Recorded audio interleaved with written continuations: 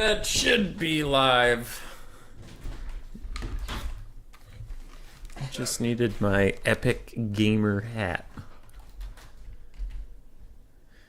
That should be live. Yeah, sounds good. Okay. How are we all doing? I'm just posting the link for everybody to see the stream.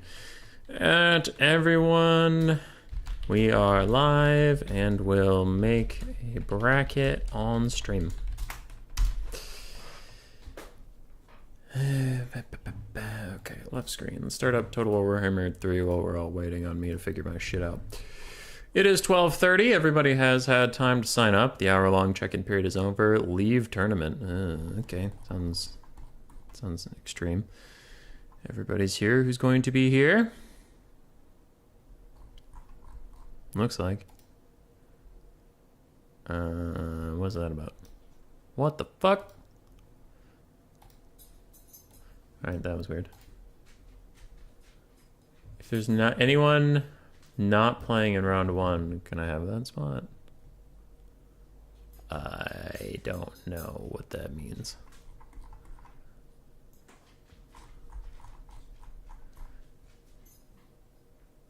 Yeah, I don't know how to do that. Alright, generate bracket.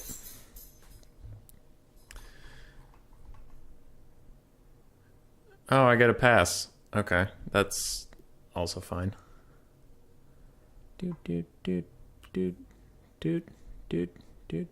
can't shift anybody around if I wanted to, so let's see how this goes, but yeah. This seems okay, I guess. Sure.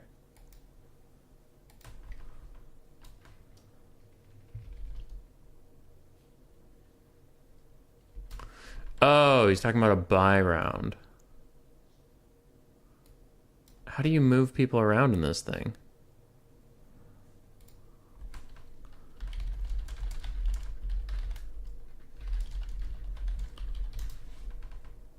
Okay, so I gotta fix that for the Phoenix King, but for everybody else, we should be live. Tournament opponent, we are live. Go, go. Okay, how the hell do I fix that? Or do that? Or do anything like that? How does that work? I don't know. One second. I'll go into the admin thing and see if I can figure it out from back there.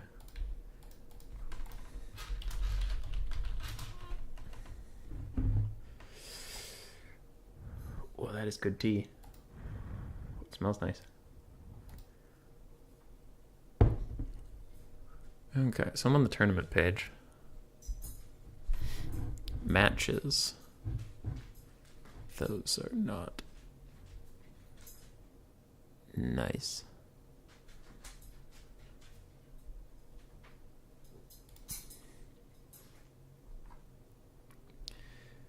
Created by who? I can't see anybody in it. What the fuck? What the shit? Okay, tournament sign up, filters.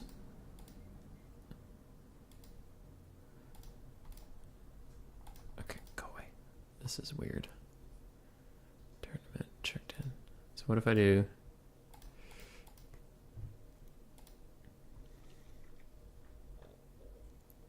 Okay, so it clears there. 100 entries per page, screw it. So then there's me, but I don't know how to shift me around. Sorry, I'm just working on some bracket stuff.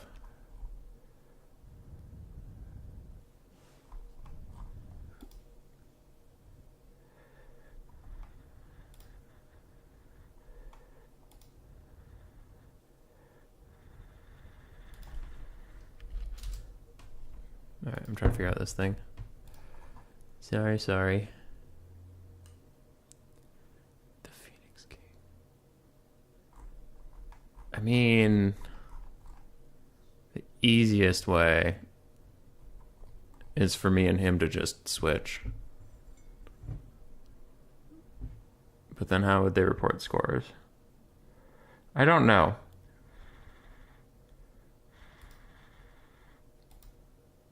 When you ping people to start, also tell them not to bother you because you stream and bother the help hits. That's smart. Okay, how are we? Iano, I'm feeling good. How are you? Clearly gave himself a pass. I am trash. Finally a human voice tree. Hey, Vertical Cliff. We did one last night too, but, you know, we're bad people, so that didn't work. I'll message Platty, see if he's alive. Platty's normally quite helpful. In the meantime, I will also find us a game. So Tretch. ODM Tretch. Can I spec? Okay, and then I'll find Platypus, because he is the expert of turn sight. Howdy.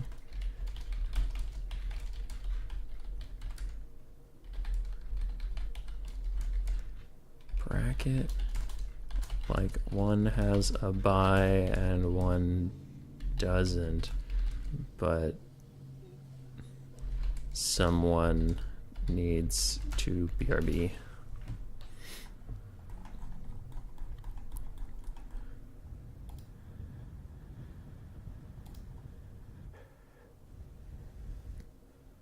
You missed the 2 a.m. stream? How? Yeah. Yeah, see, that's your fault. Clearly, you could have just not missed the 2 a.m. stream. Tretch said we could spectate them while we figure out this Phoenix King thing. But I don't know which one they are, so I'll wait for a... Ooh, Sir Groot invited me. Thank you, Sir Groot. Sir Groot is one of our promising, quote-unquote, newer players, as in new to the scene, but not new in terms of skill. They did very well in some new player tournaments, and they've been doing quite well against veteran players. Last time we saw Tretch on stream was during Cuden's 2v2 tournament, where his internet crapped out on him, and he unfortunately had to drop, but he is a very, very formidable foe. I played him a lot on Inticity's ladder, and we went to like 40-60 in his favor, so he won 60% of the time-ish. 30-70 maybe, so... It's not fucking around. If Sir Groot can even take him to a close series, that's actually quite a statement for a newer player. If he wins, then I mean, obviously that's pretty huge. But I would bet on Tretch.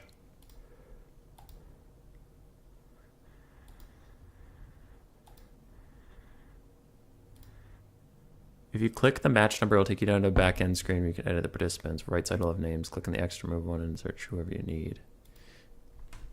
Interesting. Alright, now I need to figure that out. So then... click on that.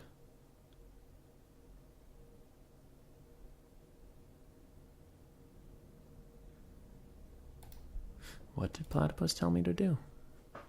Click on a match number, it'll take you to the back-end screen and participants right side will have the names. Click on the extra move button and search for whoever you need.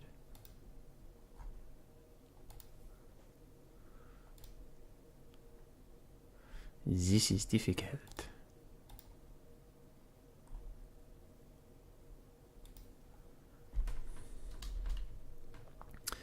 Slade, we are figuring out your opponent. ATM.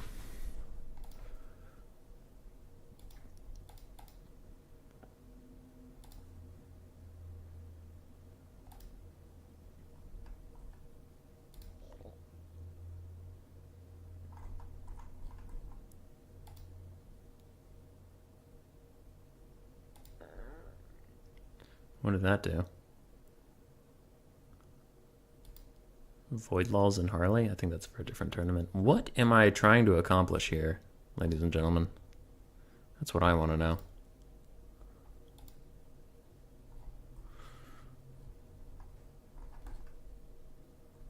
$19, $20. Okay, so I'm looking for match 20.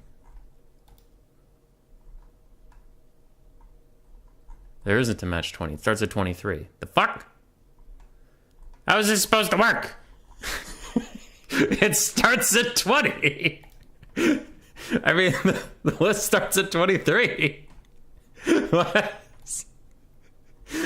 is this? It doesn't make any sense.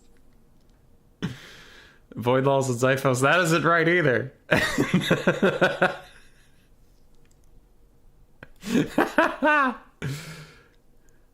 Okay. 5, 7, 18. If I replace the Phoenix King with myself, will it kick Phoenix King from the tournament?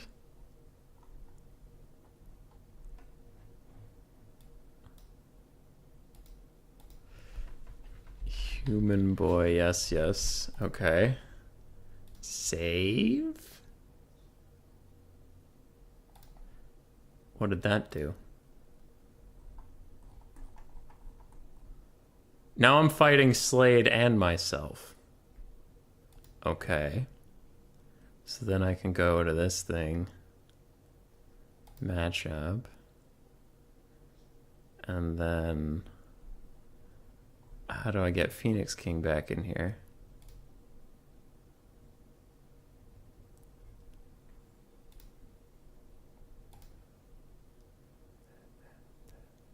Looks like we have Vampire Coast versus Dark Elves in the background. That's a pretty even matchup. I don't know. Theory crafting, and I think the Dark Elves have an advantage, but the Vampire Coast has been extremely strong recently, so I think in truth they'll probably be fine.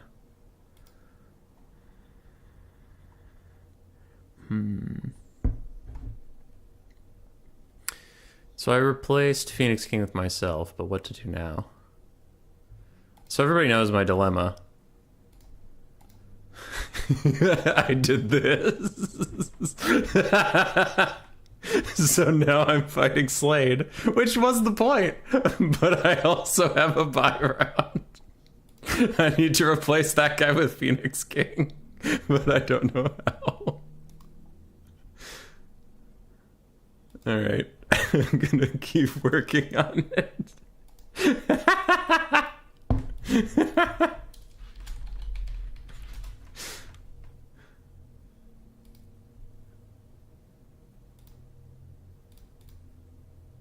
God damn it, every time I click the link it just takes me to a login, but then the login doesn't take me to where I need to go.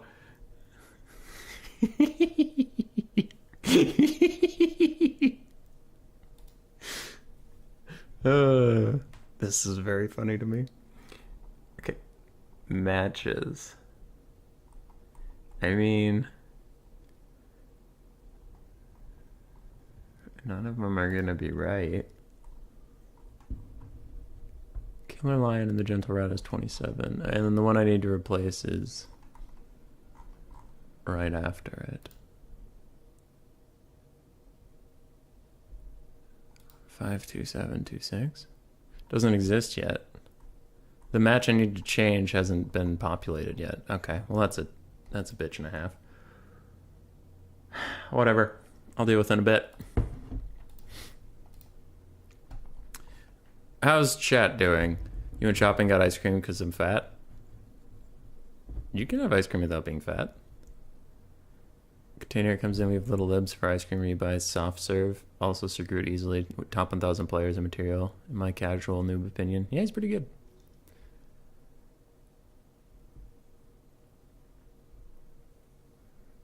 Human greater than Slade. Wait, oh, less than Slade. That's my cat's name. I see. Hey!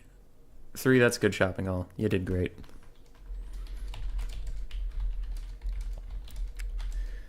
So he...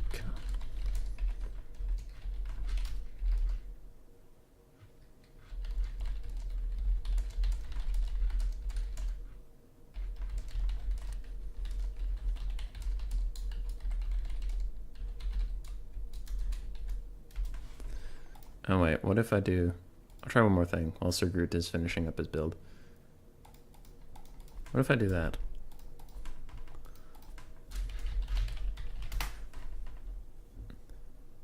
Okay, so now remember me. Player 1, remove, select the Phoenix King Yes. Yes.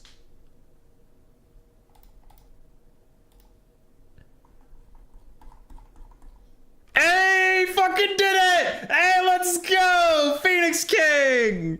Yay! I figured it out. Look at him up there. Look at him with his buy round. We did it. It only took like 4 tabs of me fucking around. Yay! Okay, I have to go play Slate after this game, so I only get to see 1 game of this. But hey, we fucking did it. Let's go, dude. I'm happy. Hello. You and I will fight as your foe needed a buy round. I will be there soon. Casting 1 game. Sort of. I have big. Give me strong opponents.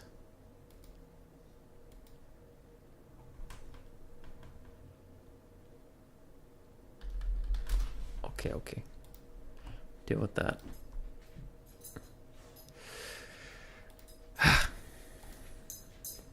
We're all caught up. Hooray. Contende! $5 donation. Thanks, Contende. You are very generous, sir. Also, hi. How are you, buddy? Human, I will crump gits on quick battle until ready for Slate X. Okay. We're doing great, Human. What up, Contende? Good man. Securing buy round and a play round for yourself. Very Skaven.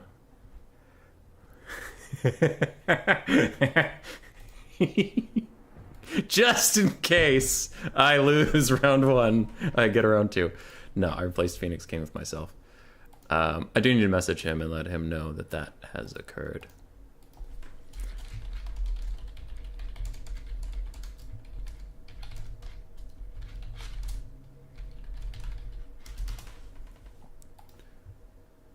Gets get crumped. All right. Okay. All right. What are we doing? We're focusing. Malice Darkblade. Good start. Like him versus the Vampire Coast a lot. Malkuth's also fine. Then we have a Sorceress of Fire. No Burning Head, interestingly enough, from Tretch, but we do have Fireball and Flaming Sword of Ruin. Dread Spears, 2 Shades, some Reaper Bolt Throwers, just 1? Just 1 Reaper Bolt Thrower, for the sake of having one, I guess. A couple Bleak Swords, we have some Dark Shards, 4 of them with shields. We have Dread Spears, 2 Dark Riders with shields, and then the Crows of Cain are War Harpies. Alrighty. On the other side, we have Foot Noctilus, most unsnipeable of the Vampire Lords, double Sirens, double Depth Guard. We have some Scurvy Dogs, it looks like maybe just 1. Front line of Pokeboys with sticks. 2 Bomber Mobs, 1 Cannon, 4 Animated Hulks, and then some Gunnery Mobs with pistols. Okay. There are 2 dogs, actually, but still. I worry for Sir Groot that those Dark Shards are going to take a toll on him. Because he doesn't have mortars. So he's going to have to abandon this box formation pretty quickly and go into a rush. Because he needs to rush his opponent. After both builds get revealed to be what they are, most of his money is tied up in melee stuff. So he's going to have to go into melee. This box isn't going to work. Like, if he just sits in a box, it's not going to work. Bombers, where's the VP rush? VP prefer boxes and sitting, not moving. Ow, burns my little tongue.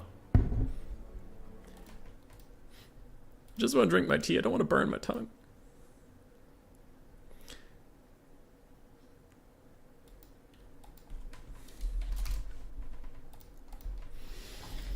The state of the 2 builds, though, I think the Dark Elves have a pretty good advantage, just looking at the 2 builds. I don't know. I really like what Tretch brought. Shades have been doing well in this matchup for a while. Firecaster's quite good. I'm a little concerned about no Burning Head, but Flaming Sword of Ruin is fine. Malice Darkblade is kind of unopposed here, I guess. And you have tons of Dark Shards and Shades and stuff to shoot the Depth Guard. Yeah, they'll be fine.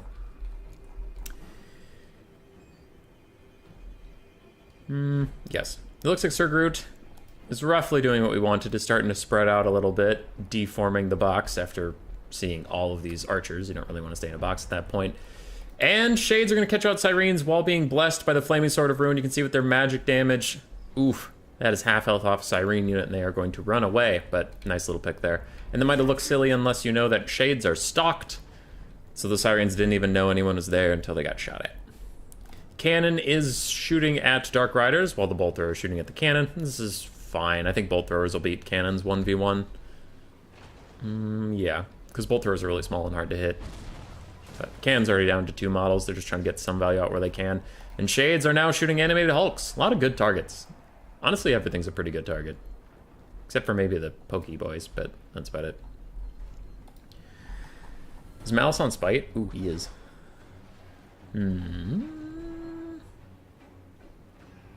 Yeah, I suppose he doesn't have to run in there and sacrifice himself to the Dark Gods. We can just set up with all these Dark Shards and shoot some stuff, so...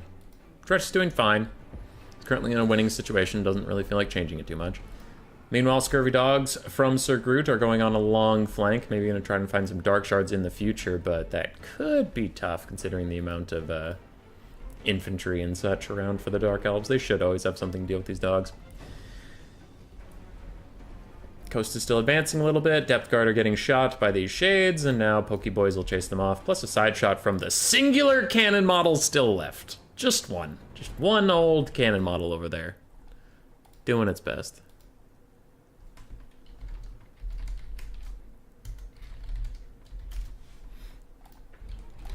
Alright. Still one cannon. Cool. Bombers have gotten here. A Bleak Sword and a Halberd Troop are getting traded, but Dark Shards are just murdering these Depth Guard. Those armor-piercing missiles really, really hurt, and that is brutal, because it's like a 1,000 plus gold unit that's already almost dead. Trying to get in there, we also have animated Hulks and Sirens running up. This is one problem for the Dark Elves, is their front line is, you know, worse than the Vampire Coast, because they have mostly front line, so it would make sense that they are going to win that avenue. But we have Sirens and Depth Guard that aren't quite in position yet, not even close to the fight.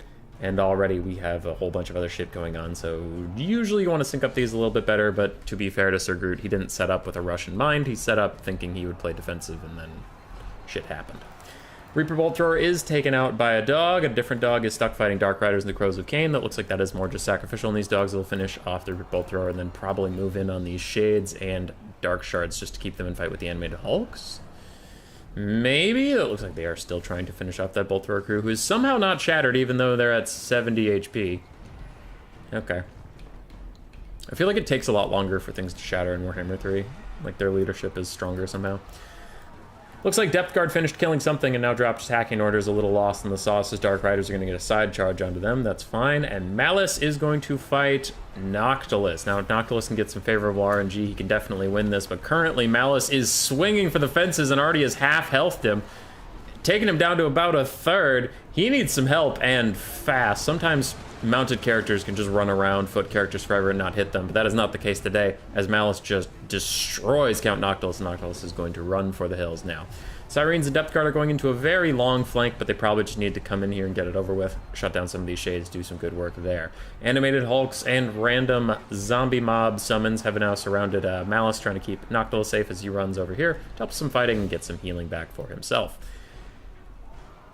Coast are looking bad on the balance of power, but I don't think it's that bad in practice. A lot of the balance of power for the Dark Elves is in the ammunition piles of these Dark Shards and Shades, who are now getting stuck in melee with things that will actually do good damage to them, such as Depth Guard, such as Pit of Shades, and melee is pretty good. You know, obviously it's not melee, but still a good cast. And they're getting hit with bombs, so this could be a big swing back for the Vampire Coast, and if Noctilus can cast a few spells on himself to heal up, that'll also be quite fine. Dogs abandoned fighting the Dark Shards to come over here. Don't know exactly what they're intending to do, but I did like their previous position on top of the Dark Shards more. As two Shades go from full health to dead, the balance of power actually gets worse for the Vampire Coast, so that's an interesting development, but okay. And Bombers are stuck fighting the Crows of Cain. They're not enjoying that whatsoever. We still have one cannon left! Yes! That is as much cannon as you need. Just need one. Zombie summon that came out a little awkward is all just standing around trying to take out Dark Shards, but Malice is back, and Malice is pissed. Noctilus goes flying through the air after taking another massive chunk of damage. Follow up with another, and if Malice snipes him out here, that is probably the end of the Vampire Coast. Things are going okay for them, but Malice completely working over Noctilus like that. He hasn't missed a single shot, which is just insane. Flaming Sword of Ruin is imbued onto these dark shards so they can shoot the Sirens for the other dark shards. Guns defend gun strategy, but a nice summon from Noctilus will muck them up and even rout them soon. Noctilus running away. I am a little concerned that he spent none of his Winds of Magic healing himself, considering how low he is, but live dangerously, I guess. Depth Guard and these animated Hulks are still chewing down through dark shards, and still the balance of power is pretty bad for the Vampire Coast. Pretty bad indeed. Sirens and dogs are having a hard time killing these dark shards. What the fuck? Kind of thought they would do a lot better. Now the Wraith Storm is going to hit Malice Mean Blade. Takes him down to about half. He still has all of Tazarkan, though. Shades are teeing off into Depth Guard, trying to take them out as animated Hulks rout off some of these deckhand mobs. Cannon shooting at something. Looks like Dread Spear's just applying some leadership debuff from getting attacked by artillery. Noxus is getting poked by a fireball. He goes ooey owie. It hurts like Dowie. Bounce power is getting a little better for the Vampire Coast for the first time all game, and I would tend to agree. Malice is charging into Count Noctilus. We need some halberds. Halberds, stop him! And he plows in, and his mask just takes him all the way through. He's on to Noctilus. Rear attack, but there's the Malice we all know and love with his janky shit animations and just misses for literally no reason. Demon's Curse is going to lower Noctilus's melee defense and leadership, but he will get between himself and some Sirens, and Malice will get caught up once again. Noctilus is running away. Depth Guard were running to some safety, but instead they just crumbled to their dooms, but animated Hulks do manage to catch two of Tretch's recently rallied Shades napping a little bit. He will kill them off. Dark Shards rally by the distance, and these Dark Elves are persistent. It's taking some Sirens having to chase off Dark Shards just to get them out of here for a little bit more permanent of a time. Pistol Mob shooting in on the Crows of Cain. Doing all right, and man, these Dark Elf leadership bars. We saw that Reaper Bolt Thrower have to be killed because it wouldn't shatter. Similarly, we're looking at these Shades. How's their Singular Cannon doing? Just fine? Just fine. And this might be the death knell. These guys rallying at no health and then not routing when under attack by animated Hulks is really going to spell the doom of the Vampire Coast, because you're about to lose a whole animated Hulk. Can't chase off these Dark Shards, so they'll rally. Malice is still chasing around Noctilus relatively unimpeded. As another janky attack animation comes in, he just doesn't swing at Noctilus. Slams into him with his raptor face, and then that's it. But we still have a whole Tazarkan summon, so yeah, he's going to be fine. Gets one more hit onto Nocti as the Wraith Storm comes in. Boop, boop, ba-doop, shoop. And he hits Noctilus one more time. Noctilus is going to start crumbling, and we do have an entire Tazarkan transformation that'll full heal him and give him a new healing cap and such. So I think it was an admirable attempt from Sir Groot. I just don't think he can win this one.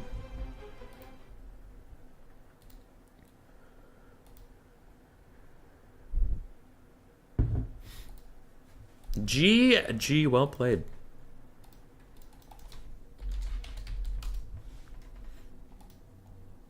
Noctilus 1500 value. Quite nice, considering he spent most of his time doing summons and running away from Malice. Dogs and animated Hulks did fine. Bombers did really well. And the one pistol mob almost doubled its value. Hell yeah. Malice, meanwhile, 2,200 without even transforming. Firecaster just threw out some buffs here and there. Shades did fine. Reaper Bolt Thrower did fine. Dark Shards did overall okay. They didn't get amazing value, but they were super important. And then Dread Spears and Bleak Swords did what they had to survive. Ow, it burns my tongue. But I need the caffeine, so we're just going with it.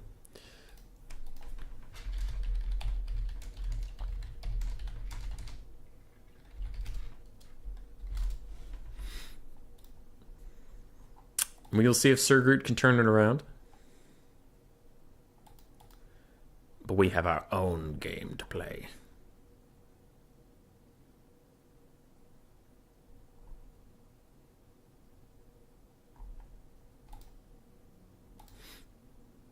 I'm gonna get back to work. Ping me if you need me. Thanks, Keaton.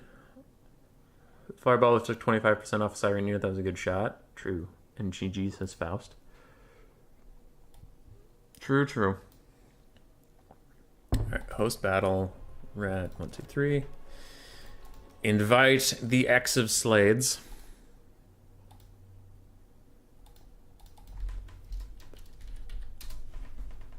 What map am I supposed to be on? I suppose it was the one we just saw. Peasant's Pasture.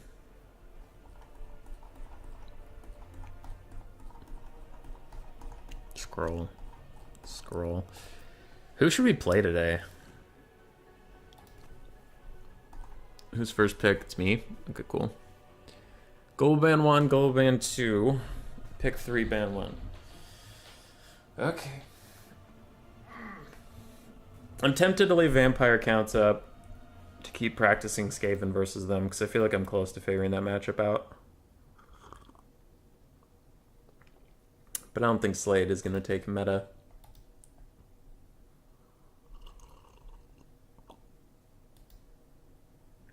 Morbin Monday. Wild Wednesday land battles. Jeremy and Amenephis just going back and forth about good names for tournaments. Cathay? We'll see if it's not global banned.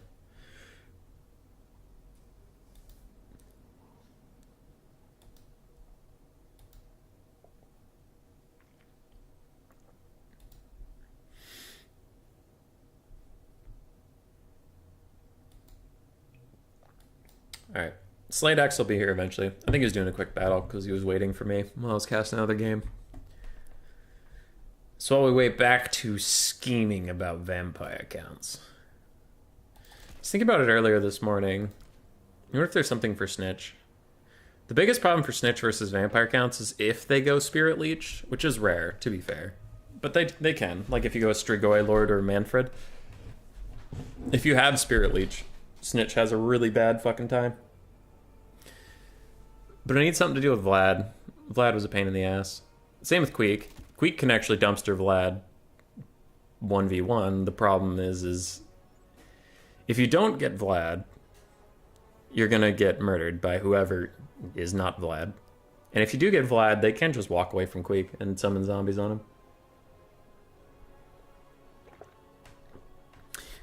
I think Scroot, Central Scrutinizer, had the right idea. That I shouldn't prepare for Vlad, and if they bring Vlad, just ignore him.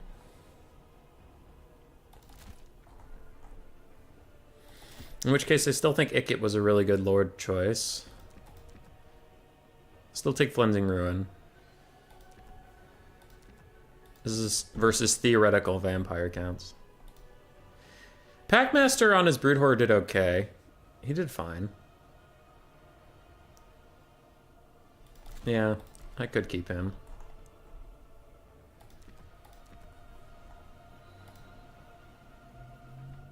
So we had 4 globes.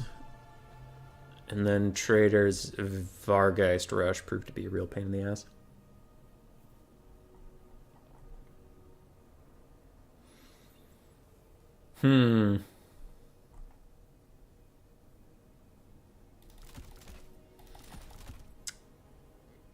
Could do this.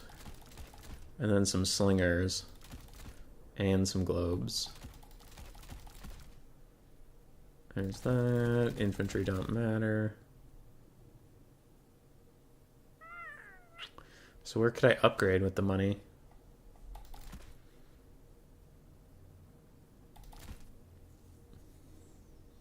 Could do that. They're gonna get summoned on though. So what's the point? Just 1,300 gold that's gonna get summoned on. Could go 2 death globes. That'd be funny.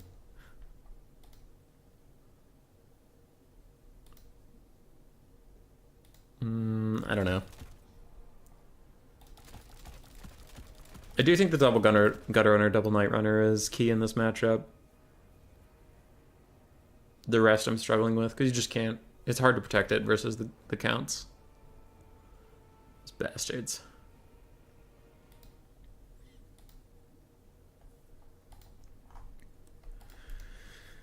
Alright. So even though I'm on the bottom,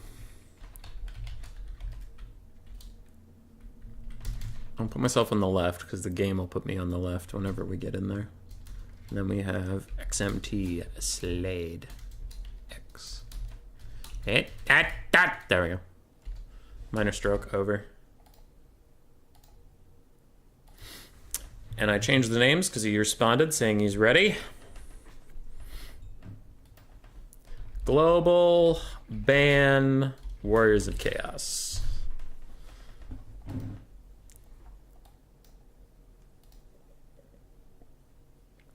What can we expect from the new patch? Flamethrowers and Rattling Guns should be taller. You mean if Rat Ogres are holding them, maybe? The new patch, I know they're going to split the queues between land battles and... Ooh, Global Slanesh. Skaven, Lizardman Empire. My usual pick 3. Ban...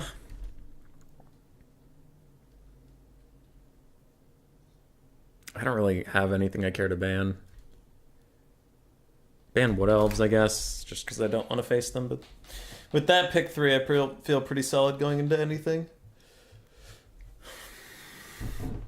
that I've found so far. But maybe Dark Elves. Skaven vs. Dark Elves is bad. Lizardman vs. Dark Elves is bad. Yeah, I should ban Dark Elves in the future, but too late now. Cathay, Shameful Display.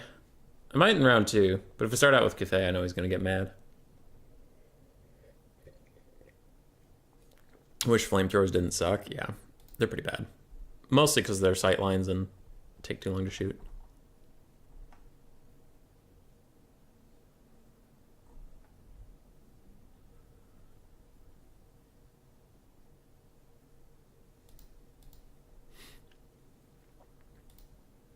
What up, Daniel?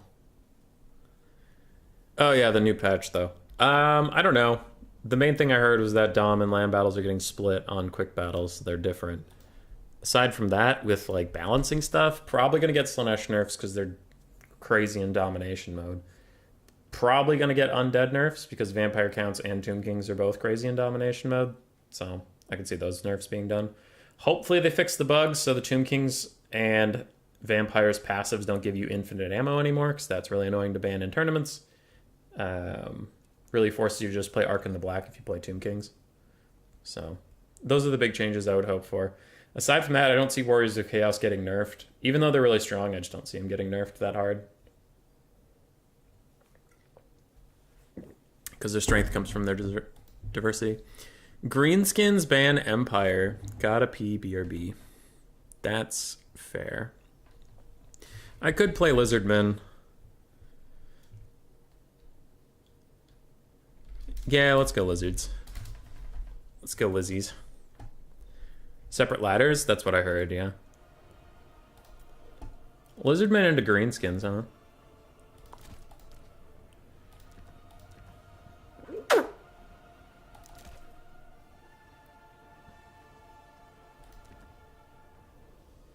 Now I gotta do the big things.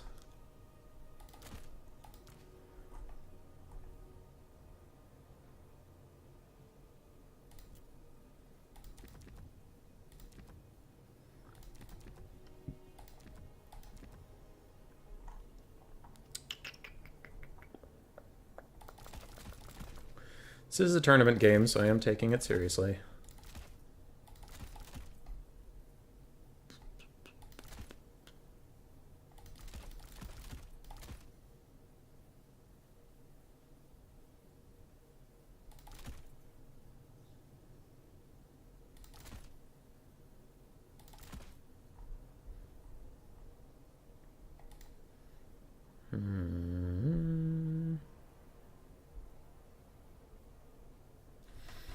Okay.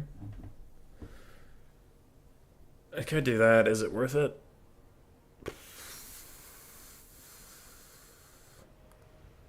Maybe. I have no faith in this unit.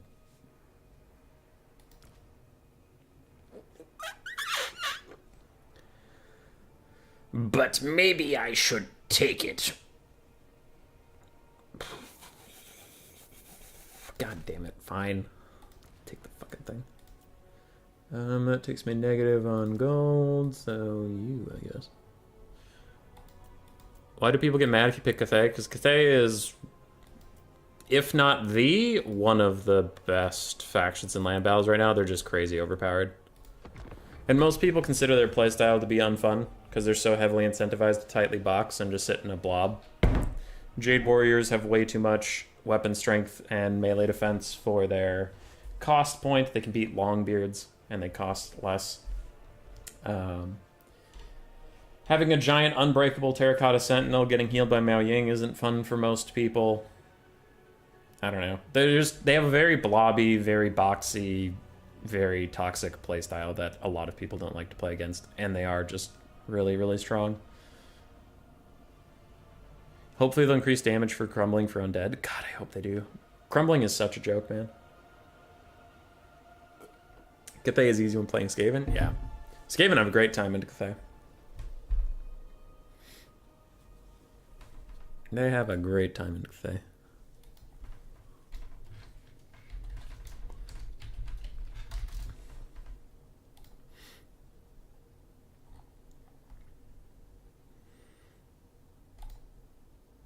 He's readying up. Let's go. The first battle on our way to an easy championship victory. Void Lols is in this tournament? Pfft, easy. More like poop lols. Cause he's poop at playing video games. I mean, you see me play, would you call it toxic? I like to box because it makes me feel secure. That's fair. There's just a lot of people that don't like boxes. Like, people give me shit about Skaven boxes, and it's like, man, my backline is protected by Skaven slaves. You can get through them by blowing on them. It's gonna be okay. Some people don't really like that playstyle.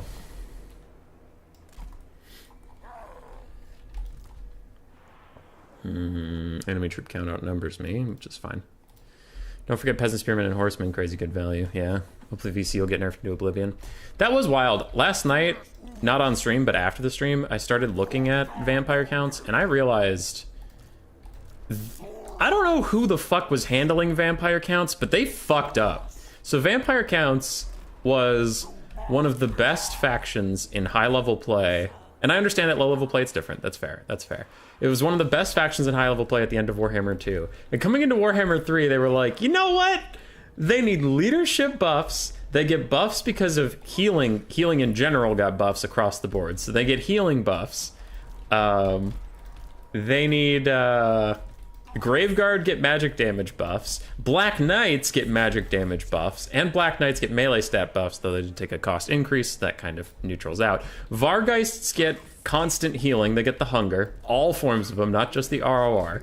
So they get healing. Syrenes, not Syrenes, their Ethereals get the treatment of all Ethereals. That one's not favoritism, but they do get the treatment of all Ethereals, where Ethereals got massively buffed, which means their Hex Wraiths and their Cairn Wraiths get big buffs, and it was just like... Man, who approved this shit? What the fuck? Who was like, listen, vampire counts need buffs, and then Gary over there is like, all of them.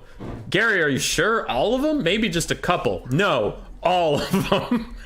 Oh, and Crypt Horrors got buffs. Crypt Ghouls got buffs, too. Don't let me forget that. All of them. All of the buffs. Gary, are you sure?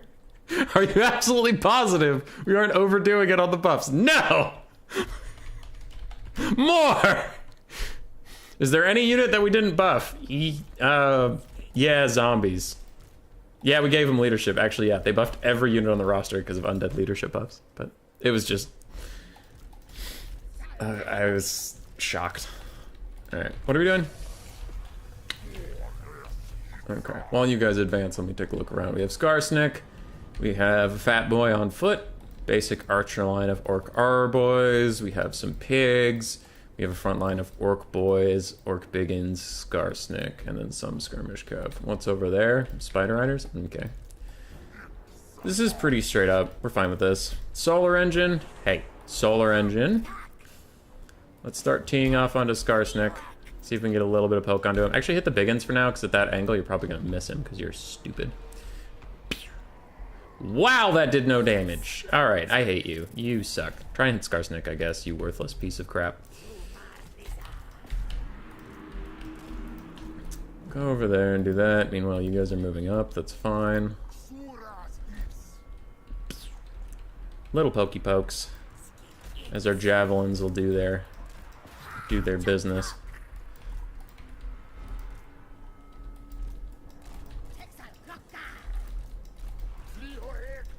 Gotta shift here. Gotta re-kerfuffle what's going on. And of course you can't see, because why would you be able to see?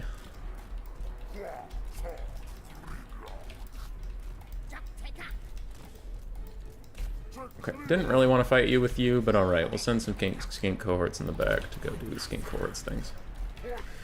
You hang out in the back for a second, you hang out for a second, that's all fine. You guys try and plow up through here. You guys are doing great, you guys are doing not so great. You're doing your best, you know, and sometimes that's all we can ask of you. Switch it up, I want to comment here. Okay, there's a little brain burst there, we did not enjoy that, but let's get some counter charges in. You guys come with me. Get up through here. That is why we like comments sometimes.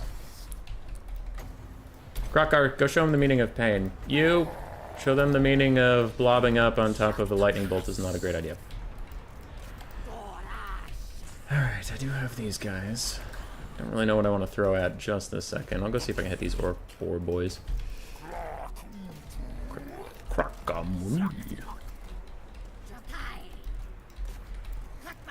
You guys are doing okay. I would like to get back and pressure these, so let's do that. Krokar can handle himself. He's a good lad. He's a good odd git. Give them some leadership so they rally a little bit faster, but if I was a better Lizardman player, I would have given them leadership before they even routed. Whoops. Whoops, whoops, whoops.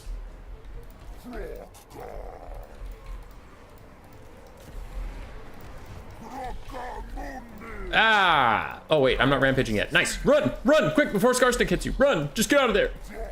Don't rampage! Just don't do it, man!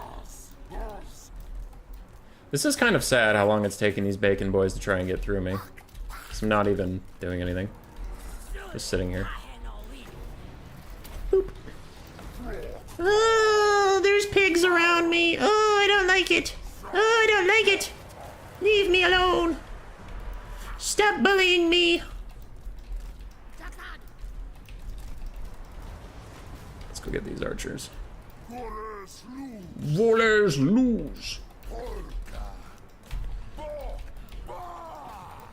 What is that? Okay, those are feral cold ones. I'll heal up Saurus. Okay, we don't like Skarsnik hitting us at all. This guy still hasn't done anything for anybody, ever.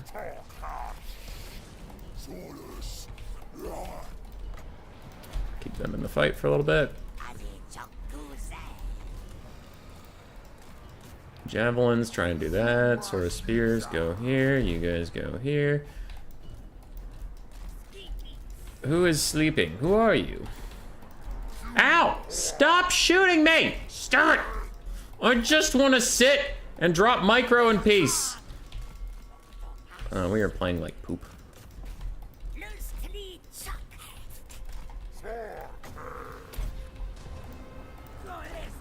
This is how poop people play.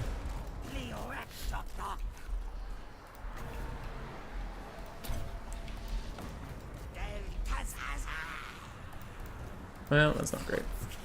Dodge it!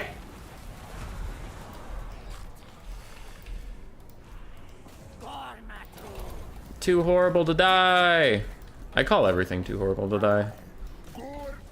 It's actually real. If there's any ability that stops you from dying, I'm just like, it's too horrible to die. So those guys are currently beating the shit out of Skarsnik. That's kind of fun.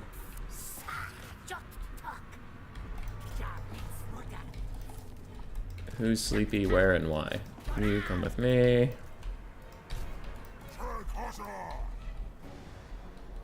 Army losses is coming in. Let's see if we can get a nice shot onto Skarsnik. We can army loss him.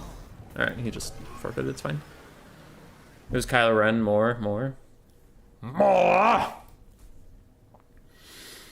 Krokar didn't have much of a place. I was hoping for Grom, but he ended up not being needed. Saurus just carried the day.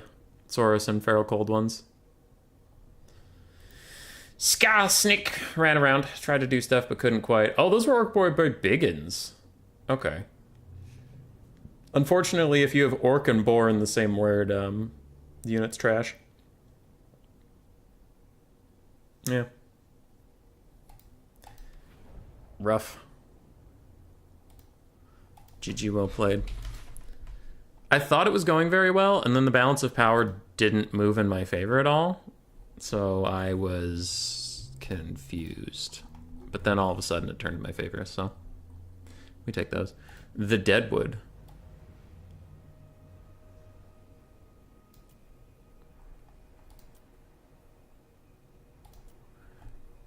All right, map set.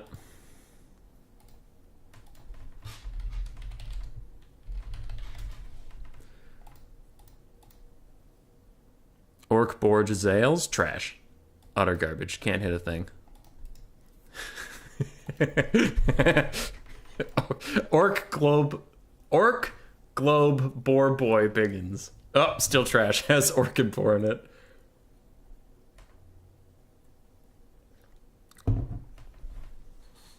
Shaking my head at this Lizardman box. Yeah, it's pretty tragic. I had a horrible box.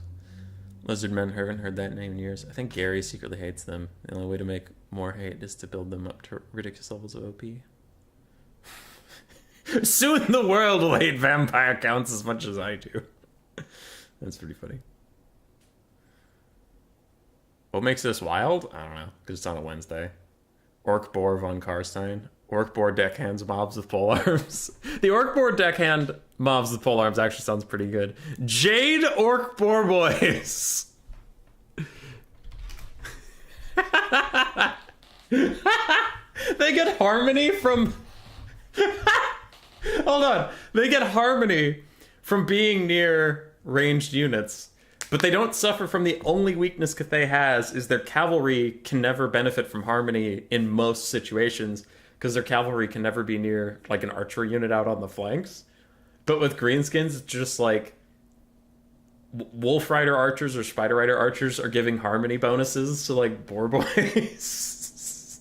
So these like 110 armor boar boys with 60 melee defense are plowing into people. Orc Boar Warp Fire Throwers auto include. Easy. Norska Beastmen Dark Elves ban Wood Elves. Norska Beastmen Dark Elves. That is 3 Skaven counters. So we're not playing Skaven, I guess. We're just not going to play Skaven today, it looks like. It's not allowed.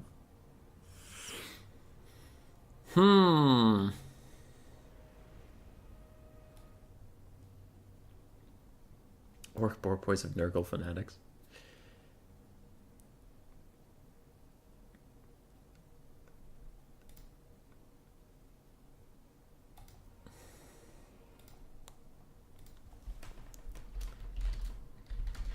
High Elves ban Dark Elves. Terracotta Orc Boar Sentinel.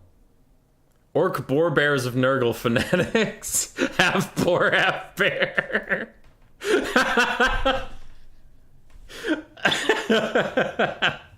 Or is it an orc riding a boar riding a bear?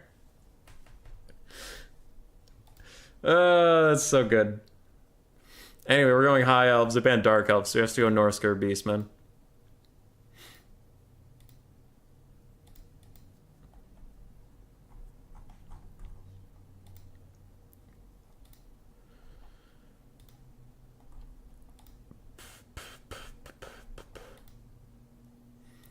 Beastmen versus High Elves. It's classic. Logically, there's nothing in the loyal steps Cathay for making Terracotta Sentinel in the shape of an Orc Boar Boy that rides a Terracotta Boar.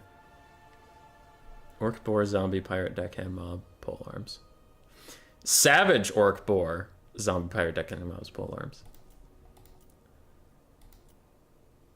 Alright. High Elves versus Beastmen. Dread Oak Orc Boar Saurian. Easy clap.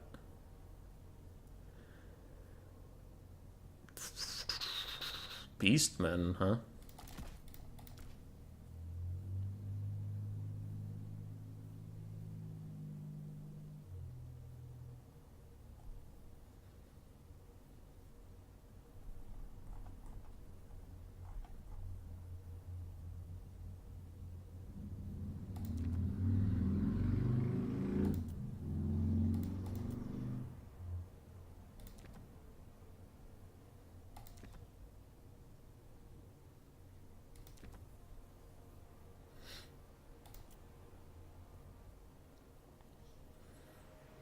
Sorry, I'm out here doing some big thinks at the moment. What do you do? Yes. Yes! Perfect. Oh, he's perfect.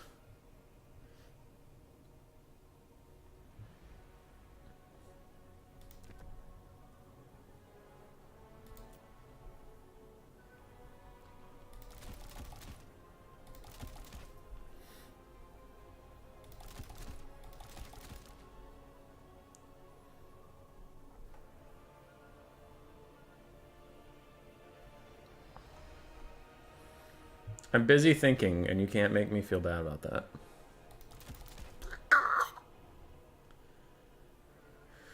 Okay, so what does that require of me?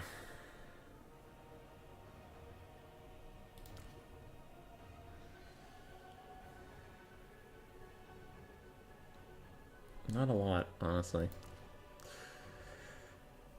It's very expensive, though. That's not good. I don't like it when things are expensive.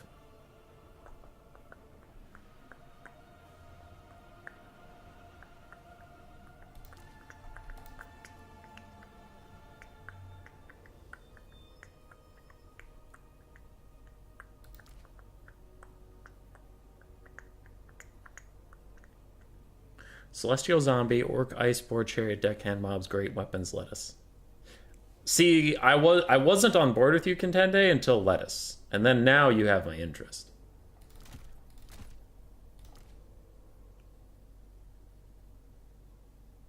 Are Silver Helms even worth my time?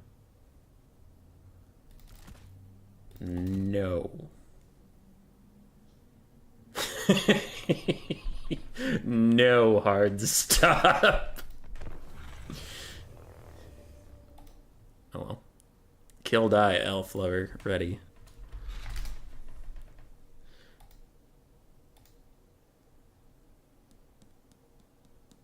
Jeremy, you succeed at making me feel bad about thinking. Is that like a man-bear pig? It is, Scroot. Scroot, we were just talking about you. It's an orc riding a boar, riding a bear with goblin fanatics in their mouths. Yeah. I have no idea if this is going to work. I liked a lot of the pieces of my build, and then I just ran out of money because high elf things. I decided not to take any archers because I felt like the beastmen with my setup were just going to overrun it anyway, so it didn't really matter. I don't know. We'll see what parts of this we like and what parts of this we don't. So we have a Lore Master of Hoeth. I like these guys. I think they're fun. Arm-piercing anti-infantry, but they also have a really good kit of spells. But from this one, I took Earth, Blood, and Spirit Leech, which is nice. He also has like a leadership aura I like and pretty good melee stats. So he should be able to just sit in my front line and defend himself. Okay. On that, we have Illyrian Reavers and Silver Helms to do some Illyrian Reaver and Silver Helm things. We have double Flame Spire Phoenix. We have Tyrion, heir of an Aryan, wielder of Sunfang, heir to the Phoenix Crown, defender of Oath One. Because I like him, and he's neat. Ban one faction twice in a best of 3, depends. If they ban one after pick 3, then remove next round from your 3, that's fine, but pick... Okay. Orc Boar Chameleon Skinks.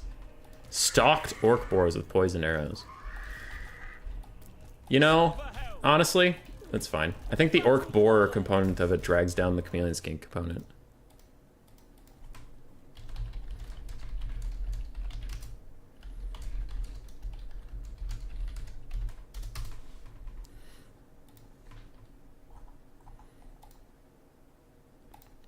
Someone asked me a question that I have to check. 1 second. Okay, should be fine. I think, maybe. Hey, it's the best adult dating site. That's good. We love the best adult dating site. I'm having a stroke today, and it's not good, and that makes me sad. Minobus coming towards this build? Ooh, maybe, but I do have Spearmen, so I think I'll be okay. Those are some funny looking rats with the big hats, because he picked 3 Skaven counters. I'm not gonna play Skaven to 3 Skaven counters, maybe 2, but not 3. Because at least 2, I could ban one of the 2 and then still get countered and then still bitch about it after I lose the game. But with 3, I mean, I couldn't possibly ban one of the 3 and then get one of 2 and then bitch about it when I lose the game.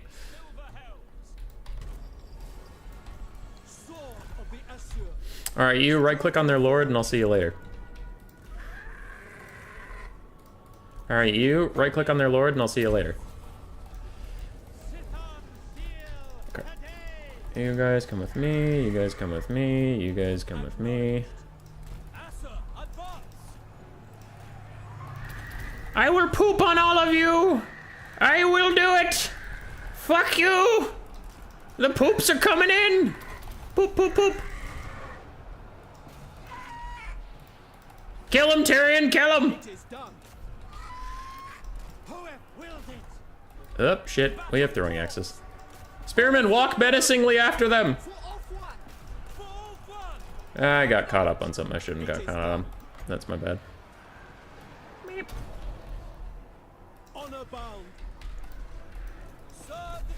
Those pigs are coming in. I don't like that at all. That's kind of scary. It's like a shitload of archers, though. Okay. See how that goes. You guys are still sniping out that guy. Rest of you are doing just fine.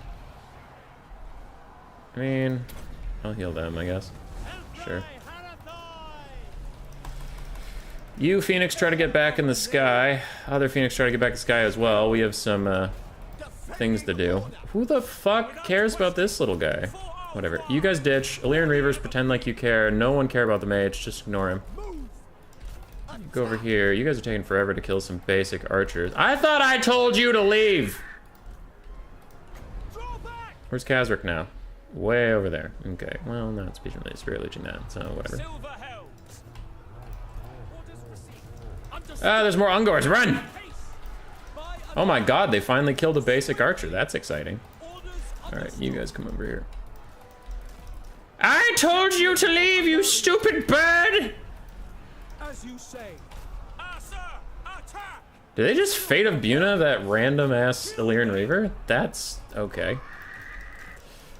Scary for a whole host of reasons. Poop. Poop.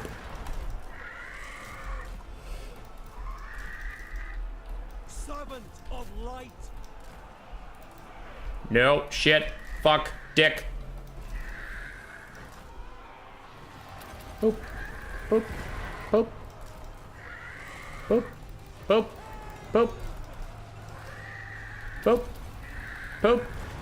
Poop. There we go. GG.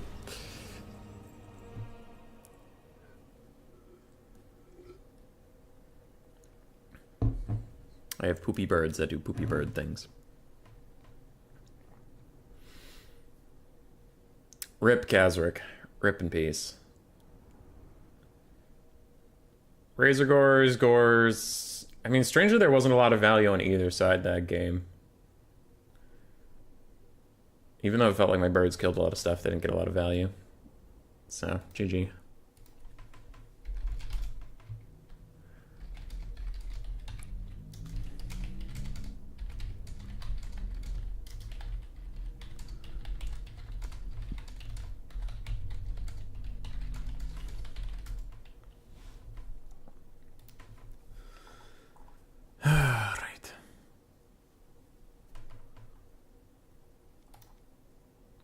You should call the bots back. They fit quite well into the stream.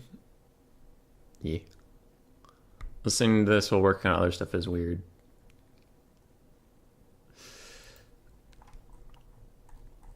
James Pack, I agree there might have been a couple mistakes. But you know what?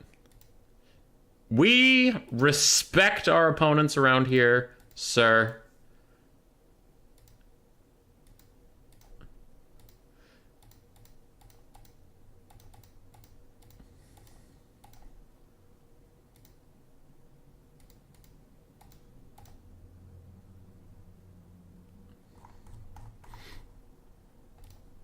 Anli Rawl.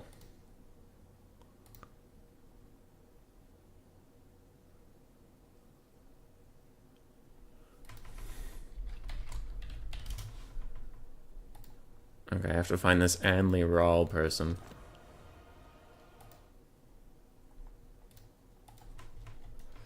At Anli. Oh, is this Ulrich?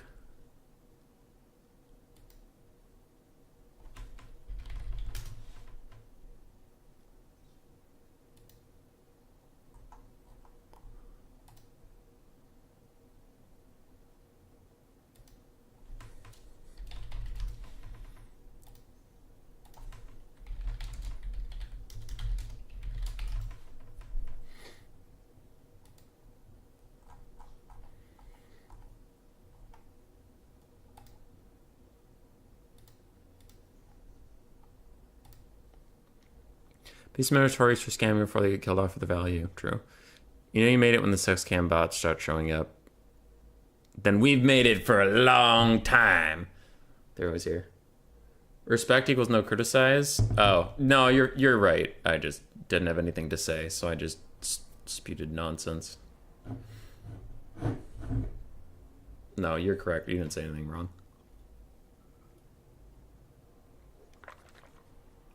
I only respect my elf if they're an opponent.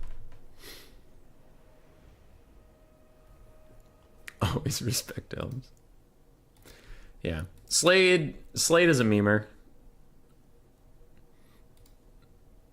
A memer.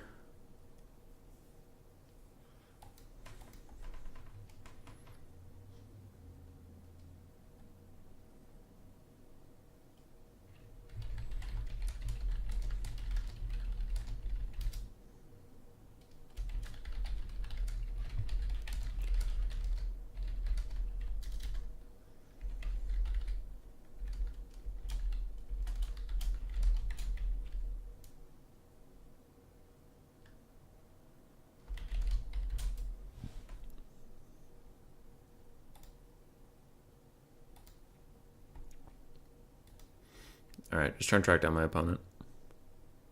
Sorry for being absent, just playing Hearts of Iron 4 invading Manchuria right now. You're fine. You are fine. What's the next map while I wait for my opponent? Tower of Hoeth. Okay. And then I'm bottom bracket, so I don't have to worry about first picking or anything.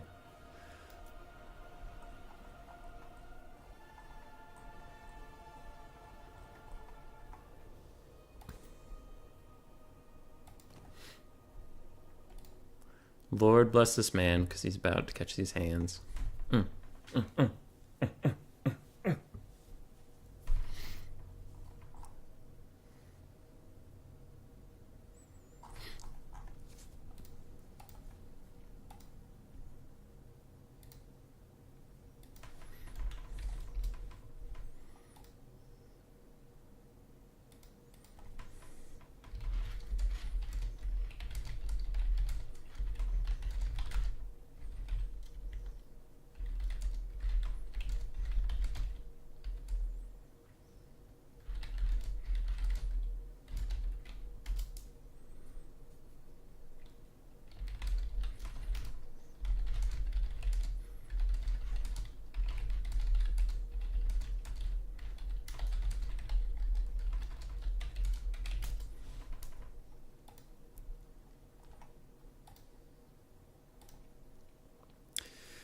Okay, sorry.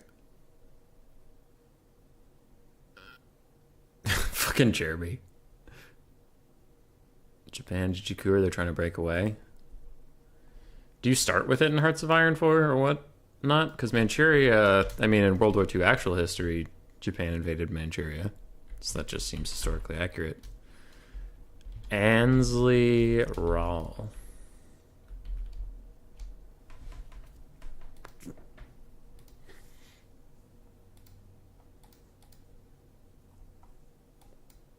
They had responded, so hopefully they'll be here soon. While that goes on, how's the rest of the tournament doing? Bowman prevailed over Alea. Tretch did prevail over Sir Groot in the end. Omni-Rawl beat M. Overlord. It's Mr. Overlord, but Jeremy in particular likes to claim it's M. Overlord. Bowmore advanced over Everchicken. Berserk advanced over Warlord. Soccer advanced over Gangeles. Ichar and Clear still fighting. Void Lulls and Swerve. Desperado and Contende still fighting. And the Gentle Rat has prevailed over Killer Lion.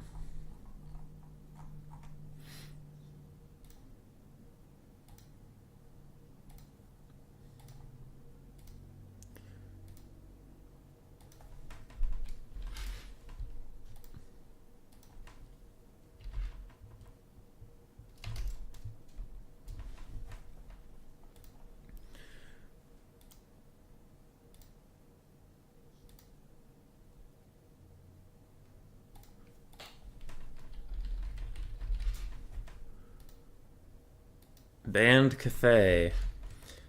I'll ban Warriors of Chaos.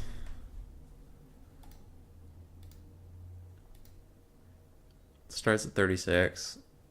And they took it over. The start date is 1936, so Metro already exists, but if you go Communist Japan, they harbor the Imperial family and you have to reinvade. Are Bretonian Crusades into Athelorn truly for the lady or just for the respecting? Man, I want to go respect some elves right now. Should we crusade into Athelorn? Fuck yeah, dude.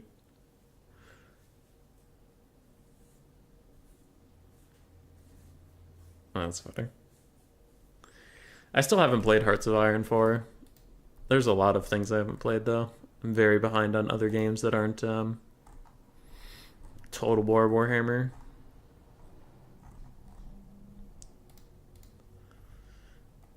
Because I've been streaming and working, and that's about it.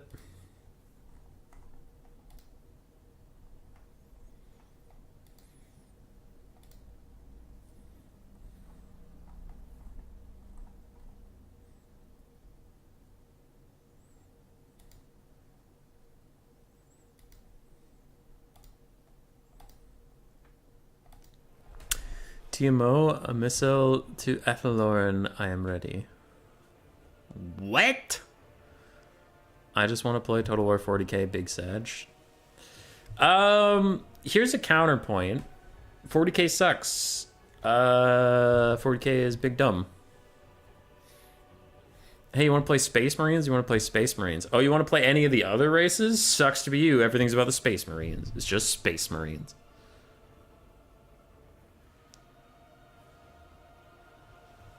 But it's worth. Play all the games you want. With 2-day-a-week job and disability welfare, you play all the games you want. Simple. Easy.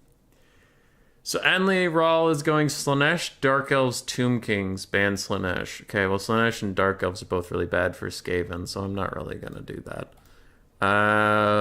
Slanesh, Dark Elves, Tomb Kings. Empire ban Dark Elves.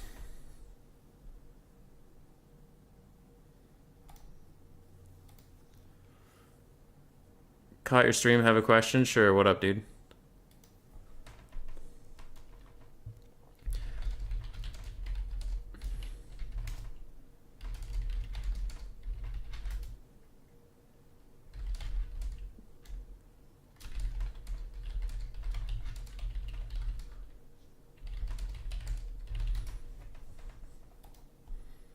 Do the Dark Elves have their preference of favorite slave type? Like how the Chaos Dwarves have their Noblars? No. Dark Elves generally enslave everybody equally. They even enslave other Dark Elves if they can. So, no, I don't think they care. Orcs are pretty cool in 40k. I wouldn't play Space Marines. Yeah, I actually am very outside the 40k community. I don't know much about it. But I do know that Games Workshop fucking loves the Space Marines, and everyone else is like, okay, we get it, you love Space Marines. By the way, I feel like Civ Games 40k Gladius is good. Interesting. I've never even heard of that army guy.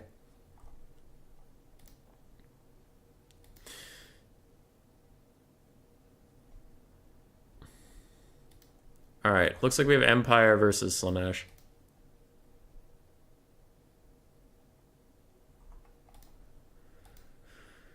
Looks like... Nope, Doom Kings. All right.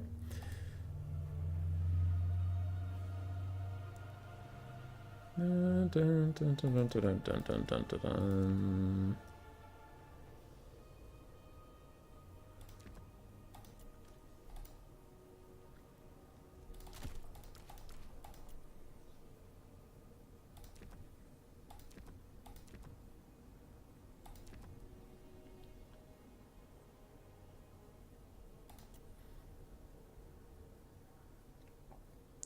I gotta do a big think, so give me a couple seconds here.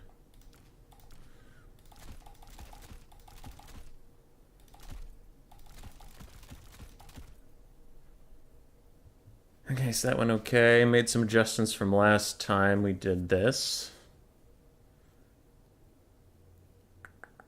But what else? Could do that. It feels a little weak, though. I mean, 800, we could just get that and call it a day. Sure. You know what? Sure, why not? Fuck it. Fuck it, see what happens. Is going full skeletons only for Tomb Kings viable? Not usually, no. Full infantry in general isn't super viable in land battles because, like, one good cavalry placement can win you the whole game. Because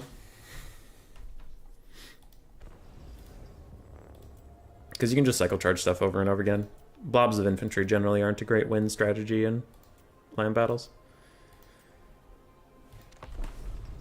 Because your opponent could go like the Sunmaker or, honestly, even a steam tank.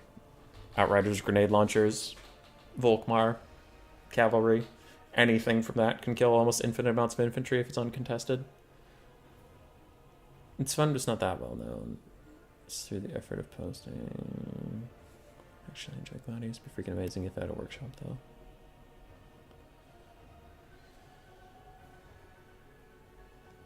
How's it going so far? Any good games I should go back and rewatch? Goji. Lizardman versus Greenskins was alright, but no epic nail biters or anything today so far.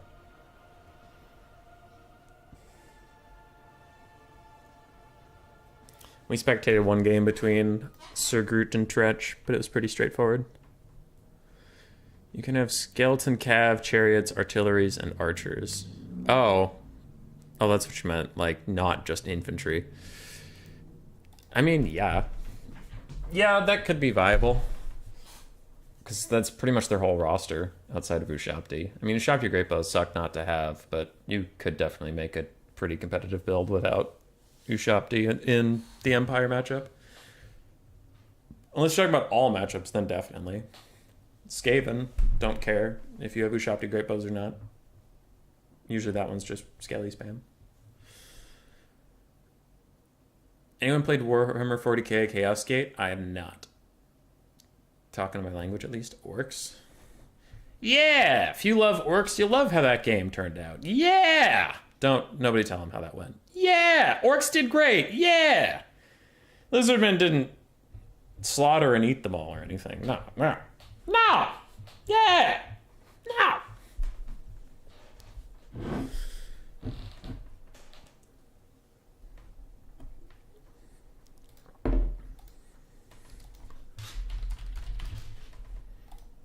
All right. If I defeat this person, I have to fight the winner of Mr. Teufel and Bowmore. So I might as well just get destroyed now before Bowmore comes for me. Bowmore, the Slayer of Kings. The orcs won because they're celestial dragon.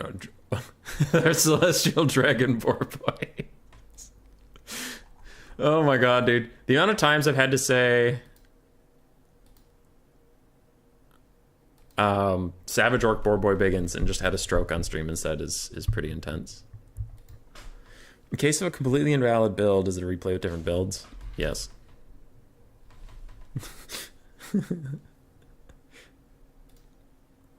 They make a point of highlighting Balthasar Gelt's addiction to red wine enemas in his lore. Wait, is that true?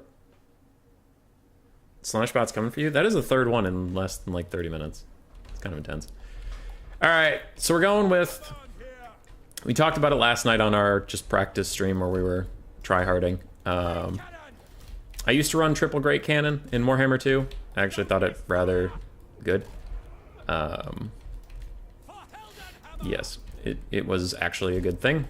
Cannons have been disappointing me in Warhammer 3, but last night with the 2 Great Cannons, they both did very, very well. And I honestly had an awkward amount of gold at the end of this where I could either get a crossbowman and a basic archer or a 3rd cannon, and it was like, well, okay, I'll get a 3rd cannon and just deal with it. So, I'm not super happy about the 3rd cannon, but we're still figuring this out a little bit. I'll leave 1 spearman in the reserve in case part of my front line breaks somewhere and he needs to go deal with that. Other than that, we have Empire Knights and Knights of the Blazing Sun to defend the cannons, and Empire Knights and Knights of the Blazing Sun to defend the cannons on this side. Yeah, I'm going to shift over just a little bit so I can advance up this side without feeling like I'm camping the white line. Anyway, I brought a Bright Wizard instead of a Net Wizard, and I brought Boris instead of Volkmar. Boris and Volkmar have the same point. I can't just get Spirit Leech to death. My Bright Wizard can, which could be a problem, but didn't think of that till right now. Guess we'll just deal with it. So we'll see how Boris does. Volkmar didn't impress me too much. And with the money I saved off of not putting my guy on a Pegasus, I got another Spearman unit, so we'll see how this goes. Still working on, like, whatever the ideal... Oh, that's a tragedy. Okay, well... Need you there. There we go. Pretty straightforward build, though. Just cannons are going to shoot some stuff. What up, Zep? Alright. Nehekar horsemen in the far back. Other than that, we have some Nehekar warriors. There, the horsemen are coming into range now. Shoot the horsies. Anybody behind us? Not particularly. There is something in the trees, so I'm going to move these guys over here. There are the Ushapti great bows. They're in the trees.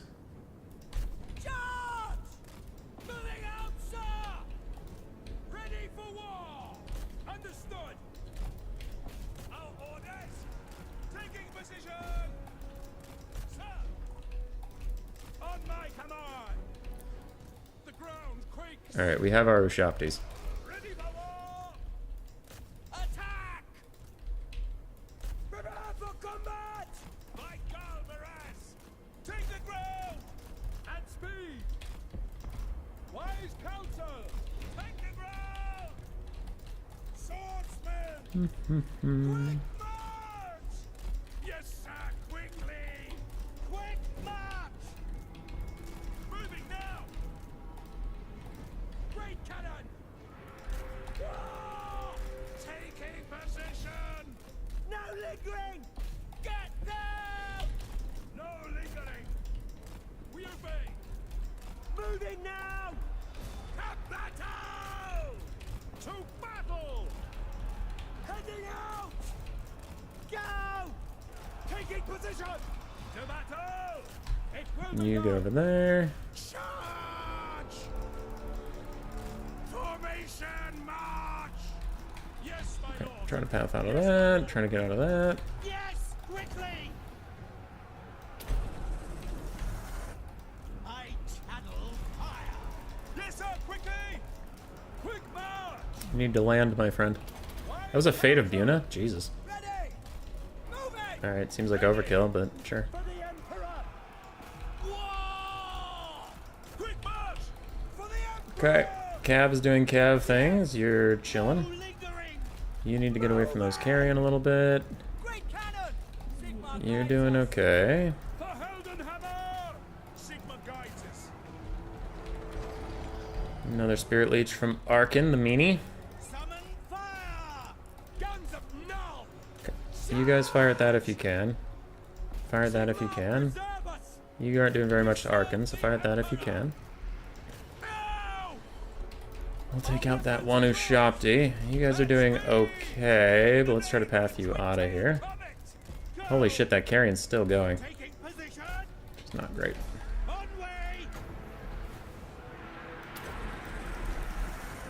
True away from that. Take the ground! Sigma! My Sigma, obey me!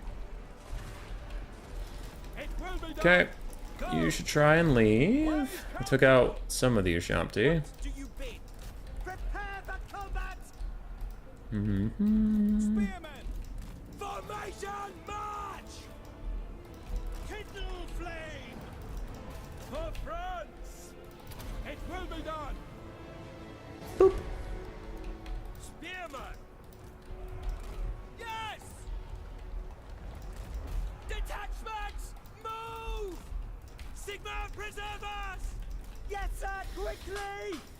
Charge! He's fucking carrying, dude. We serve friends! War! Also, cannons are being disappointing yet again. They are really just not doing any damage. At speed! Jesus Christ. Heldenhammer! Great cannon! You've been firing all game at Ushopti!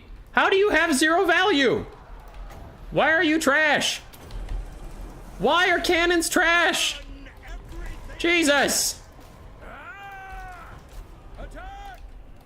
Sigma call! Alright, so that guy's dead, but he has done a lot of stuff, so let's hope that that's just enough. By Ulrich's wrath! Faster! Yes, General! Okay. At speed! You retreat. You keep doing your best. To battle! Swordsmen! See to it! Emperor's might! Ow, I did not enjoy that whatsoever, but we are trying to kill some Ushopti over here. War! Ready to serve! Anywhere! Okay, that guy is dead as hell. Victory! For the twin-tailed comet! Take position! Oh my god, cannons. All of you did terribly. By Ulrich's wrath! Jesus. We are Sigma's heir! It will be done! Now! For the Warhammer! The Empire endures! Ready! Yes, sir! Don't you worry, someday crumbling will matter. Look at that value. Look at that, like, crumbling value. It's so pathetic. Orders to battle! Alright. You go over there. Actually, you come here. Boris, go over there. The ground! We are Sigma's heirs!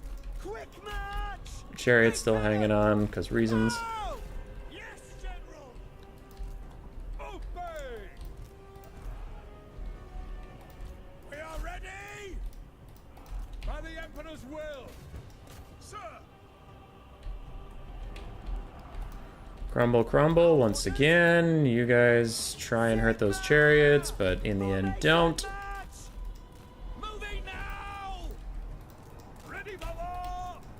Now! Alright, those guys should fade away. March! Numidia guide us! Should. There's a key word there. To us, the foe! Go! By Galmarez! Actually, yeah, you guys come this way. No lingering! Yes! Told you cannons suck. Yeah, they do. They did okay for me last night in this matchup, and they did great for me in Warhammer 2 in this matchup, but, like, yeah, recently they have just been absolute trash. For Heldenhammer! Anyway, I need to kill this Ushopti, then I could be okay. Sigma calls! Yes, sir, quickly! Formation, march! Charge! War! In the name of the twin-tailed comet! That's an order! Faster! Okay, there's a skeleton. That happens. Sigma!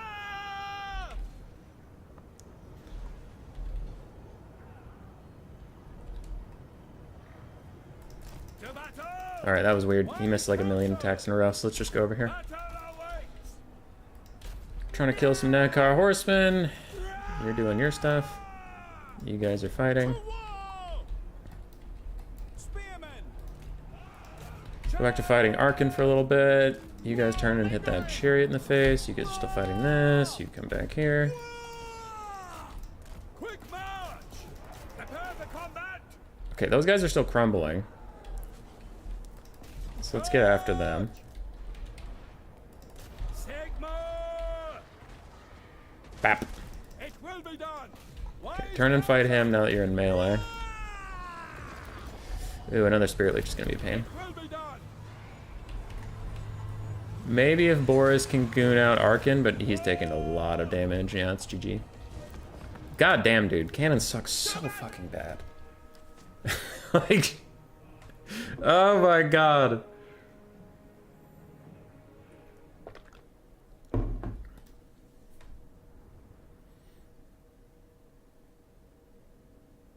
That is just a tragedy.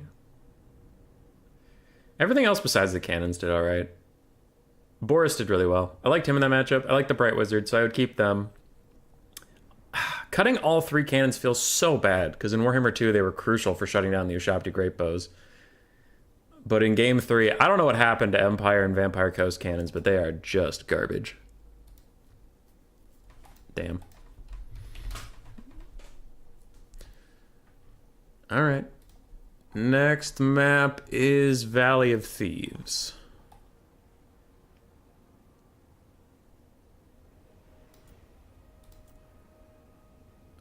Boom. On tabletop, I love Shems. Yeah, I used to do well, last night I just did Shems and Netcaster, because that's what I used to do, but I don't know. I was trying something a little different.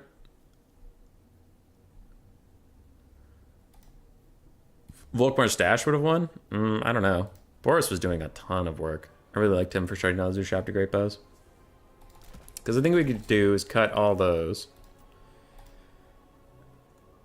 Cut all those. Honestly, maybe just get even more cav. The Empire cav is doing really well. I like the Empire cav a lot. Maybe get some Huntsmen.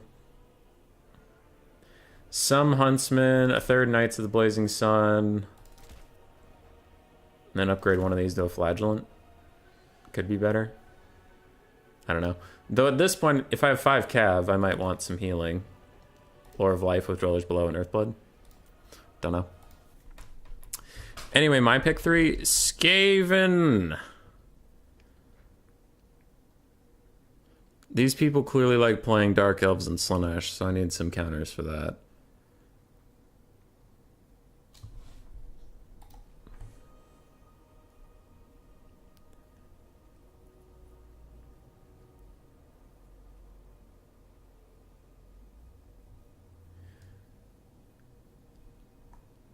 Cathayan Warriors of Chaos are global banned. So let's go Skaven, Kislev, Tzeentch. Ban Dark Elves. There. I don't fear Slaanesh that much with Kislev or Tzeentch, so I'll be fine. The Schützen's guns may be better than them cannoning with the lobs. Talking about mortars or the specific mortars? Because I can't take those if I wanted, even if I wanted to. But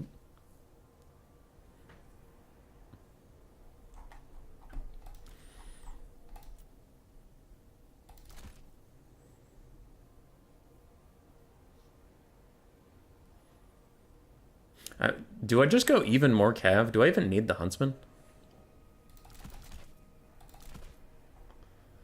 All right, well, let's finish you. While my opponent thinks on what they're going to do. So let's go Earthblood and Dwellers Below.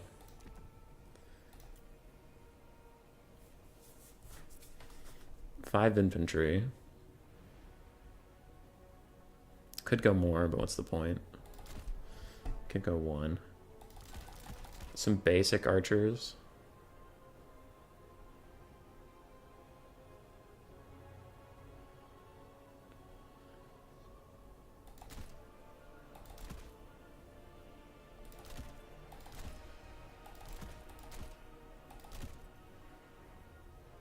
What about that?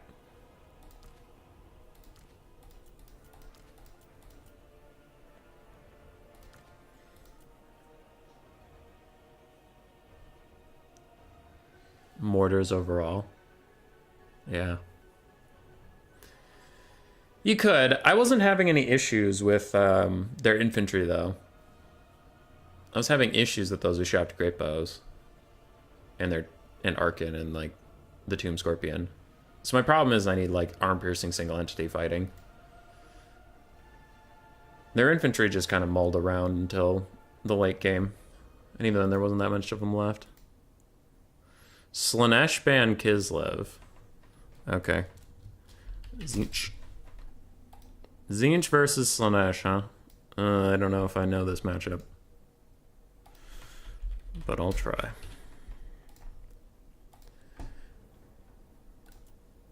Zinch versus Slanesh.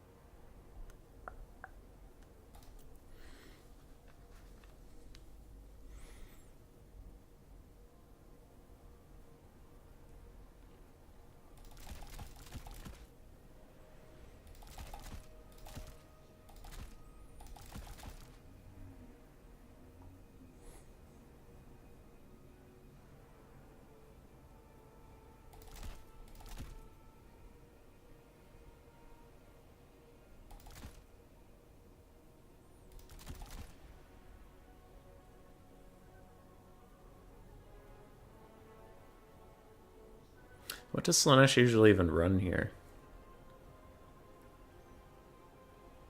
I'm trying to think. Probably like Hellstriders, right? Probably.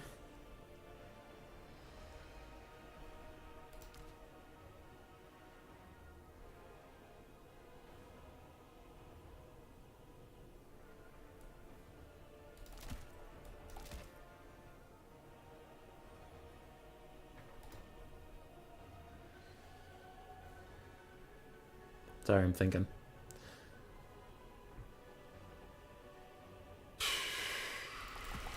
These are honestly pretty good.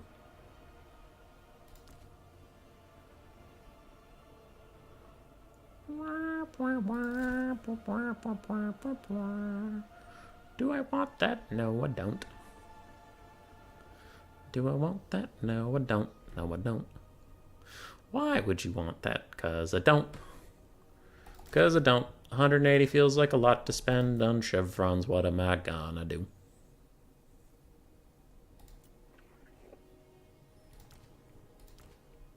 I don't want to spend that much on chevrons. That sounds poopy.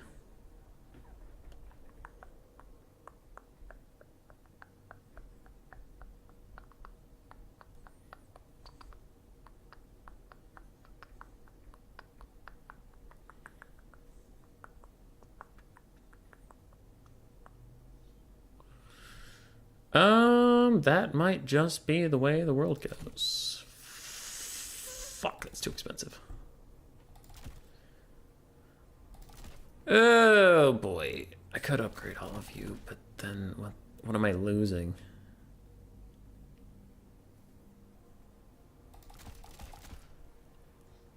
Fine, consider yourselves upgraded, you turds.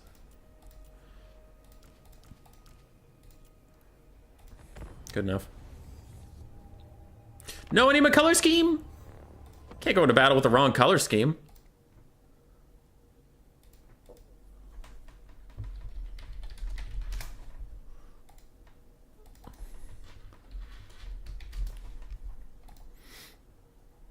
I'm not confident in this. I think we're gonna lose. We're going down. Is the rat hanging out above the Vermin League trying to be sexy? No, but the fact you take it that way says a lot about you.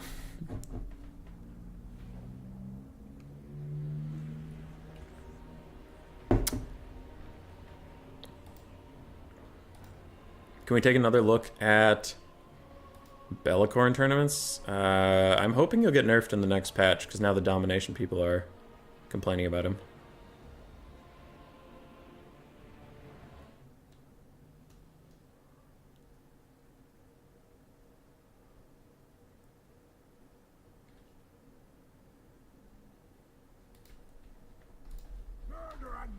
Just in time for elliptical. Good, son of Kiernan. Good. Good! This one's at a much more hospitable hour for European peoples. I outnumber the enemy? For Slaanesh, that seems dangerous. Slaanesh does not usually enjoy being outnumbered. Anyway. We did go with just kind of a pike and shot build. A little bit. Blue horror, pink horror, pink horror, blue horror, blue horror, blue horror. Just a little bit of that. If they want to skirmish us, we'll let Marauders and Horrors deal with it while I spam out blue fires on their lord or whoever. Seems fine. I do have one Chaos Knight just for some cavalry presence, but their high armor and high melee stats should protect them from Seekers or anything like that, so we'll just have to see how that goes. All of you, do that, including you. Don't turn guard mode on because I want you to fight in melee if you get attacked. Do not want you to just sit.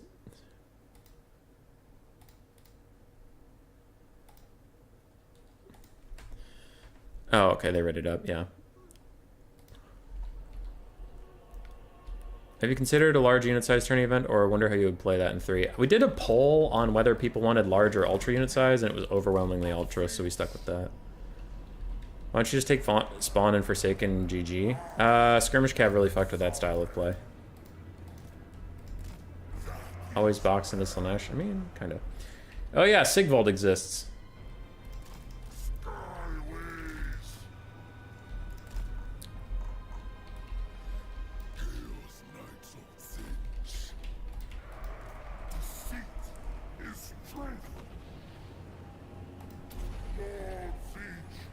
How much does this do? Pretty good.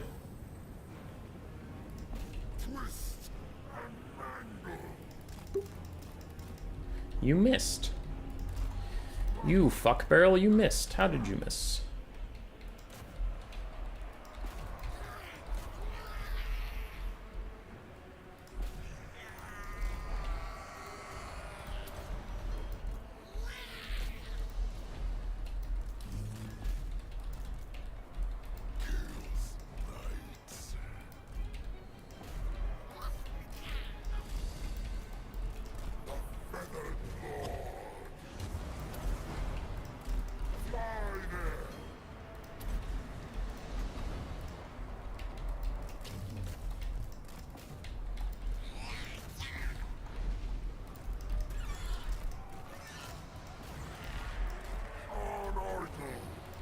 How much does this do versus Sigvald, I wonder?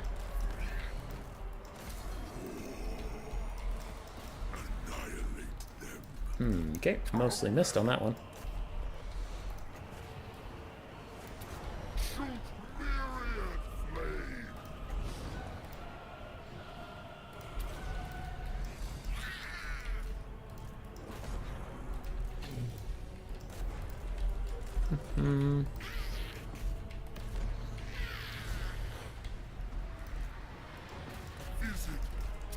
Back up in the sky over here. How are you doing? Let's path out this way. You guys continue to fight that. Trying to rampage me right now. I don't love that.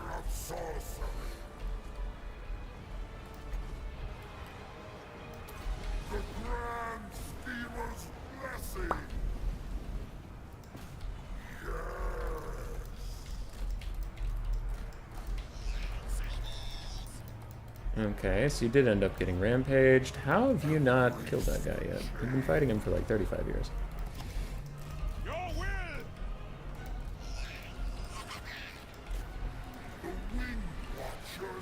There you go. Nice job. Come with me. Pink horrors, try and separate out, because I will need you to do other stuff.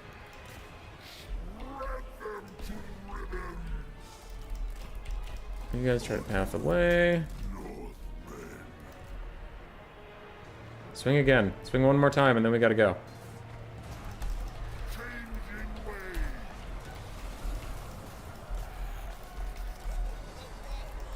How can we not get away from these goddamn spawn? Retreating!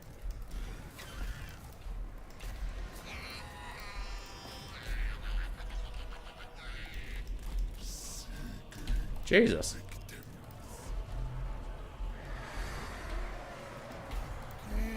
Jiminy H. Christmas.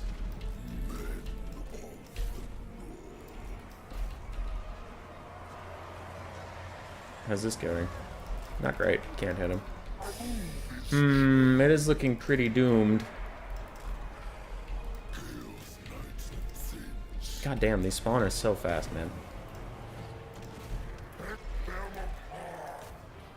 And they completely fucked up my Chaos Knights. Jesus!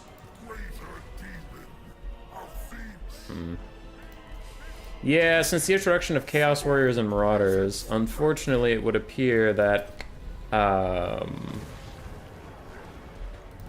blue and pink horrors really can't do that much versus Slanesh because everything's shielded now. It used to do okay because Marauders weren't strong enough to really hold up on the front line, but now that you can have Chaos Warriors in there, they can hold up on the front line alright. Which is a problem for me. And then Sigvald is just doing Sigvald things. I just can't fucking hit him. But we will kill that guy. If we can stop staggering for a second. Boop.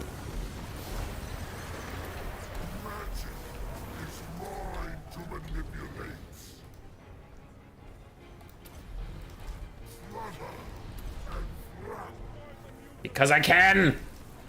Fuck you, person! 25 HP! No, it's 25 HP! Must kill thing. 16, you bitch! Nah.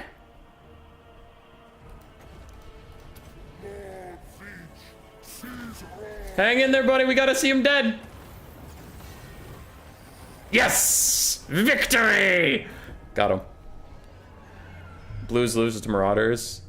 Yeah, but normally you could beat him with my Marauder and Spawn frontline would do pretty well, but there was a lot of Chaos Warriors. Well, not a lot, but there's 2 Chaos Warriors. I just couldn't take care of it all. And then Sigvald. Sigvald was what we call a big fucking problem. Also, my Knights were trash. My Knights were trash. They could not escape from basic Chaos Spawn, and then whenever they got into melee with them, they just took so much damage. Like, so much. So I definitely think you should cut that. Maybe cut one of these. But I don't know what you would do. I have to think about the matchup. Probably have to get some more air units or something. Yeah, but the Chaos Knights were unfortunately completely worthless, and that's 1,500 gold of completely worthless. And then our shooting didn't do as much as we wanted. They did okay on the back line, like Hellstriders piled into them and then just didn't do any damage to my blue horrors, which was fine, but the problem was that like my pink horrors that were shooting didn't do any damage to Chaos Warriors and Marauders like I thought they would. So that's pretty bad. No blues and pinks values shown, sad. I thought I did say that. They were like 300 for my pinks and like 100 or 200 for all my blue horrors. Human Boy losing the first round again. I did not lose in the first round. I did in fact beat somebody, but alright. GG, well played. Sigvald is in fact a little silly.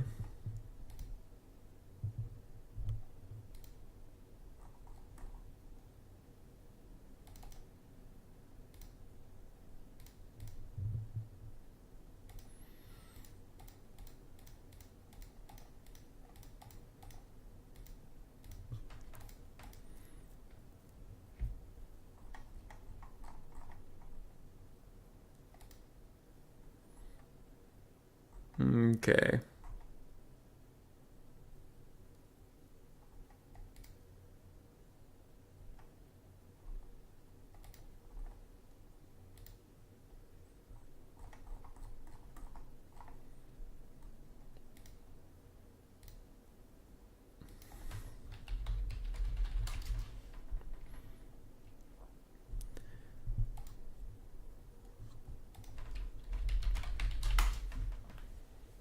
Finding our next game, so one sec.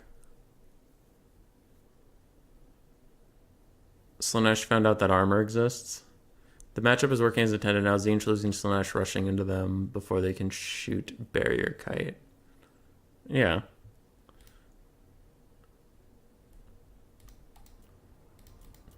That's fair. I just gotta figure it out. Because the blue and pink didn't do anything. So I think maybe cut the pinks entirely. Keep some of the blues. They do okay versus Chaos Spawn, and then also when you rear charge them, it's like, alright, but it takes forever to kill them. There's just a 500 gold piece, so probably keep the blues. The problem is I know what didn't work, but I still don't know what does. Like, okay, Chaos Knights were shit versus Slanesh. They just didn't do anything. Like, they got insta-murdered by Chaos Spawn when they fought them, and aside from that, they were tanky and sat there forever. Okay, so we know Chaos Knights don't work. Pink Horrors didn't get to do anything, and even when they shot, they didn't do any damage. Okay, Pink Horrors don't work. That's fine. So I'm cutting things from the build, but I don't know what to add. Chariots are not going to work at all. Spawn and Cav will shut them down easily. My Cav isn't going to work at all. Spawn and Cav shut them down easily, as we already saw. Out skirmishing Slanesh isn't going to work because Hellstriders are faster than them. And better. And their skirmish Cav will do just fine. I don't know.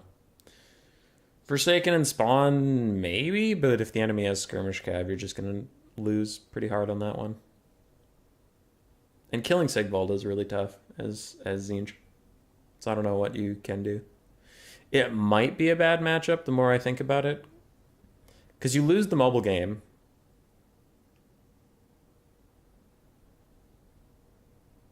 And you lose the front line. And you don't have artillery. Tzeentch doesn't have artillery.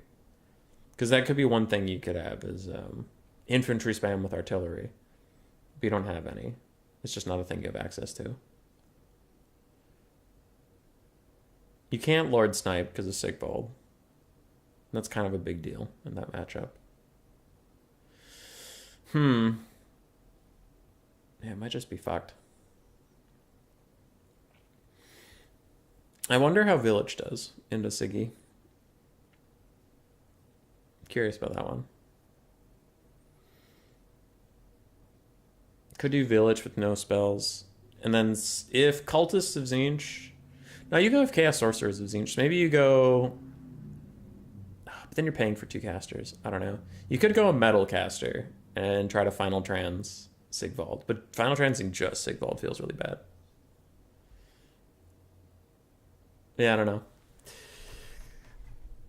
Matchup feels bad.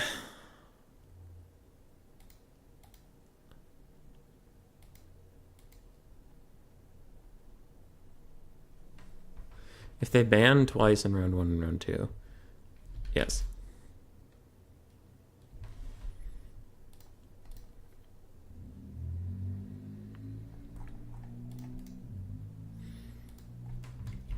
Okay, so we're joining this series. This series will be whoever goes to fight Ansley Raw. And they told me it is already 1-1, so I'm just updating the scores.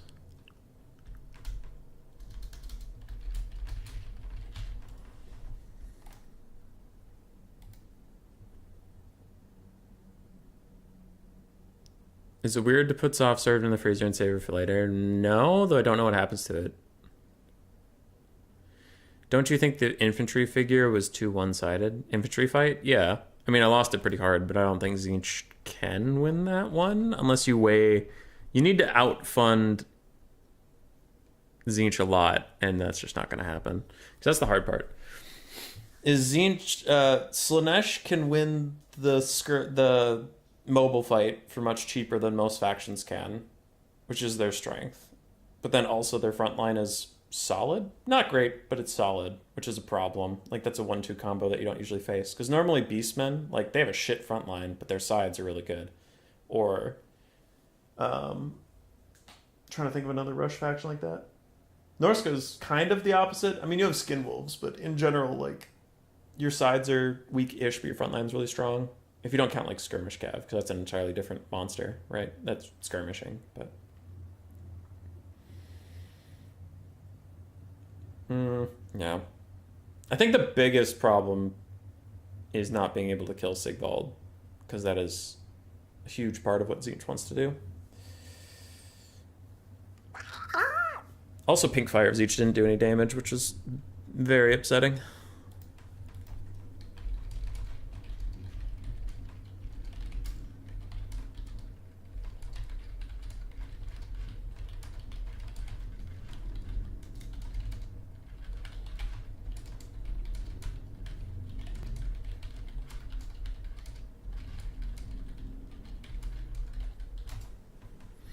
All right. Anyway. We have Coast versus Tomb Kings, apparently.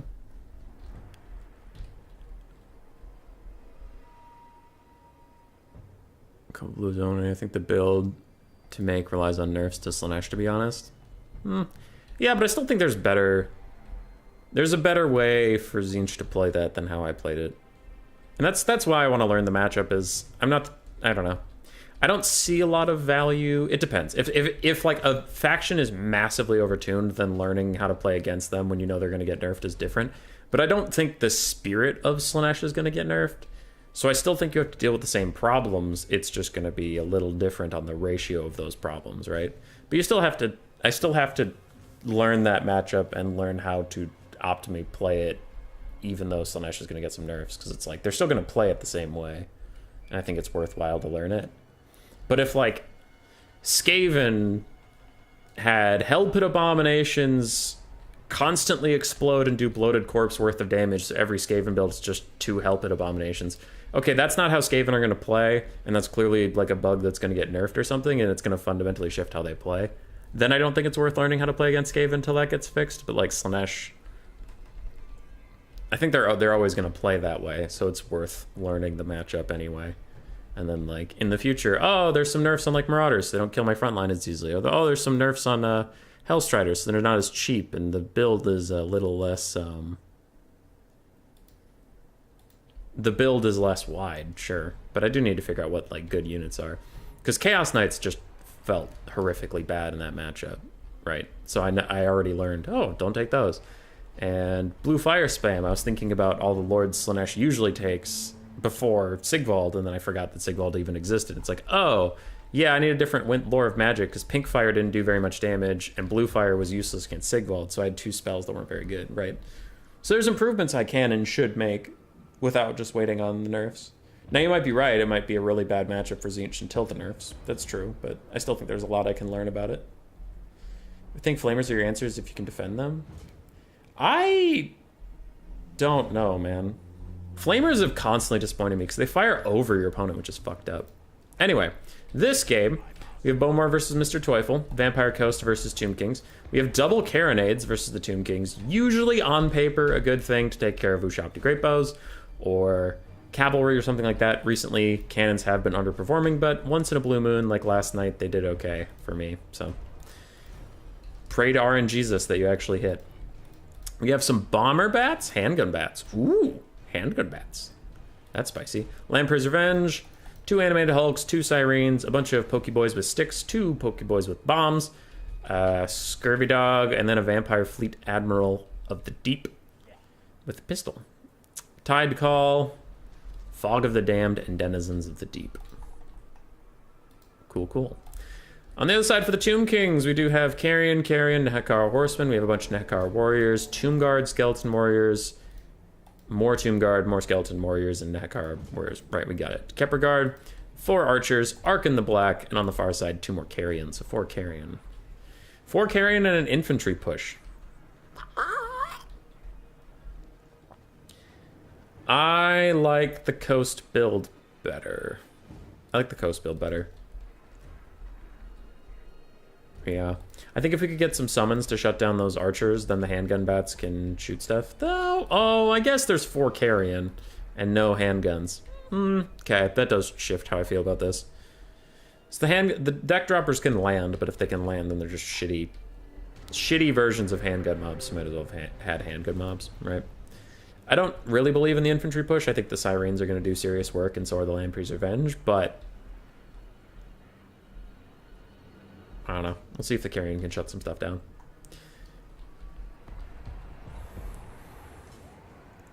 Zinch generally lacks AP on their missiles, and the pieces that do are very fragile. Chaos Warriors and Silver Shields just butter their bread. Yeah, Searing Doomcaster could be, yeah, that could be good. Also put Final Trans on them, see what happens. Soul Grinder or Sword of Artillery platform, even though no one picks them. I would have to see how they do versus Sigvald, because that's the only thing I could see taking those guys for is, yeah, to force the enemy forward, but, like, in the end they would have to kill Sigvald or they're not worth the money. Treating pinks like globes isn't the way to go. No, I was treating them like archers, but they're archers that can defend themselves against the Cav, which was nice. They did well at defending themselves versus Cav. The only problem is they didn't do any damage when they could fire, so that was a bit of a problem. Kite more and box less. I don't know if you can kite Slaanesh, my dude. That is that's a bold call. I've seen a lot of players try to kite Slaanesh and get fucked up with Rampage and Hellstriders and stuff. Anyway, Carrion are diving in. They have already taken one Carronade offline, though it can technically remount if they can be saved. Syrenes are trying to kill Carrion over here, and Syrenes are trying to kill Carrion over here. Bowmore is going to pull away, trying to save his Carrion before they all entirely die, and just getting a nice chunk of damage out. Nekar Horsemen end up in a fight with Animated Hulks, and they start to lose that once they back off. And we have Bombers walking over to help out over there, but while they walk over there, they're getting shot in the butt by archers. Bombers are going to kill some Skeleton Warriors on the front line. We have a Denizens of the Deep summon, should head right back and take care of some archers, if they know what's good for them. Dogs and Syrenes fighting Carrion, though honestly taking a lot of damage on these Sirens from another Fate of Buna. Fate of Buna has been extremely popular today, as Ark in the Black. Really didn't like those Sirens at all. There is no healing for them. This is a Deeps caster, not a Vampires caster. So sucks to suck. This Carronade is online with 4 out of 4 models still alive. The other Carronade is probably going to crumble into dust as these handgun bats try and fight off Nekar Horsemen paired with Syrenes, but the Syrenes should take these guys to town, which would be quite good for them. There's another Spirit Leech is cast onto the handgun bats, again with no healing. So they're currently just taking a ton of archer fire, and they will probably die out entirely. Now the Vampire Coast for Mr. Teufel is currently up in damage value and up on the balance of power, so we'll have to see what happens there. As there could be a new Shopty summon in the late game from the Blues, and there it is. It's going to pop up in the middle of these handgunners and really try to shut them down. Mr. Teufel is going to try and run away. See how far he can get before these guys finish animating and actually start doing some good work. Front line is going well-ish for the Tomb Kings. Winning in some places. They did take pretty significant damage to do so. We have a quick Tide Call onto Nekar Warriors, which does pretty good damage to them, all things considered. And they keep fighting the Pokeboys. But archers are largely unimpeded, and they are now starting to help out with some of the blob fights. Animated Hulks and the Lamprey's Revenge are still going strong. That could end in a moment's notice. Balance of power wildly shifts against Mr. Teufel as the Tomb Kings do take a damage value lead. It looks like those handgun bats are dead somewhere. Yes. Both handgun bats are dead. Both cannons are dead. So all the shoosting is gone. Arkin, he did use a Fate of Buna, so he might not have as much Winds of Magic as I would expect, but he could still probably Spirit Leech down this Vampire Fleet Admiral without too much difficulty. Another Rotting Promethean summon is going to do some good damage to Skeleton Archers. Go, go, go. Disco Inferno. Tomb Kings for the win. It is looking that way so far, but we'll see. Slow walking into artillery is interesting. Ah, Ben, but these are cannons, and cannons suck for some reason now. You could stand still against cannons. Hashtag salty rat about cannons. Oh, they failed me so many times, those bastards. Alright, these Tomb Guard are finishing off the Animated Hulks, who are now gone. They have some zombie Pyrodeccan mobs to fight. We'll see if that even matters. There are still 4 archers technically alive. A couple of them are looking rather weak, but they're still alive, and that's sometimes all you need. This is a summon, so as far as effective troops go, we're pretty much down to the Admiral and Lamprey's Revenge versus an entire Tomb King's army. Pretty much. I think that is going to be it. I think Bowmore will take it over Mr. Teufel. Slaanesh will still be Slaanesh. It's not like Be'lakor, one element is so overtuned it warps how demons cast Warriors cast play. Yeah. True. You can give him so many mutations that turn into bloaty bloats. Yeah. But I was just making an example earlier when we were talking about it. Like, I think the Slaanesh matchups are worth learning because they're always going to play how they'll play and their stats will just get moved around. Because I don't think they're in such a game-breaking state that, like, oh, if Slaanesh get these nerfs, they're going to play entirely different. Not really. Manual fire for the cannons hit. Animated Hulks are so sad, such a cool Unity and model, but they just suck. Animated Hulks are actually pretty good now. Real human being. They're only 500 gold, so they're the same cost as a Scurvy Dog. They got some big boy buffs.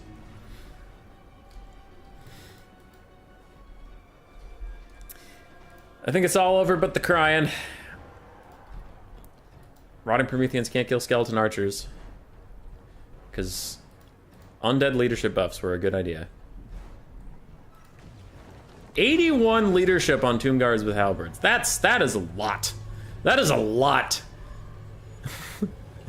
Jesus Christ. Base value of 70. Hold on.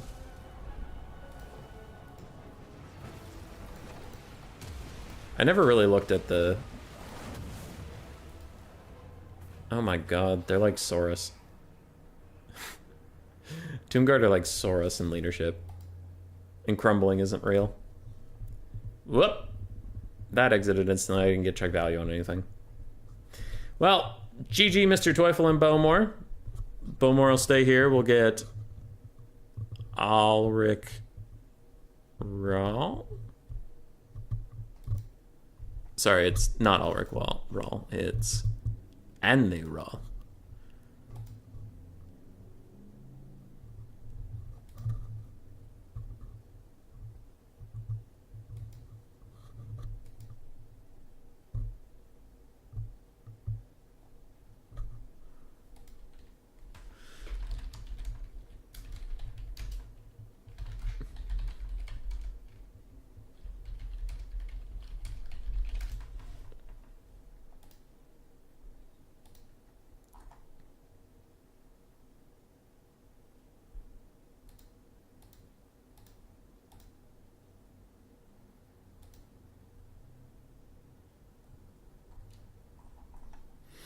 Sorry. I have some admin stuff I gotta do.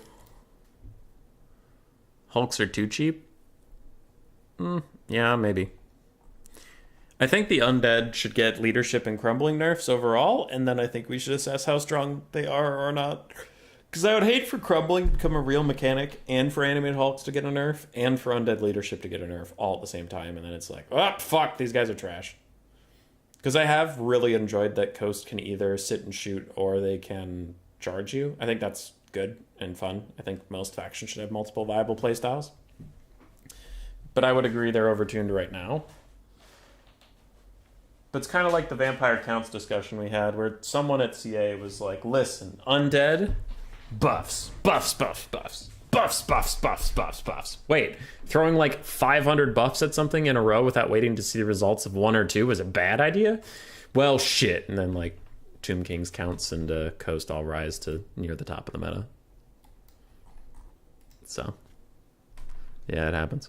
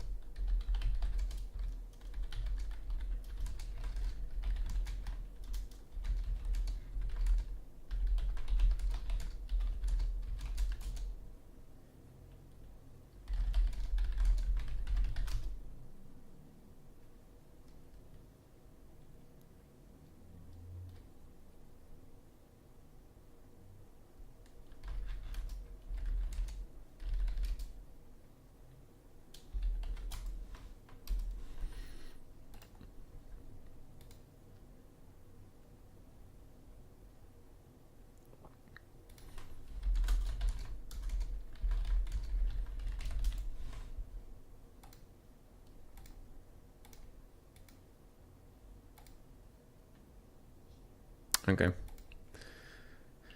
Took cannons in case of Boshafti. Tide call was less effective than I hoped for. Mr. Teufel, that's funny, man. I had the series versus the person we're about to see fight Bowmore. It's funny because I lost game 1 versus Tomb Kings because my Empire cannons, 3 of them, didn't do jack shit versus Ushapti because they just missed every shot. Because I don't know why. Cannons are poop for some reason. And then my second game, Pink Fire of Zinch, which is similar to Tide Call, didn't do any damage when I was hoping it would do damage. So it's just funny that you're like, oh man, Tide Call and Blue Fire really fucked me over, and I'm like, similar. Similar feels, my dude. Anyway. Alea.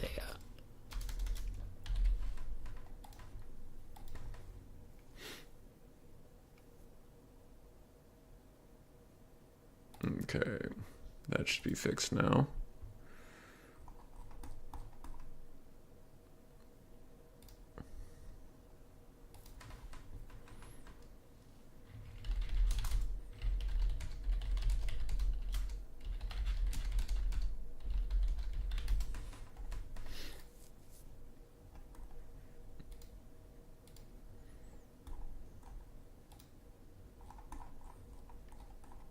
All right, looks like that resolved itself. Beaumont and Anley are here. See how they do. Meanwhile, let's take a look at this thing. So this is what I was dealing with. Alea originally lost to Beaumont, and then Beaumont had some rule break issues, and while they were figuring that out, I think he ran out of time and he had to go. So then Alea needed to move forward. We don't know why it's gray. So hopefully that they can report those scores, but if not, hopefully I can. I don't know. I don't know why it's gray. That's very strange. Ooh, Wenin moved on already. Oh.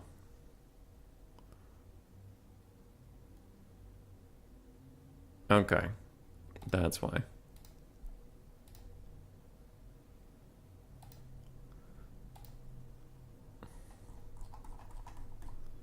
Still gray. Don't know. We'll see. Meanwhile, Phoenix King and Tredge are still fighting. We are here with Onley and Bowmore. Soccer and Acre are still fighting to see who fight Berserk. Voidlaws and the Gentle Rat are fighting. Oh boy. Gentle Rat's in for a rough one. Rip.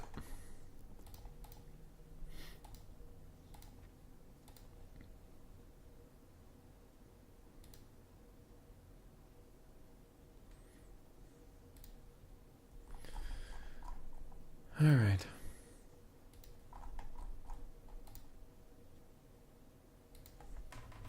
So Bowmer is telling us about the bands. They're both the global bands are Grand Cathay and Vampire Counts.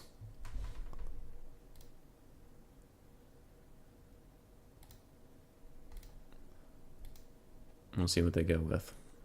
Tombguard is supposed to be elite, so it kind of makes sense. Yeah, but an undead faction. The balancing idea around undead is they're unbreakable, but with an asterisk, because if their leadership falls negative, they start losing health.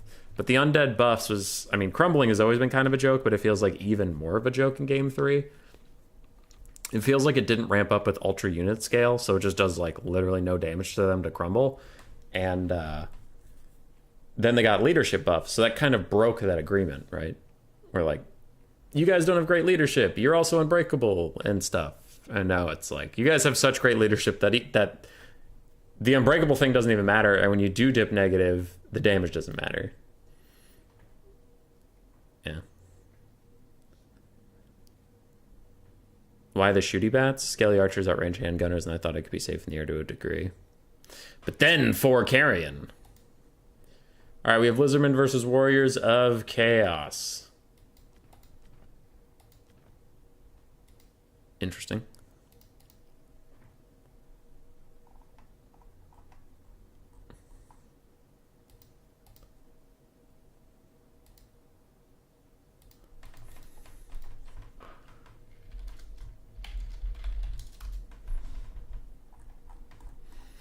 Someone else had a question about the bracket thing. I'm scared.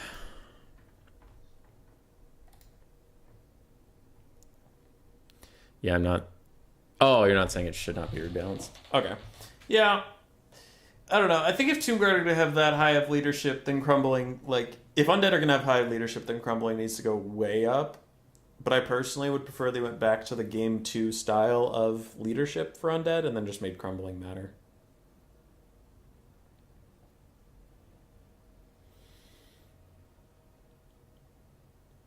I don't know. Because Tomb Kings and Vampire Coast were pretty irrelevant. It was just counts that were at the top. So you don't want to overdo it. I do want Tomb Kings and Coast to be better off than they were in Game 2, for sure. But right now, it's a very frustrating way to play the game, and I know people are pissed off, mostly at Tomb Kings over Coast. I haven't heard too many complaints about Coast, but Tomb Kings people are just like... If the bug ever gets fixed, then you have an army passive that does a shit ton of healing for your whole army. You have a lore passive that does a shit ton of healing for your whole army. You barely crumble. You're almost impossible to break. So it's just, people are like, I'm over it. I'm over killing 1 million skeletons for 40 years while my actual troops rout. So hopefully they fix something about it so it's not such a grind. I think it's only a matter of time. Every content creator should have mentioned it by now. Yeah. No. Tomb Kings and Vampire Counts are fucking up Dom mode, so I'm pretty sure they got the nerf hammer coming straight for their face. Coast, I don't know. I have not heard a lot about Coast and Domination mode, so they might be spared.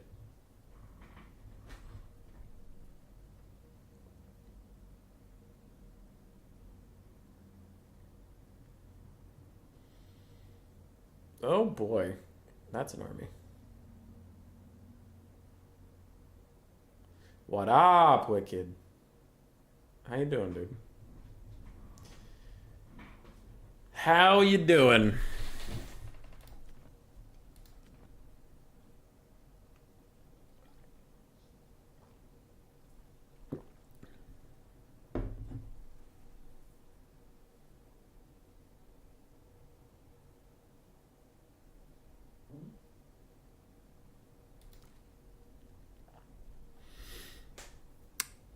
This is funny. I might have a cold, came home from work early. Oh, I'm sorry to hear that, man. It's a blessing in disguise. Hopefully they'll feel better soon. I have something to say about this, but I can't say it till we get into the game. Because I don't want to spoil anything. Oh yeah, I need to change the scores. 0, and then only roll.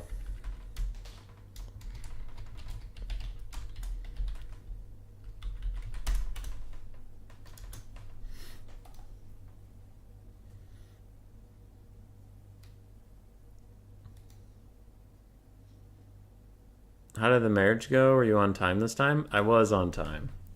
I was, and it was fine. It was my brother's third-ish wedding. Like, not that he got married to a different lady for the third time, but like, he had a weird broken up wedding situation where he got married in a courthouse real quick last year, and then they got to planning like reception stuff, but they never did like an on the altar thing.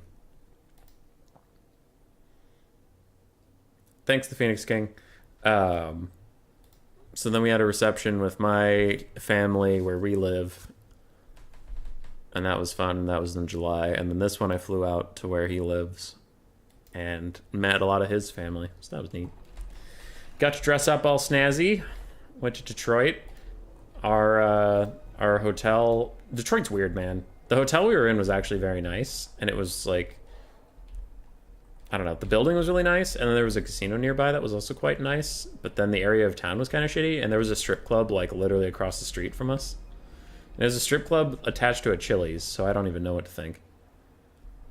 Just go to his next wedding. Got married out of a courthouse, too, but now I'm free of that. Wicked. Wicked! Alright, I'm gonna tiptoe away from that one. The thing I thought was funny is... Onlyroll is part of RTK, and this is the Game 2 RTK build versus Lizardmen that felt unbeatable for Lizardmen, so we're going to see how it goes in Game 3. But it's as many chariots as you can get, Zarthoriel, which is now replaced by Bellicor, but essentially just a very hard-to-kill lord that used to spam Final Transmutation. Now this one has Pit of Shade, so I don't know. And then you would have double Exalted Hero, but it looks like we just have one Exalted Hero of Corrin. Some basic Marauders, just because of Marauders. Hellstriders of Slaanesh, because they're OP. And then Marauder Horsemen and Marauder Horsemen throwing axes. So I wonder how it'll work without Sartorial, but seeing this build, I was like, I haven't seen that build for like 10 months. But I recognize that. Detroit is awesome. So how was the strip club? I did not go to the strip club, but it was pretty cool. A friend of a friend of a friend told me that the strip club was pretty cool. Though they were throwing $1,000 bills instead of $1 bills, and that was a mistake. And now I'm all out of money. I mean, my friend's all out of money. No, I was there for an event with my family, and it's literally across the street from the hotel my entire family was staying in. So no, I did not go. That did not seem wise. Should I?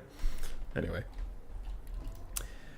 We have one Basilicon with Solar Engine on the other side, double Saurus Scar Veteran. We have a Salon of Life with Earthblood Dwellers below, and then his Bound Banishment plus Shield the Old Ones. And then next to him, we have a Bastildon with Revivification Crystal as well. 2 Chameleon Skinks, 4 Saurus, 2 of which are Spears, 2 of which are Clubs. 3 Skinks with Jabs, and 1 cohort of Sotek Red Crested Skinks. Builds wise, I think the 5 Skirmish Cav is going to be really tough for this Lizardman box to deal with. I do think they're at a disadvantage. I think the Warriors of Chaos are going to do pretty well here. I also think Be'lakor can largely charge in and out as much as he pleases. So yeah, with Be'lakor and the Skirmish Cav, I think the Lizardmen are in huge trouble. I don't think the Chariots are going to prove particularly effective. We'll see, but they haven't felt the same since Game 2. Chariots feel fine, but they don't feel as crazy strong as they did at the end of Game 2. So I don't think they'll prove to be that much of an issue for the Lizards, but we'll see. Yeah. Do they make $1,000 bills? I assume they do somewhere. Somewhere. Probably not, like, commonly. Ambitious Pit of Shades cast onto some Saurus Warriors. Is going to do a little bit of poke damage, but Revivification Crystal could even... Yeah, I was going to say it could even heal them if it wanted to. It has 7 charges. It's usually not limited by its charges. It's usually limited by cooldowns and how long a battle goes. So I prefer to use them early and often, because most games you won't even get to use them all. Solar Engine is doing some good damage to Throwing Axes, and Throwing Axes are the right target. These basic Marauder Horsemen are less threatening than the Throwing Axes, so you should try to take them out. And Chameleon Skinks are going to start dueling with them a little bit. And 1v1 they'll do well, but 5v2 it's not really going to work out. Chariots are thinking about charging into double Saurus Scar Veteran. They'll have to be careful as they do get a nice little hit onto the Chameleon Skinks. Saurus Scar Veterans are on top of them. Also, we have Saurus on top of them, and a Bastillon with Revivification Crystal. All the Skirmish Cav is coming in to say hello, but Skink Jabs are trying to counter throw, and Chameleon Skinks are trying to counter throw, all that stuff. Be'lakor dives in, and he is going to do some really good damage to the Saurus. Very, very good damage to the Saurus. Did I mention that Be'lakor might have a really good game? Chameleon Skink terror routes off into the enemy instead of away from the enemy. Whoops! And now they're starting to run away, but it might be too late there. We will see. Huge Dwellers Below is going down in the Skirmish Cav. It looks like Only Rawl missed it just a bit, and they even moved closer in. That is unfortunate. Then a Banishment is also getting cast from the Salon to really dissuade these Skirmish Cav from hanging around. One of them is entirely deleted, and another 2 have taken a ton of damage. Hellstriders and Slaanesh catch out these little skink cohorts once they stop terror routing, but it's too late for them. They will not be saved. Saurus have surrounded Be'lakor. These are Saurus Spears, so they're doing a ton of damage to him. You can see he only has 45 armor, so his crazy stats are crazy, but his armor isn't, so that's not ideal. Saurus Scar Veterans do need to both get onto him right now. They're currently just kind of stuck in some Marauders and fighting random stuff, which they can't be doing. They need to stop Be'lakor from killing this Solar Engine, which he's currently murdering through. Damage values are slightly Chaos favored, but the leadership is definitely going Chaos's way as all these skinks are running off, getting chased by Hellstriders to the ends of the earth. Saurus Scar Veterans are now trying to stop Be'lakor at last, but it might be too little too late. Chaos Infantry in general is getting pushed off. There were just 4 basic Marauders, so they're not that great. Not shocking. Earthblood trying to help the Saurus Scar Veterans as Be'lakor is just taking them to town, completely murdering them. They are not having a good time whatsoever. As the Exalted Hero is also doing really good work, and yeah, unless we get some insane healing over here, which is already a little too late for, that is probably going to be GG. Probably. Be'lakor already has 1600 value, and we're like 4 minutes into this game. Now dives onto the Salon, is just going to start punching the Salon in the head for as long as he feels like it. Oop. How did you miss that one? I am shocked you're missing, Be'lakor. That is a big toad with only 30 melee defense.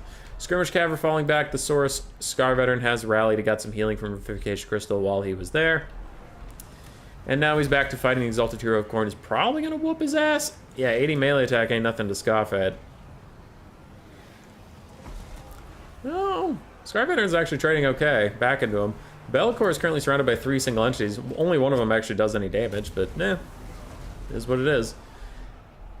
Chariots of Chaos, one of which is healthy, 2 are very, very injured. Saurus are currently getting Revivification Crystal, but Pit of Shades is Pit of Shades, and it will eventually take them down. A 4th single entity enters the fray to box in Be'lakor from all cardinal directions.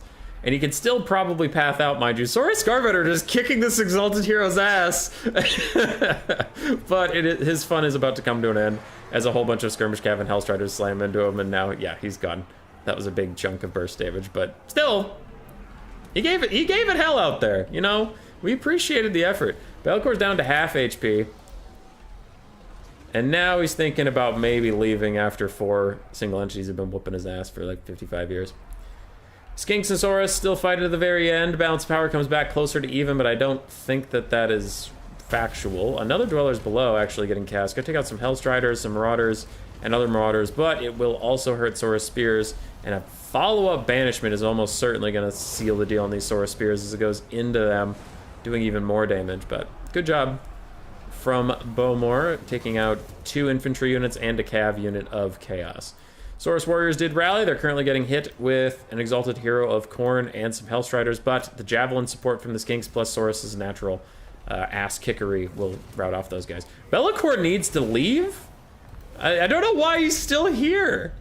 Be'lakor, my dude, you gotta get out of here. Come on. Skirmish Cav are running out of ammunition, which means they'll have to start piling in pretty soon. Shield the Old Ones is trying to keep the Salon Mage Priest of Life up, who's currently still fighting against all of these people.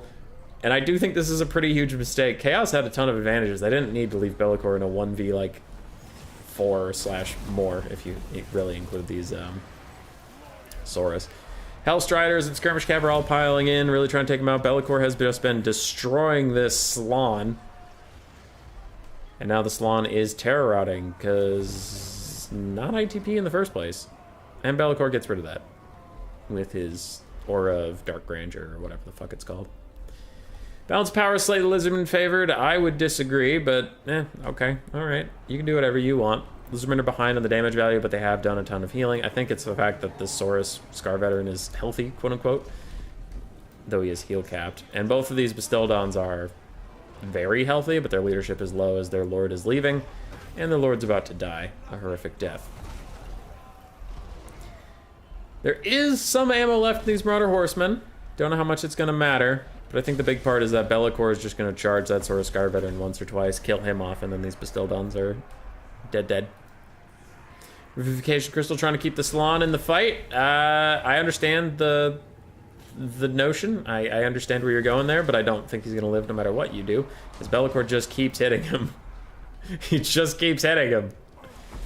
Oh, 3,300-ish value, and the night is young.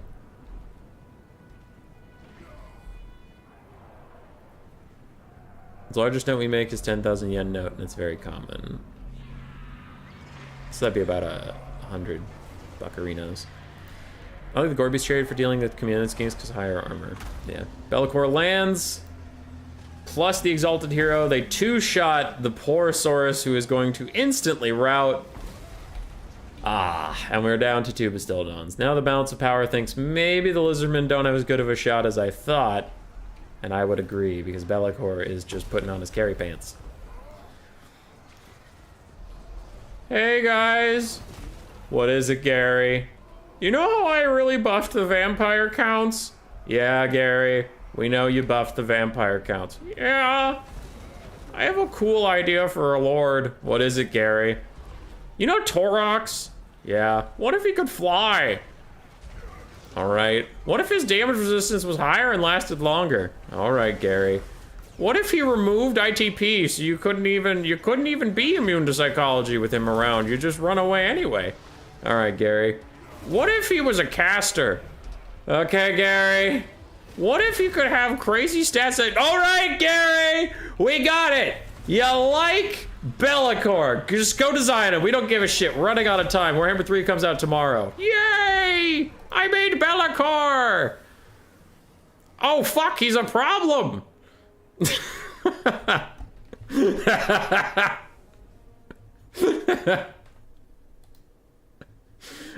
3,900 value. We just sat there and fought his hard counter the whole game. He just let a Saurus Scar veteran wail on him, and he still fucking won. Exalted Hero Corn did fine. Hellstriders did fine. Chariots did well. Marauders did what they had to. I mean, their whole job was to sit there and die for the great cause. Skirmish Cav also did fine. Slaawn did well. Saurus Scarvets did well overall. Bastildons did what they had to. Saurus also did fine. Chameleon Skinks got mostly run down, and the Jav Skinks had a hard time getting their shots off. Upvote just for the Gary talk. Got everything right except that last part.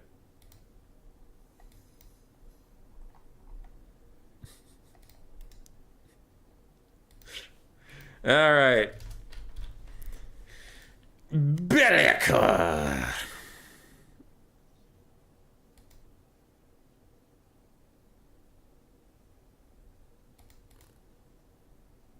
Bam, bam, bam, bam, bam.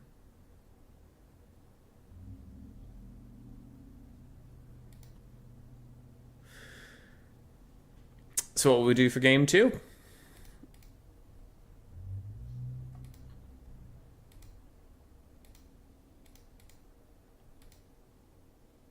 Bowmore is part of my rat team for the Warpstone hunt, which is just doing a bunch of ladder battles. So he's a Skaven main. I wonder if I'll bust him out. He had expressed to me in some DMs that he wasn't enjoying Skaven as much in game 3. They were feeling a little rough. Which is understandable. It's wrong. It's wrong. Skaven are OP. They've always been OP. They're so goddamn good. S+ tier. But he's allowed to be wrong. No, I don't think Skaven are S tier. I think they're either B or A. I don't think they're C tier. I think they're B or A. They're either fine or they're strong.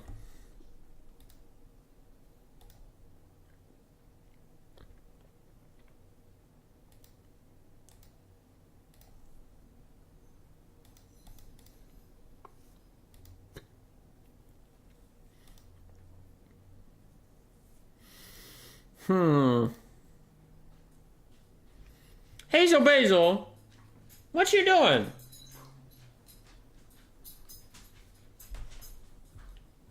Hey, Pop. Only changes to Dark Elves. Hi, Hazel Basil. Hi. Hi. Oh, God, why? Why would you pick Skaven? No! God, this is terrible. This is terrible. Skaven and Dark Elves is not good at all. It used to be kind of even, but not anymore. Not with Soul Stealer and Malice changes and all that shit. Hi! This is a puppy. Where are you going? Where are you going, pup? You can see her behind me. Go, pup, go. Oh, she's looking out the window.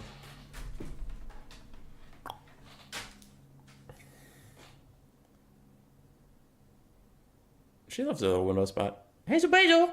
Hazel! Hi. Hi.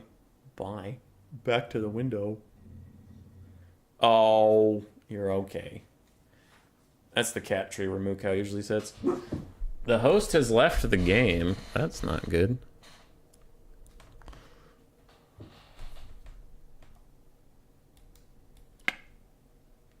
So we're back in the main menu. Host has left the game.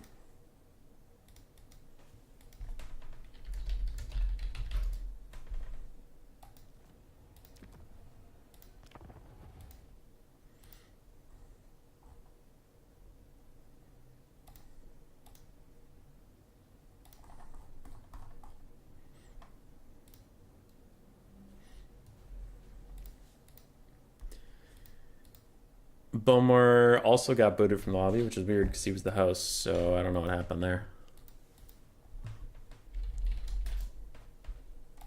We'll figure it out. I understand the logic behind the slash bots. Who's going to click on that link?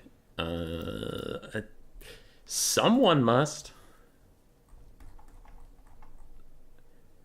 Alea Yacht East has advanced. Tretch advanced over the Phoenix King. Let's just take a look at the bracket while we're waiting. Okay. So Onley and Bowmore here. Alea and Tretch are up there. Berserk and Soccer. Voidlaws and the Gentle Rat. So we're currently in quarterfinals. 2 best of 3s left after this one. We'll cast one of the semifinals, and then we'll cast the finals. Easy breezy cover squirrel.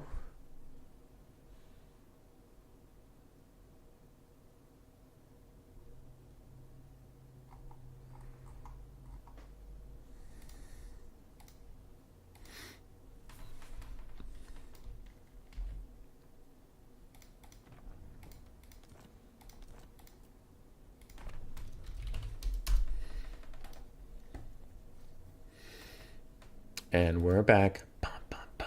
Back again.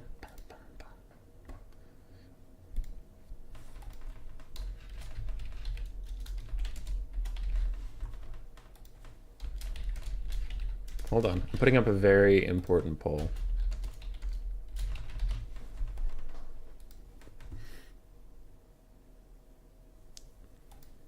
Skaven versus Dark Elves on a very small map.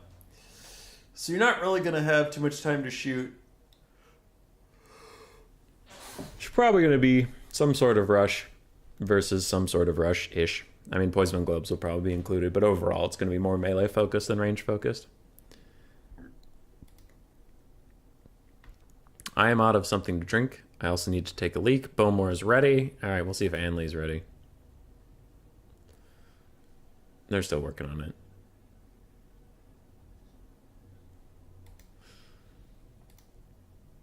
I'm just going to go real fast. Beer beat.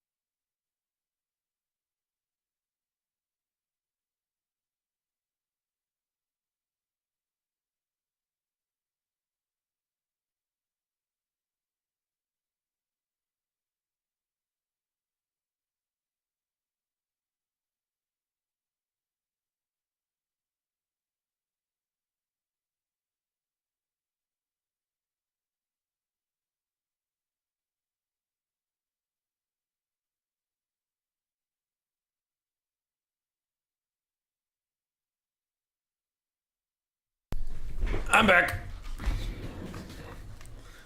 Plague Monk Rush? Of course. Easy. Easy clap.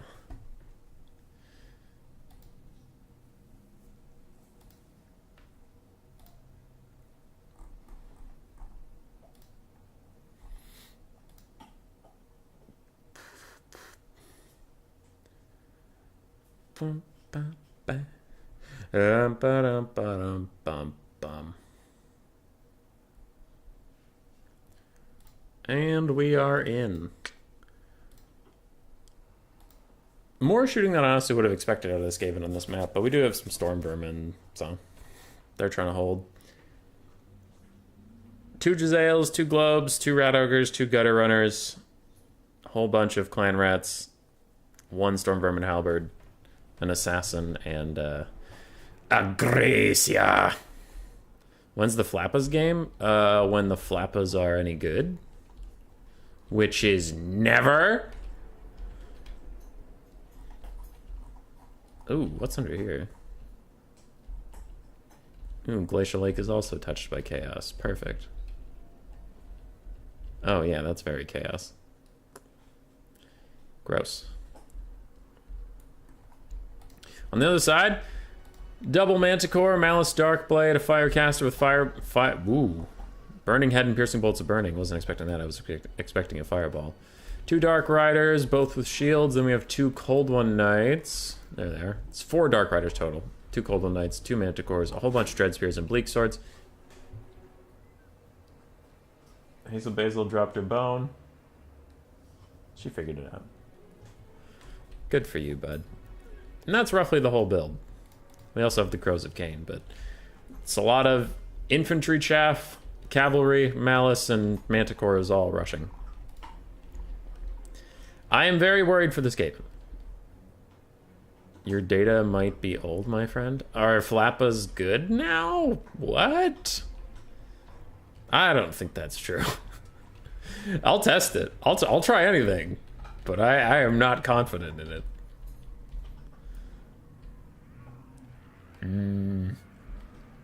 I'm worried about this. That is a lot of stuff, and it feels like the Skaven are gonna be a little outclassed. I don't think they can shoot that much stuff before it hits them, and then when it hits them, it's gonna be real bad.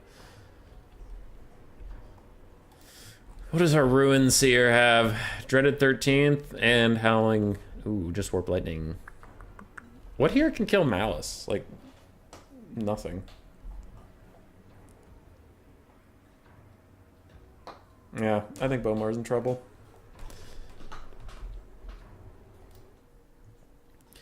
I think he's a Tribby troublester.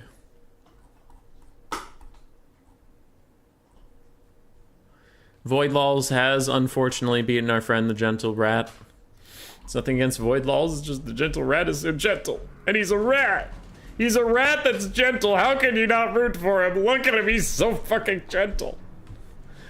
I once said, hey, punch me in the face, and he said, okay, and he just kind of flicked me because he's so gentle. We're off to the races. Dark Riders did try to catch out the Gutter Runners, but it doesn't seem to be going their way, so they take half their health and retreat. Okay, that's happening. Dark Riders charge in to get the Clan Vulcan Tail Slashers to take up a bunch of Poison Wind in the face, which is very unfortunate for them, and a Piercing Bolts of Burning is trying to take out the Poison Wind Globadiers, but it does not quite manage to do so, instead just doing a giant chunk out of the Jezzails. Jezzails are still trying to punish some stuff, but the Clan Vulcan Tail Slashers took more damage than they did from that initial charge. Warpstone Scroll is cast on the Crows of Cain, who are diving in now. They've taken a shit ton of damage, and Manticores are also piling in the Gutter Runners. This is a big block of infantry that I wouldn't be shocked if there was a Burning Head coming their way anytime soon. Doesn't appear to be just yet. Some Skaven Slaves do need to be rallied, and these Jezzails are dead from a rear charge from Dark Riders. Meanwhile, other Dark Riders are getting charged by Rat Ogres. They'll probably run straight off the map, so that is a little win for the Skaven. But it is a little win and a big bad. Frontline is already having a bit of issues. Globe's trying to help out over here, but the Clan Vulcan Tail Slashers are running from Dread Spears and the Firecasters, so they're not having a good time at all. Reaper of Souls. Wow, we already turned into Zarkan? Really? Wow. Okay, really? Did you have to do that? Wow. Okay. Really? I feel like you didn't have to do that, unless... Were you dead and I just didn't notice? Because you didn't seem that dead. Are you sure? Are you sure you had to do that this early? Okay, alright, whatever.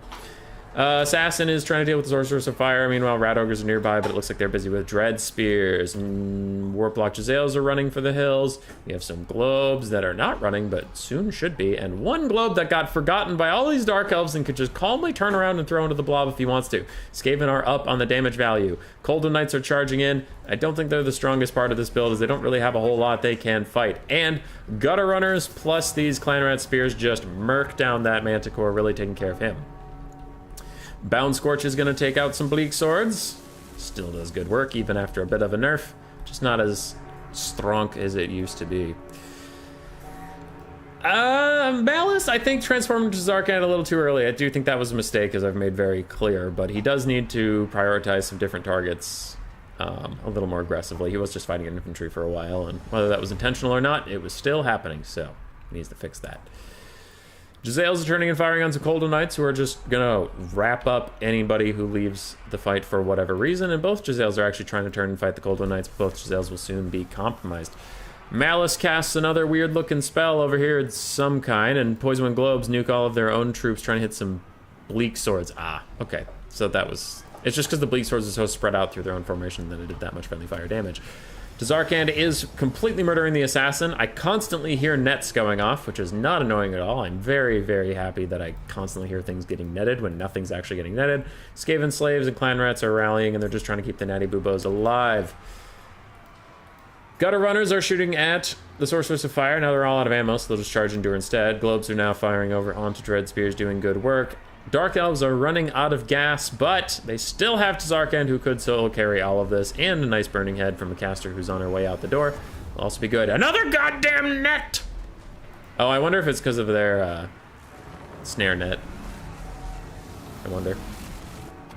Warp Lightning cast, quick, does some good damage to the Bleak Swords, and these globes do peel off the Dread Spears just as the Crows of Cain get to go attack them. Hooray! They're so excited that that's happening.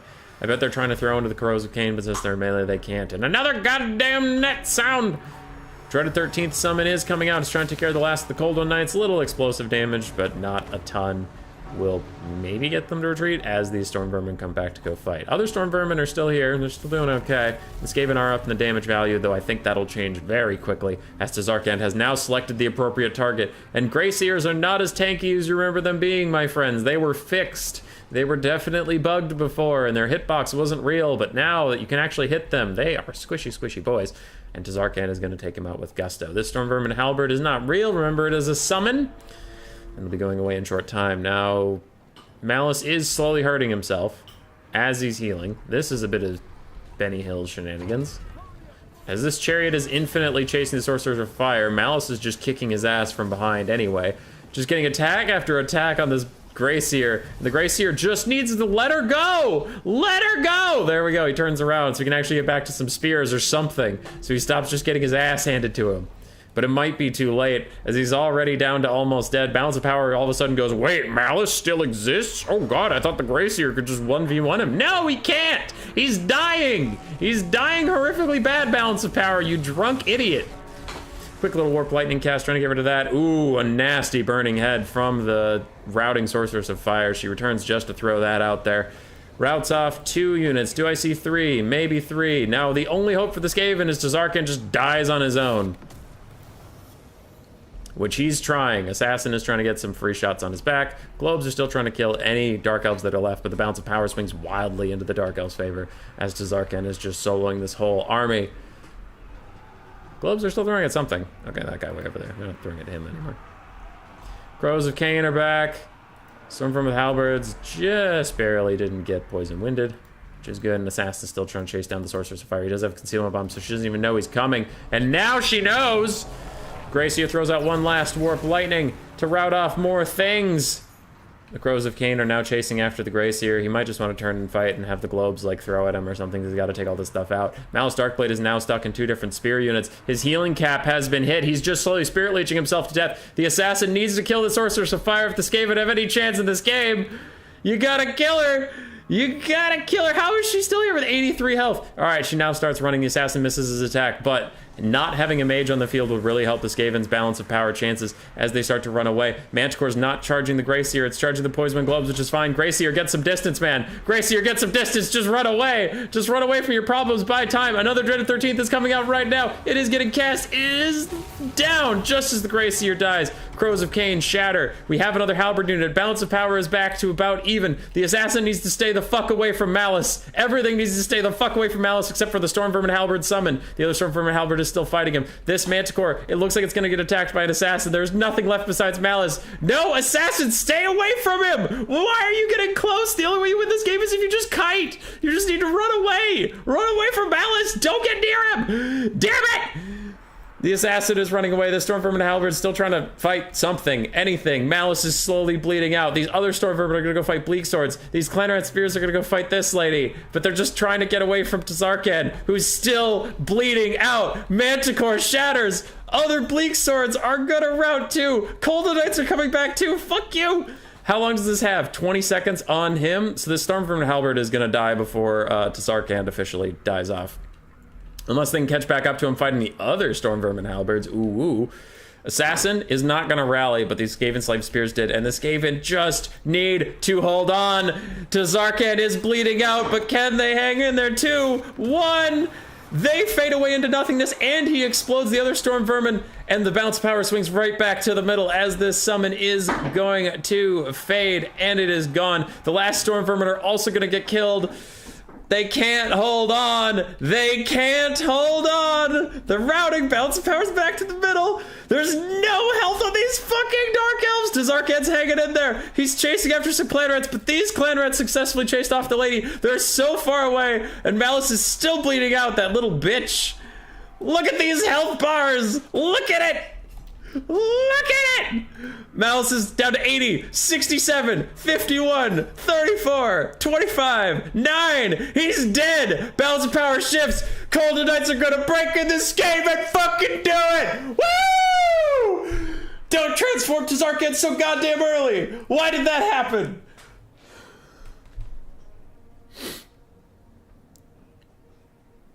That was nuts.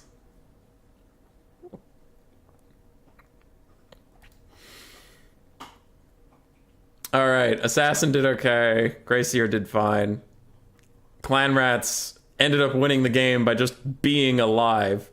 Stormvermin Halberds did excellently. Gutter Runners did very, very nicely as well. Poison Globes, one didn't pay for itself, one did great, and both Chazales got shut down. Malice, 2,800. Firecaster, 1,200. Cold on Knights did okay. Crows of Cain did fine. Manticores honestly got shut down pretty hard, and GG. GG.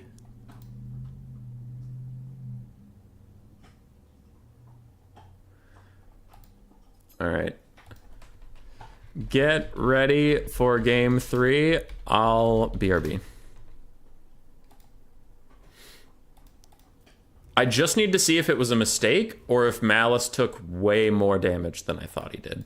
Because if Malice got completely fucked up and Only Rawl had to transform, then Bowmore played insanely good. If Only Rawl transformed when he was at like full health like I suspected, then that was just a mistake and that ended up losing her the game.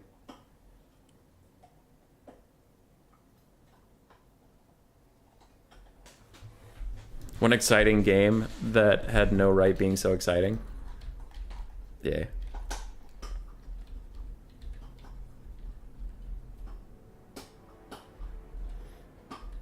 So Malice moves in. He's still like full HP. Oh no, he just transforms right away! No! Knowing what you know now, that is so tragic. Oh, that is so tragic knowing how that ends. Yeah, don't transform Malice before it's time.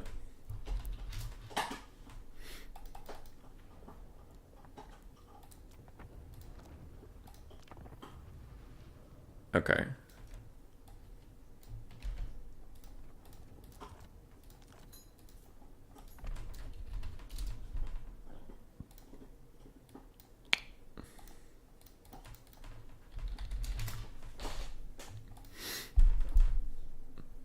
Who dares challenge him? Maybe, or as you were running in, like just a panic, like pop all of his abilities, and one of his abilities is, you know, change entirely who he is and start slowly sapping life. Oh, God. Can you see why I say that this matchup is like super Dark Elf favored now, though, after the Malice changes, and like he's actually good? Because that game was that close with just Malice carrying, and he accidentally threw away 1/2 of his health. Like, he could have legitimately solo carried that whole game. It's so nutty. Malice is not alright versus Skaven. I don't know if Malice is broken in general. I'm still on the fence about that. Some pretty good Dark Elf players tell me he's trash. So I don't know. But I know, like, versus Skaven, he's such a problem for them. So I don't know if he needs nerfs, per se. I wouldn't go that far. But I do think he makes the Skaven matchup really hard.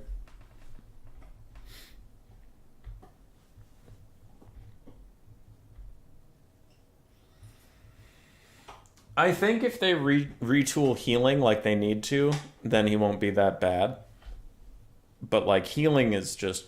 Healing was already strong in Warhammer 2, and then it got buffs across the boards because math. where this is way oversimplifying, but why I keep saying healing got buffs is like they changed healing from Earthblood gives you 500. Well, I'm making these numbers up, right? Earthblood gives you 500 health. Okay, that's cool. Hey, listen, we're going to change it to percentages. So Earthblood is going to give you 0.5% of your health. Okay. That doesn't sound like a lot. But then in like a 10,000 HP unit, 0.5%, 1% is 100. So then 5% is 500. Yeah. So then that equals out. And it's like, oh, okay, that's fine. But then the Earthblood passive used to give your whole army, like, honestly, like 100 HP. It wasn't anything. And now the whole passive gives your whole army, like, 250 or something. So it's just way more effective. And then a lot of the percentage heals got way buffed up over what they used to do numbers-wise. So on the low end, like, Earthblood feels like it used to. It feels strong, but not overpowered. But it's a lot of the passive heals and a lot of the army-wide heals that are attached to things like Earthblood and Invocation of Nehek and the Tomb Kings, right? The Realm of Souls and the Nehekara passive are both super, super strong because of the healing changes to percentages instead of flat numbers. The Unholy Lodestone, the Corpse Carts were changed to those percentage-based numbers. Regen changed from, like, you know, oh, I get like 6 health a second. Oh boy, I'm so cool. To a percentage, and then everything went up to ultra, so it's just like the math didn't really work out across the board, and now like some heals are just as strong as they were, and then a lot of heals are stronger than they were. So it's just rough. You may have to try Slanesh and Azine choosing Chaos Warriors. Easy win. Now the elliptical. So tell me where you hid my iPad. I'm sorry! I didn't mean to hide your iPad. I just wanted to watch Shrek 2. Flat heal is better, and it still is better on high value units. There's no change there. Less legible. Yeah. Anyway, healing across the board needs a nerf. Most people can agree on that. And with that, I think Malice will be less toxic for a lot of factions, and I still think he'll be good in Skaven. So I just think, like, I think he'll be a really good pick into Skaven going forward, and if he isn't, then they fucked Malice up. That's the only way I foresee him not being a good pick into Skaven, is they just destroy him for no reason. Or they're like, you know what, fuck Malice. Which, wouldn't put it past him. I.e. dwarves. Dwarf mains. Dude, okay, if you weren't around for the history of dwarves, it's been a rough go. And I know a lot of people hate dwarves, but can we all be honest about dwarves for a second? Dwarves only pick Grombrindal because he's their only good lord. And they're like, CA, I'm tired of playing Grombrindal. Make Thorgrim Grudgebearer good. Make Ungrim Ironfist good. Please make Belagard good, or even the basic lord. Just give us a lord that's good besides Grombrindal. CA is like, I hear you. Nerf Grombrindal. What? Fucking why? Because fuck Grombrindal. But why though? He was our only good lord, but now we have no good lords. This sucks. CA, why can't we have a good lord or a hero? Listen, I hear you. We're nerfing Ungrim too. Why? He's already bad! I don't know, because fuck you. Hey, there's a new guy coming out. His name's Thoric Ironbrow. Oh, good. He's fun. A good runic caster to support my army. He's a better duelist than any lord you've ever had. Why is he a good duelist? He has 100% armor piercing, you dumb bitch. Why is that true? What is this bullshit? I don't know, but now everybody hates the fucking dwarves because of Thoric Ironbrow. We hate Thoric Ironbrow too. We don't even like him. God damn it, he's a piece of shit. Okay, coming into game 3, we're making some changes. Thoric Ironbrow gets perfect vigor, motherfucker. Why would you do this? He's the only good lord they had. And they're just like, buffs for him. Fuck everybody else. It's dwarfs, not dwarves. Same thing. It's so funny though. Like, CA's balancing around the dwarfs is just a travesty. It's so bad. Now, they did some good things for the roster, honestly. Hammerers being good now is fun and interesting. And I actually think dwarves are pretty fun at the moment as a faction. The only problem is Thoric. and they keep giving that fucking asshole buffs. Like, can you imagine how not toxic dwarves would be? And I know some people just hate dwarves, and if you just hate dwarves, that's fine. Like, I just hate wood elves. Right now, they're a D tier faction in line battles. They really struggle to do anything, and I still sometimes ban them because I just hate them, right? So I get that. But if you can get past your hatred of dwarfs, if you have it, like, dwarfs are in a fun spot right now if you just block out Thoric Ironbrow, right? Hammerers are fun. Thunderers and Quarrelers are fine, but they're expensive, and there's tons of armor piercing and magic damage in the game now. Magic damage can actually do good damage versus dwarves, whereas it couldn't previously. Their spell resist isn't that oppressive. Their front line can hold, but not as horrifying as it used to be. Miners with blasting charges are still good, but on ultra unit size, they don't like instantly delete any unit anymore. They just instantly delete cheap units. I don't know. Dwarves are just like in a pretty all-right spot to play as and play against, in my opinion. They're doing all right. Because Cavalry got big buffs, and Chariots handle better. Whereas in Warhammer 2, certain Chariots did a ton of damage, and some didn't. Now in Warhammer 3, most Chariots besides the Slanesh ones do what they're supposed to, which is a lot of disruption, but not a lot of damage. So I think the dwarves are actually really interesting. And then there's Thoric. And it's like, oh, so all the dwarves are going to get perfect vigor for the entire game. So dwarves at the end of the game are going to have fresh next to their fucking name. Okay, not fun anymore. Thanks, CA. And CA's like, no problem. More buffs coming in the next patch, just for Thoric. No one else. And it's like, come on. God damn it. Yeah. No, Rusty, I wasn't saying like tier list. I was saying like faction fun wise. Dwarves are definitely not a fun faction. What about the default Rune Lord? He is completely trash.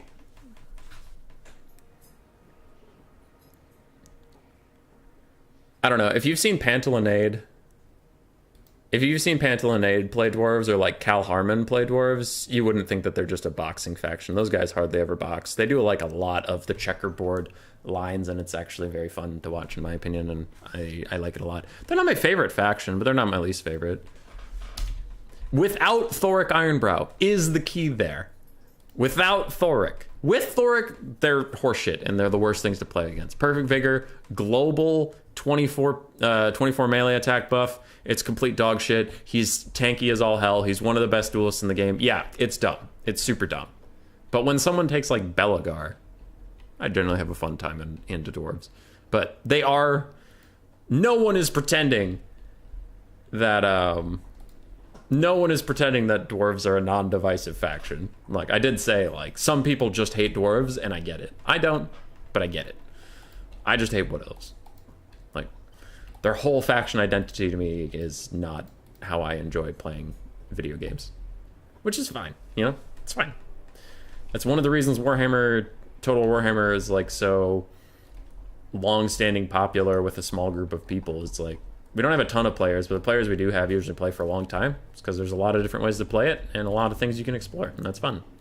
I don't have to like all of them. Boring version of Skaven at Empire. You just had an amazing colonoscopy yesterday. Highly recommend. Yeah. Be'lakor naked. Speaking of boxes, dwarves are poopy. The dwarf hate is strong. Alright, I've stalled for long enough. Tomb Kings have all set up so I can talk about them. Skeleton Warriors and Skeleton Spearmen backed up by some Nekar Warriors and Tomb Guard in a boxy box. The Kepler Guard are chilling as well. We have two Ushapti, one of which is Chosen of Gods. We have one Sparkle Stalker, and we have Ark in the Black. And what, I mean, like, Rusty, you and I have had this conversation many times, but what do you want them to do? Take on Slanesh in the flanks? That's not gonna work. That's Slanesh's whole thing. Anyway. Yeah.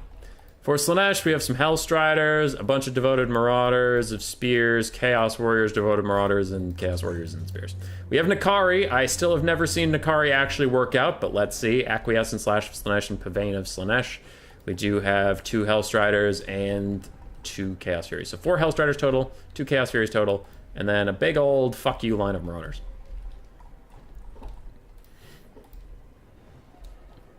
We will see. I think the Tomb Kings will be alright. I just don't have a lot of faith in Nakari, and that is like a fourth of your army's funds. So I don't know. I think the Tomb Kings should be able to win the infantry game. Should. I don't know about... How many Chaos Warriors do we have, actually? That'll decide it. If it's like 2, then they'll be fine. Yeah, it's 2. They'll be fine. So Tomb King should do fine in the infantry. Their Lord is, in my opinion, better cost-wise. So it's all about how much can Slaanesh get out of their cavalry and Furies, and how much can the Tomb Kings get out of their weapons teams. You'd fight Dwarves over Nurgle any day? I don't have that. I haven't had that many problems with Nurgle recently, but I play a lot of ranged factions, and Nurgle does not do very well against range spam, so I guess I'm just... My preferred play style is really good into Nurgle. Ushaptis are trying to get some nice poke onto Nakari, and even with that little bit... What? Oh, Skeleton Warriors. I was like, what? Even with that little bit of health damage, that's 160. That's a whole Skaven Slave worth of value.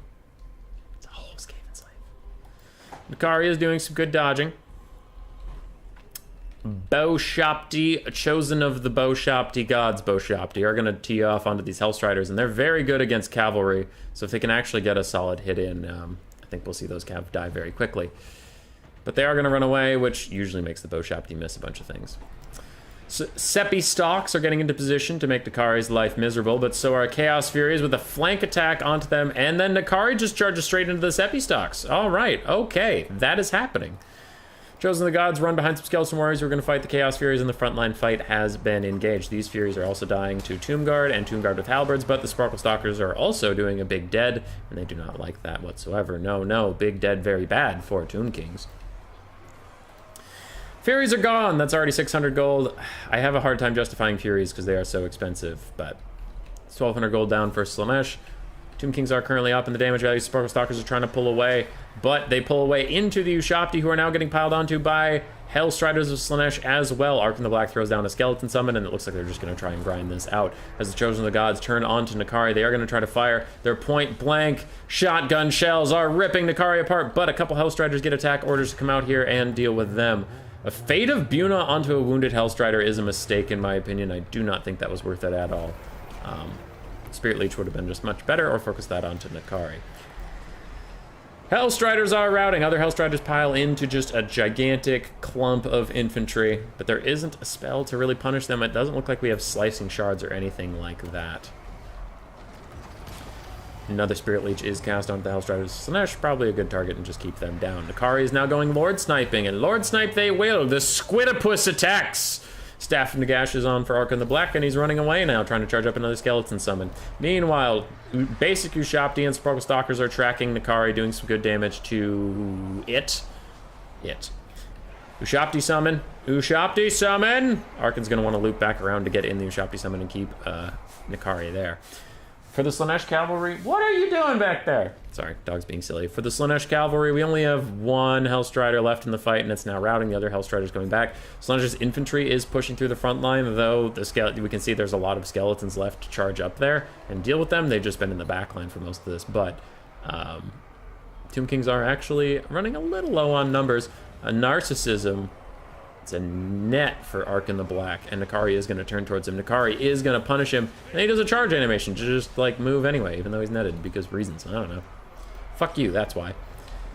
Chosen of the Gods firing at some devoted Marauders of Slaanesh. That is definitely not what they should be doing right now. They need to be helping out Ark in the Black in his current situation. The other Ushapti are here fighting. Arkin is now going to run away after Spirit Leeching Nakari down, and we have some Ushapti. There they are. Ushapti Great Bow's trying to get in position to deal with Nakari again, but Nakari dives into Tomb Guard with Halberds. Oh no.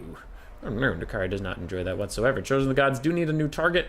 They can't be shooting basic chaff at a time like this. Nakari is still chasing down Ark in the Black, who's just trying to get away. He's like, leave me alone, man. I don't deserve this. Nakari's killing more stuff. This is going to be nice. We have two different Boshapti aiming at Nakari, who's a little blocked up, but these guys get stopped by these devoted Marauders of Slaanesh. Doesn't look like they have guard mode on, so they are not still attacking. Ark in the Black is running around. He is now rampaged by the Slaanesh army ability, but there's no one nearby to actually punish him, so he's doing all right. Another Lash of Slaanesh does a lot of damage to Tomb Guard, actually.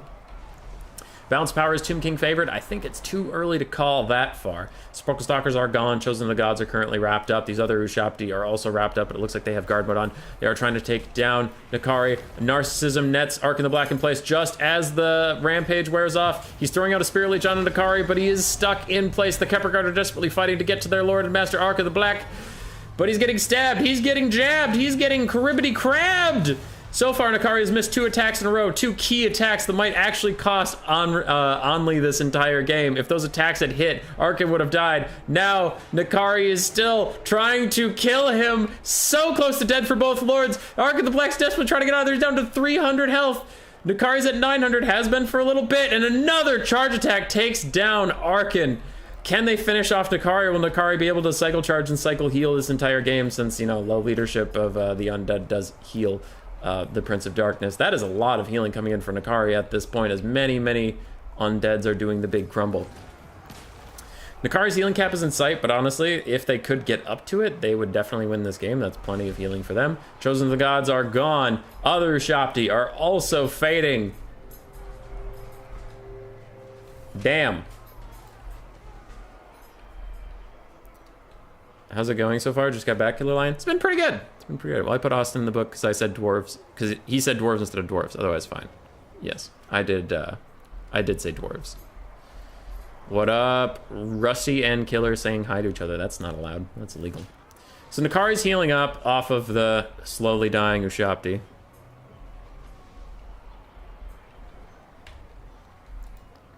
Skeleton Warrior summon fades. Balance powers back to even, but I honestly think Slaanesh has got this pretty easy. Nakari's just going to cycle charge, keep healing up off of things, and I don't think there's a lot they can do.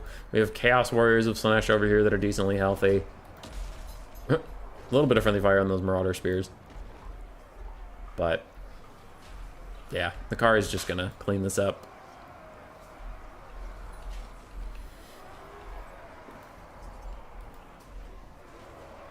Damn.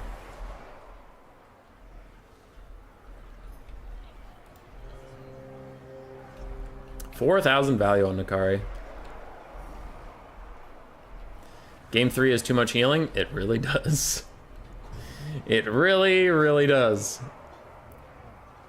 So if an enemy unit is destroyed within 30 meters, Nakari gets a 0.4% heal per second for 21 seconds. So that's an 8% health. Wait, really? Hold on. Wow, that is 8% of Nakari's max health back every time a unit around them dies. It has a cooldown of 15 seconds, but still, it is like all the healing effects in this game are just completely jacked up right now. Anybody who's healing or can heal? Yeah. Well, healing was already super strong. That's why Grom the Paunch was like the only greenskin lord we ever saw. It's because he's the only one with any healing or survivability of any kind. I do think they need to take a really big look at healing in general, and they've needed to since Warhammer 2. But Warhammer 3 made a bunch of interesting decisions, as we mentioned. Like, we've had multiple Gary rants today about, like, Be'lakor and Undead in general. But, yeah, healing was another one where they're like, listen, everybody with Lore of Life is taking Lore of Life because healing is super strong. Grom the Paunch is the only real lord because he has healing. Healing's super strong. Vampire counts are the top of the top tiers of play because they have a ton of healing. Healing is pretty strong. But, hear me out. What if we fucking buff healing? And everyone was like, give this man a raise! He's a fucking genius! It's not a problem if there's just more of it! It's like Richard Nixon in the White House when he's like, there's too many people doing drugs. The only thing that can fix this is more drugs. Get the CIA down to Colombia. And Nixon famously bought everybody drugs, and drugs were stopped being a problem in America because more drugs fixes the problem. Wait, that's not how anything works. CA, why did you buff healing if there was too much healing? CA, you dumbo. You silly dumb butt.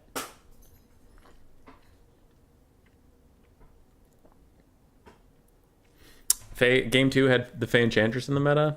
I mean, she was a healer, but she was also a Mortis engine, yeah. Well played by Only, though. It is cool to see Nakari get a win. I'm not denying that at all. It's just funny how much they healed in the end.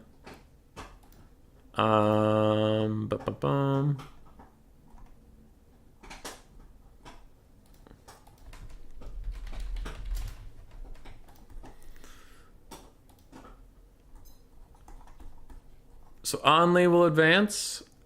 Looks like Odium, Tretch, and Alea are also having... they're still battling, but... on my way. We have a different game to get to, ladies and gentlemen.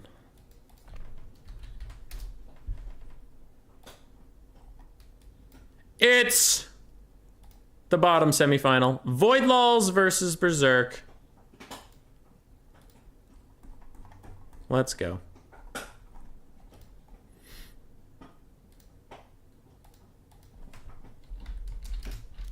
I'll depart if too laggy, but hopefully fine.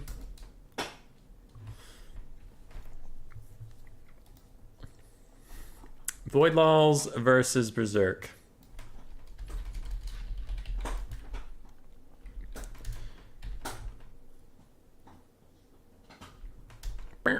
Now, sometimes connecting across the entire world can be tough.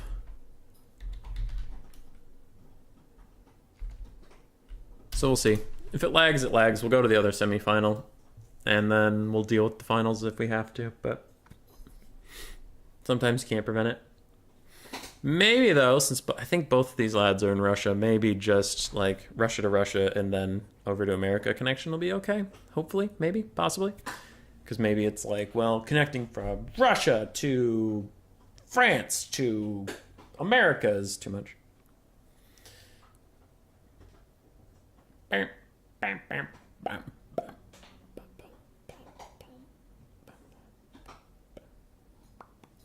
We have Dwarves versus Warriors of Chaos. It's the Dwarves of Carrick Drin versus the Chaos of Chaos. Interesting. Oh, boy.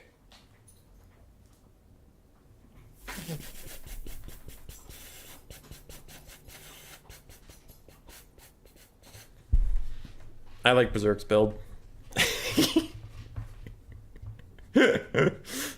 Berserk's build is very funny.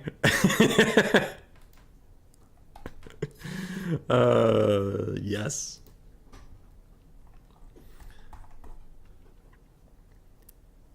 All right. Tretch has prevailed on the top side, by the way. So we have Onlyral versus Odium Tretch, and on the bottom we have VM Berserk versus VM Voidlulls. So it's RTK, ODM, and 2 VM lads left. And the finals will guaranteed be VM versus blank. But who is the blank? Who? Who could possibly be the blank? Could it be? Anyway. Yeah, that's where we're at. Boop, boop, boop.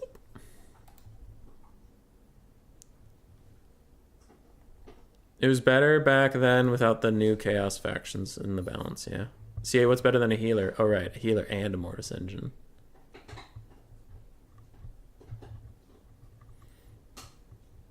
Not solely, but it was... Yeah, you didn't play any of Game 2, so you don't know the meta. The meta was a little different than Game 3. But it shifted a lot, patch to patch, you know. So it shifts a lot. But at the very end of Game 2, Chariots were quite strong. Single entities were very strong, especially Manticores. So it was single entities, Chariots, and... It depends faction to faction, obviously. But largely cavalry engagements, I guess. And now in Game 3, it's single entities, cavalry, and archers. Or ranged, in general. Oh, wait, big part of Game 2, Skirmish Cav. Skirmish Cav just dominated the meta for a long time, and now they're pretty whatever. Like, they're still good, but there's rarely a game where I see Skirmish Cav versus Skirmish Cav for the first, 2 or 3 minutes. It's just not a thing that happens very much anymore. So it used to be, Skirmish Cav, Chariots, and single entities much more than cavalry. Because I was thinking of the Skirmish Cav as cavalry. So. Skirmish, single entities, Chariots, and now it's more like single entities, heavy cav, and foot ranged. Whether that's archers, whether that's pink and blue horrors, whether that's, Streltsy, Commissars, handgunners, huntsmen, dark shards, shades, archers, you know, archers in general. Like, any foot ranged unit has been super popular. And that, you know, skirmish cav are still strong, but I'm saying the meta isn't determined by just infinite skirmish cav spam all the time. Mortars doesn't require melee to work. I mean, a lot depends on the new dev cycle timing. Often when new stuff drops, updated factions, OP. I mean, Marauder Horse and they got over-nerfed. What got over-nerfed? Just curious what did. Alright, so Void Laws vs. Berserk. The dwarves have 4 gyrocopters, all with brimstone guns. We have Thoric Ironbrow, a master engineer to refill the ammo of some of the gyrocopters. We have 2 Iron Drakes with Trollhammer torpedoes, 2 Iron Breakers, and then a bunch of dwarf warriors and longbeards. Oh my god, it's so degenerate. This is what you forced us to CA with Thoric. On the other side for Void Laws, it's as much cavalry as you can get. We have some Marauders, we have some Marauders. Ooh, Chaos Warriors with great weapons, Marauders. Chaos Warriors with great weapons, and more Marauders. We do have Sigvald the Magnificent. We have a Chaos Sorcerer of Metal with only Searing Doom. We have some Hellstriders of Slaanesh with the whips. Then we have Marauder Horsemen with throwing axes, more Marauder Horsemen with throwing axes. I swear there was another Marauder Horseman that was just regular, but maybe Void cut him. Maybe. 2 Chaos Chariots, some dogs, and a single Manticore. VP got over-nerfed in game 2. Oh, yeah. Yeah, they got taken to the very bottom of the meta. How do you feel about Wood Elves? I've been getting beat by them pretty bad recently. I still think Wood Elves aren't that strong, but any faction played by, like, a really good player can be good. Like, even Khorne can be good when played by someone just, like, solid. The thing is with Wood Elves is usually the people who are playing Wood Elves right now are Wood Elf mains who will always play them no matter what, and they're just, like, super proficient at that faction. But, yeah, Wood Elves in general have been struggling at the moment. Also depends on the faction you're playing, right? There are certain factions that still get countered by Wood Elves and don't want to fight them, like Skaven. Anyway, Marauder Horseman throwing axes. Void is doing very nicely. Gyrocopters are a tiny, tiny target, so what he's trying to do is get directly underneath them so your angles of fire are better and you get off more damage, and Manticore is also just going to chase this Gyrocopter. Even though it's slower, it'll get charge bonuses every so often, and it'll just generally keep up with them, be annoying. So Gyrocopters have taken a shit ton of damage, which is good for Void. Void's actually up on damage value right now. Berserk's probably not enjoying that as much. None of the gyros. I don't think we've lost a gyro model yet. We have not. So they're still doing okay. They are trying to get back to their little Dwarven box of Dwarven Boxitude, where the Iron Drake Trollhammer torpedoes can maybe cover them. Nice little volley onto these Marauder Horsemen throwing axes, doing good damage over there. But man, we took some damage.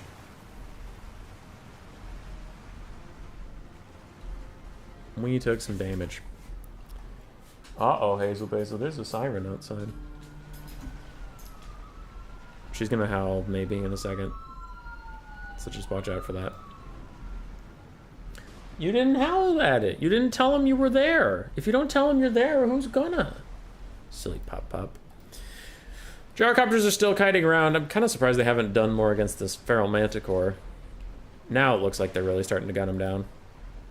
Because if you can rampage him and just run back to the Trollhammer torpedoes, he could get murked pretty quickly. Void, in the meantime, hasn't been too bothered by this. He's just slowly advancing, using his skirmish cav and Manticore to keep that thing off of stuff. Chaos and Undead being OP is just the latest instance of the cycle. Yeah. It's just like annoying to people that VC and Warriors of Chaos are still so strong after they were strong in game 2. So they're just like, no. When do you guys not get to be so strong anymore? Anyway.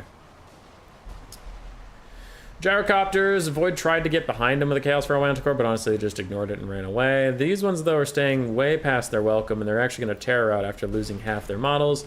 Manticore does finally rampage, and the Iron Drake Trollhammer torpedoes are trying to turn towards it. They're trying to get some shots off.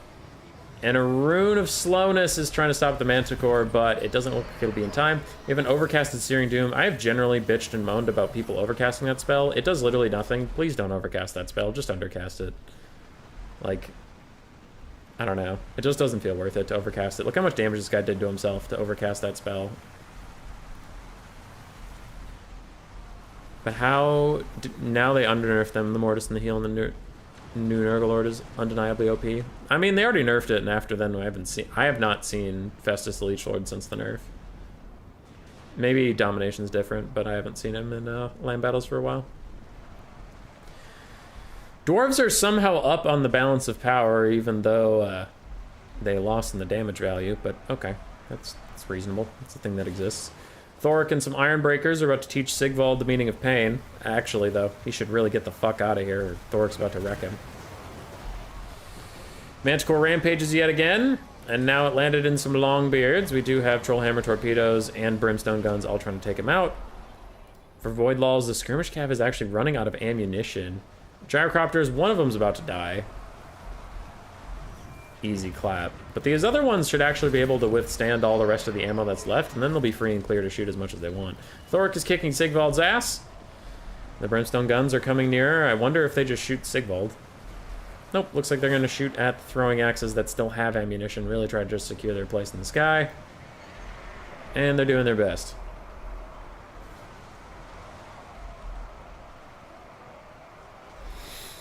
Okay. Hellstriders with their Hell Scourges do dive in, but they're attacking Iron Breakers and Longbeards and these Trollhammer torpedoes, so I doubt they'll do very much damage there. And I'm kind of surprised. Oh, there's Thoric. I was like, why isn't Thoric on top of Sigvald, just constantly dealing damage to him? Rune of Wrath and Ruin does some good damage to those Chaos Warriors. And again, look at the overcast damage on the Chaos Warriors for metal. And is it even going to matter? No, just normal cast it. Please, God, just normal cast it. It's not worth it to hurt yourself for that. The normal cast is fine. It's a smaller area, but it does just as much damage for some reason. How functional is the Slayer Rush in Game 3? Depends on the faction. Versus Beastman or Skaven, it can be okay, but not incredible. And Slayer spam is generally really good against like Beastmen or Ogres. Yeah, Ogres would be really good. Slayer spam versus Greenskins is also quite solid.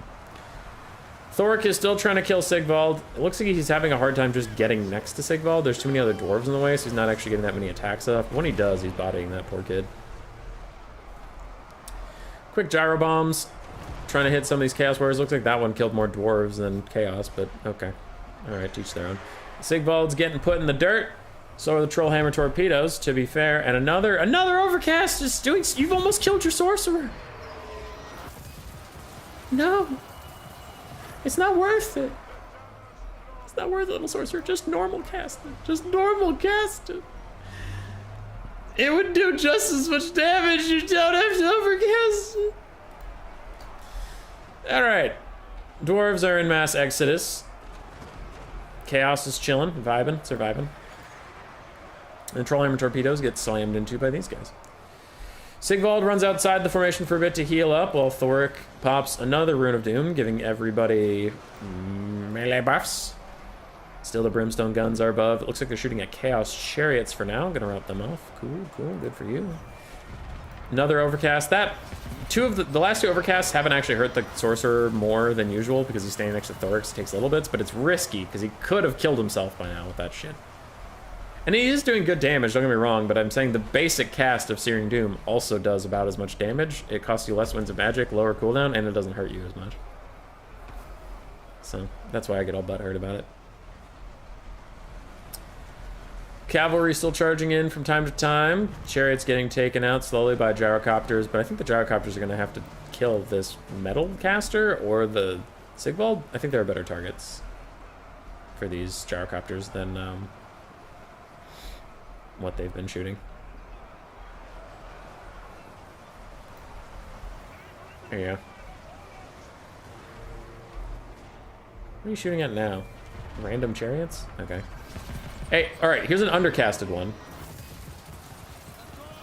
And it did so much more damage to one target. And yeah, it's just one target, but like, it's way less Winds of Magic. Ugh, I love undercasting Searing Doom. It's so good. Thoric is stuck fighting a million things. Probably needs some help from his gyrocopter buddies. And Chaos is rallying. That fucking Manticore's back. I almost, like, I know it doesn't, but I swear that Manticore is healing because of how often it has come back. Thoric really needs to come back here and help out this Master Engineer with his problem. And Iron Breakers throw some blasting charges into these Chaos Warriors, really wrecking them down. Looks like these other Iron Breakers haven't gotten their charges off. And there's still 42 models. Look at their health, but realize that that's 42 models. of Iron Breakers. If they could get their charges off, that would be insane. Another Searing Doom coming in. Oh, the glory of Undercast. Takes like a third to a quarter of health off those Iron Breakers. Oh, you love to see it. Brimstone Gun's still firing at random stuff. Sigvald's healing cap is within sight, so that's fine. I really think the gyrocopters needed to snipe out this mage sooner. It looks like now those charged him in melee, and now they're trying to get out of there because they didn't realize they were going into melee, only to be swept up by cavalry. No, they're going to get back in the sky. They're going to do okay. Master Engineer chucks out a fire ring of Thoria to try and save himself from all these dogs. And please, will you guys use their last ammo on that caster so he doesn't just bomb your Iron Breakers? Please stop him from bombing your Iron Breakers! Stop him!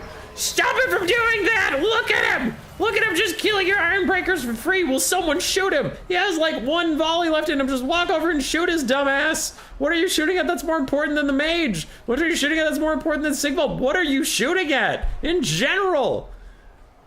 Go over there! Shut up! Shoot him in the face! Master Engineer's running. He didn't have any extra ammo left, so this is the last volley. They just, like, if this is your last volley anyway, you 100% just walk over and shoot that Chaos Orb of Metal.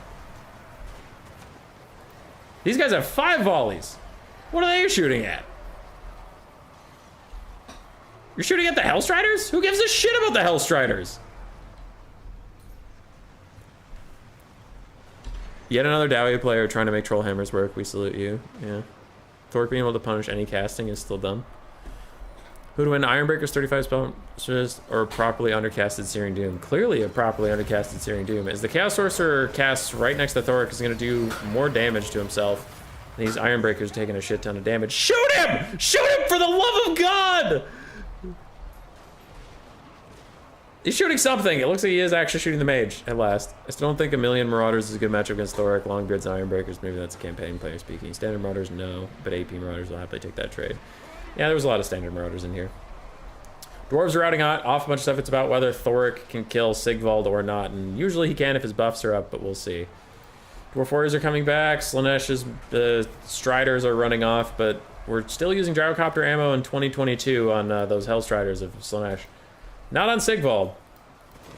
Not on old Siggy. It's the year of our Lord 2022. We're still shooting at Hellscourge Hellstriders with the last of our ammunition. Alright. Trollhammer torpedoes firing in. Gonna take out some Marauders, route them off, and now it is up to Thoric to kill Sigvald. Well, Thoric and the helicopters, because they can just sit up here and shoot him from behind, and that'll be pretty nuts. Oh, wait! They can't! Because the Hellstriders are more important! I'm not mad, you're mad! These are some dead Hellstriders, as they're going to charge straight into Trollhammer torpedoes and blasting charges.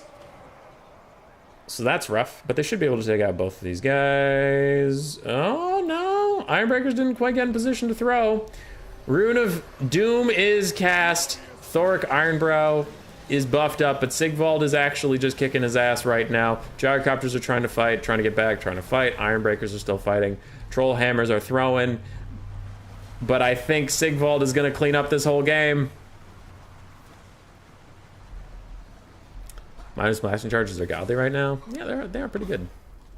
Troll Hammer is trying to kill Sigvald now that Thoric can't. Thoric is backing off.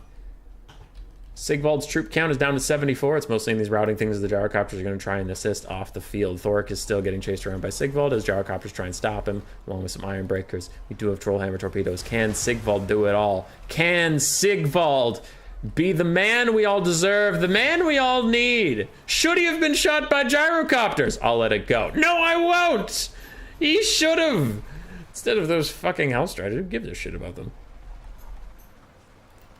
Human boy, you're just a piece of shit. I know that! But I still think there was better target selection for the thingies. Can't believe I'm rooting for Sigvald. These dwarves are trying to do something. Somewhere. Sigvald trying to solo carry. Thoric's charging back in, so you have to think he has a buff ready to cast or something. Otherwise he wouldn't be joining this fight.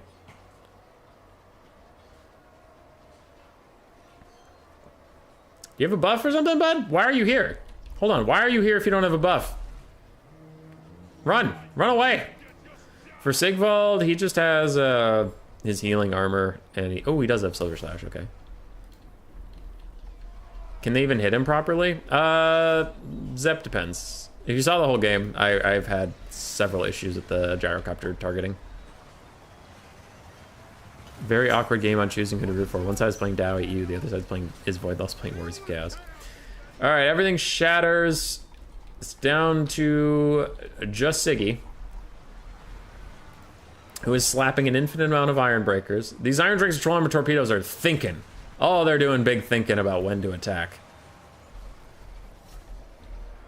Sigvald should get an army ability to activate when he gets down to 69 troops left in the army. But it's only active as long as he has 69 troops. Gyrocopter's charging in. Thoric's charging in. The Rune of Doom is popped. Sigvald's getting beaten down by a whole bunch of sweaty dwarves. Can he do it? Can he hang in there? It does not look like it. Rune of Slowness is even going to slow him down just for fun, as these Trollhammer torpedoes aren't even trying to fire in anymore because they would hurt most of their own dudes. Thoric Ironbrow runs out just as the Rune of Doom wears off. That is good timing. Good job. Good job, Berserk. Proud of you for that one. You did great. You only joined at the end?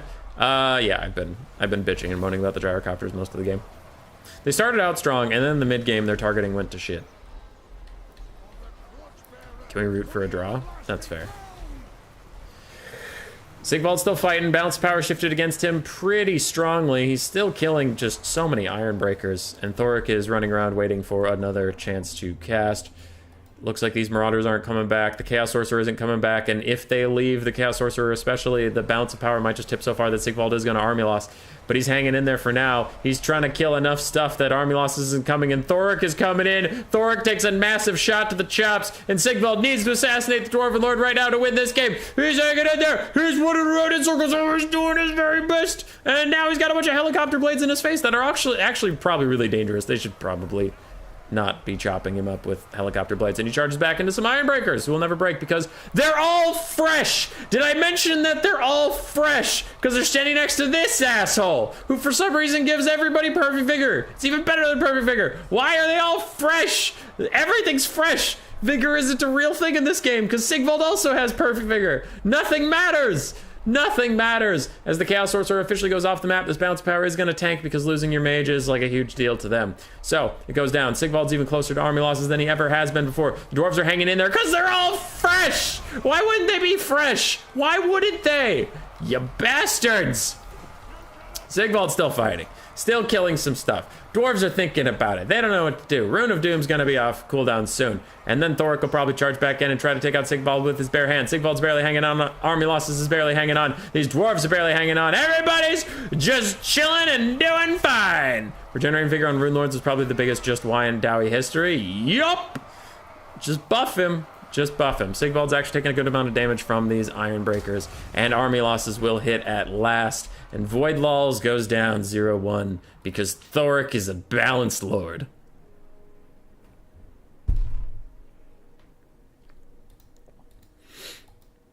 Sigvald 3,000 value. Caster 2,000. Chariots not very much. Hellscourges not very much. Throwing axes did fine. Dogs and Marauders all got murdered. Thoric did very well. Ironbreakers did very well, especially the ones fighting Sigvald all game. Trollhammer torpedoes struggled to get their value back.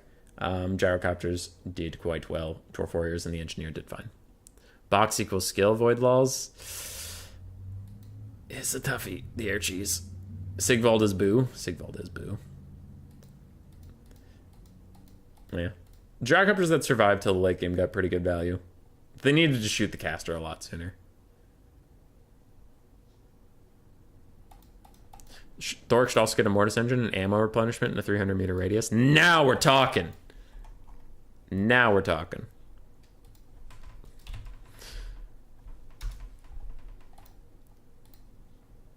Value on the troll hammers? I thought I went over it.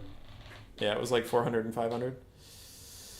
I still think Thoric should be just deleted off the source code. Figure out the DAO need after they get rid of this shit lord.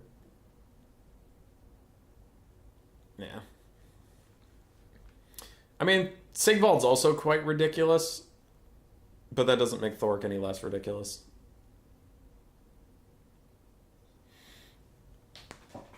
I'm hoping Sigvald does get nerfs. I'm thinking Thoric probably won't, and that's a shame, but I'm thinking he probably won't because dwarves aren't that strong in domination.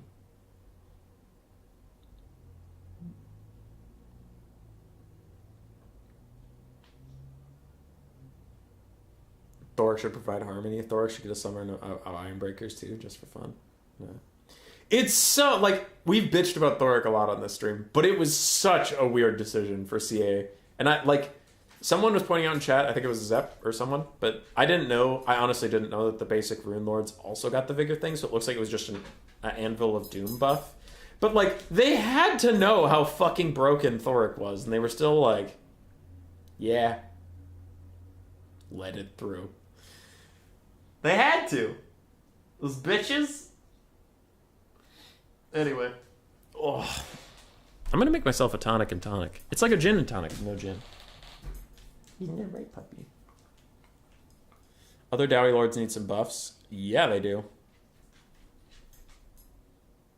A permanent summon. Sigvald could just be deleted, whereas a cast was still the most OP Lord in the game. Sigvald, Be'lakor, Thoric. I'll need a looking at.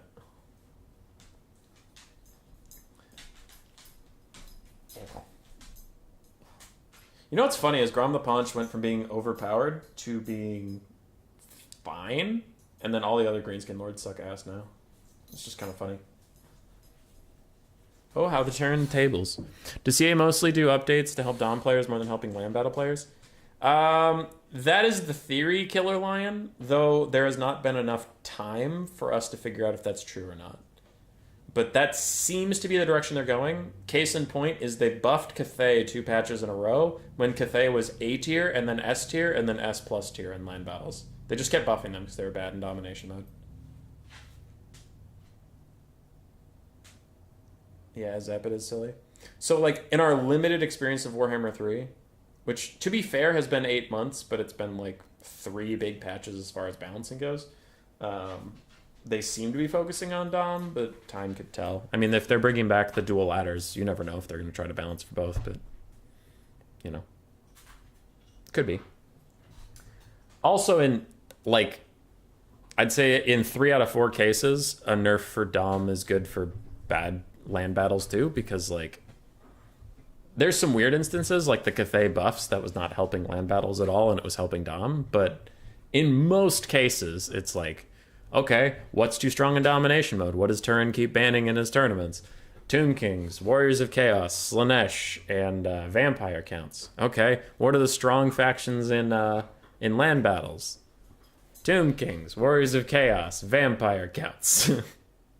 I think a nerf for a lot of those will help a lot of these. I don't think Slanesh is overpowered in land battles, so I think the nerf, and if they take a nerf in domination mode, they'll become a subpar faction in land battles. But, like, a lot of the big dogs are also problems in domination mode. So I think most of the nerfs will be pretty good for both modes. Will Queek one day be good? If Tretch can get by our blood, anything can happen.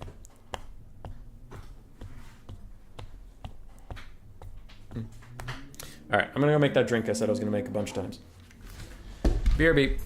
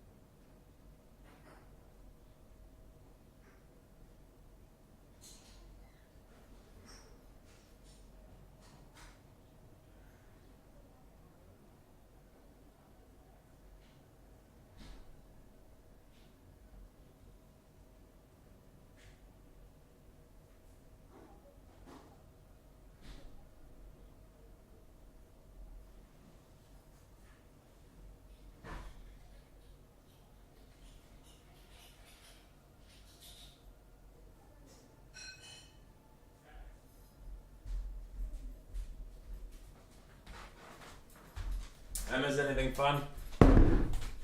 Ghost versus Slanesh. All right. What up, fat kid at recess? Why did Turin stop doing land battle videos? I'll let somebody else answer. Don't they have 3 gold bands in each of Turin's Dom games? Yup.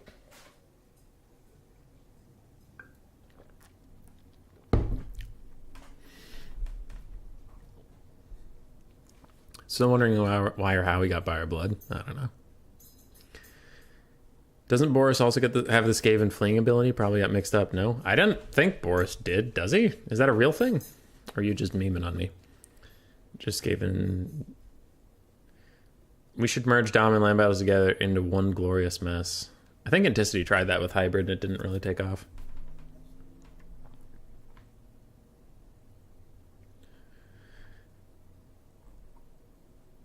Dom battles aren't even fun to watch. I agree with that sentiment, but I don't mean that, like, I don't know. Sometimes, man, I know I'm being overly paranoid, but there is a certain community of people that get all butthurt if you don't like what they like.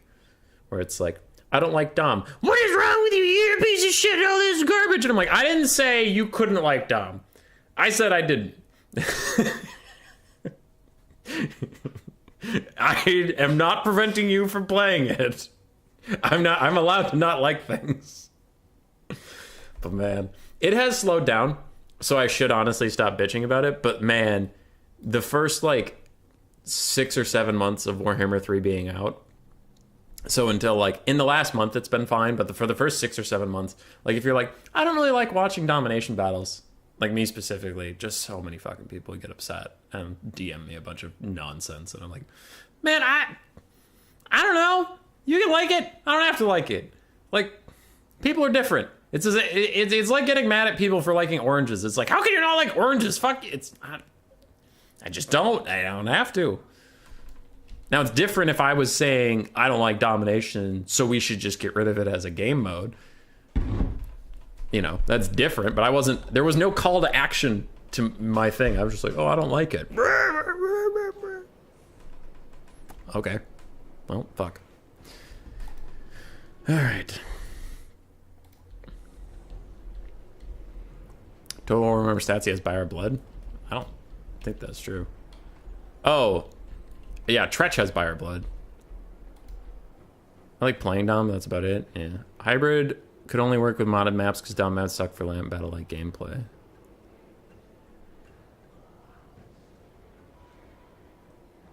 And which damage caused actually helped your score in Dom? Yeah.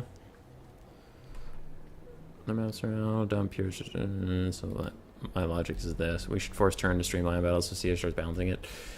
Dude, I don't know. Like, no flame.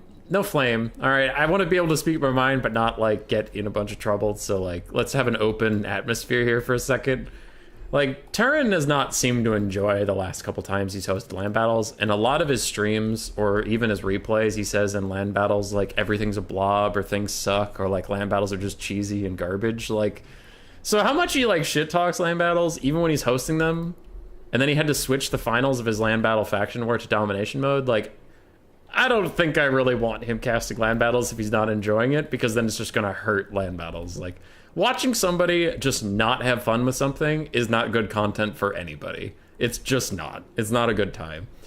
So, like, if he doesn't enjoy it, then he probably just shouldn't cast that type of content. Like, because I've talked to him a couple times about, like, hey, man, there's a lot of new players in the community that come through your channel, and, like, you really hate land battles, and saying that all the time makes it hard to get people to try them. And he said he'd try to back off on that stuff, but like, it's pretty clear he does not enjoy land battles. Boris has Fire Blood. Yeah, it's the Kislev passive. Tretch has it, which is fucked up because it's a Kislev passive. Last time Turn cast land battles, they had to suffer through Zine cycle charging, got understandably miffed. Thanks, Mofet. Yeah. Anyway, I gotta cast this actual game we have. 1 second.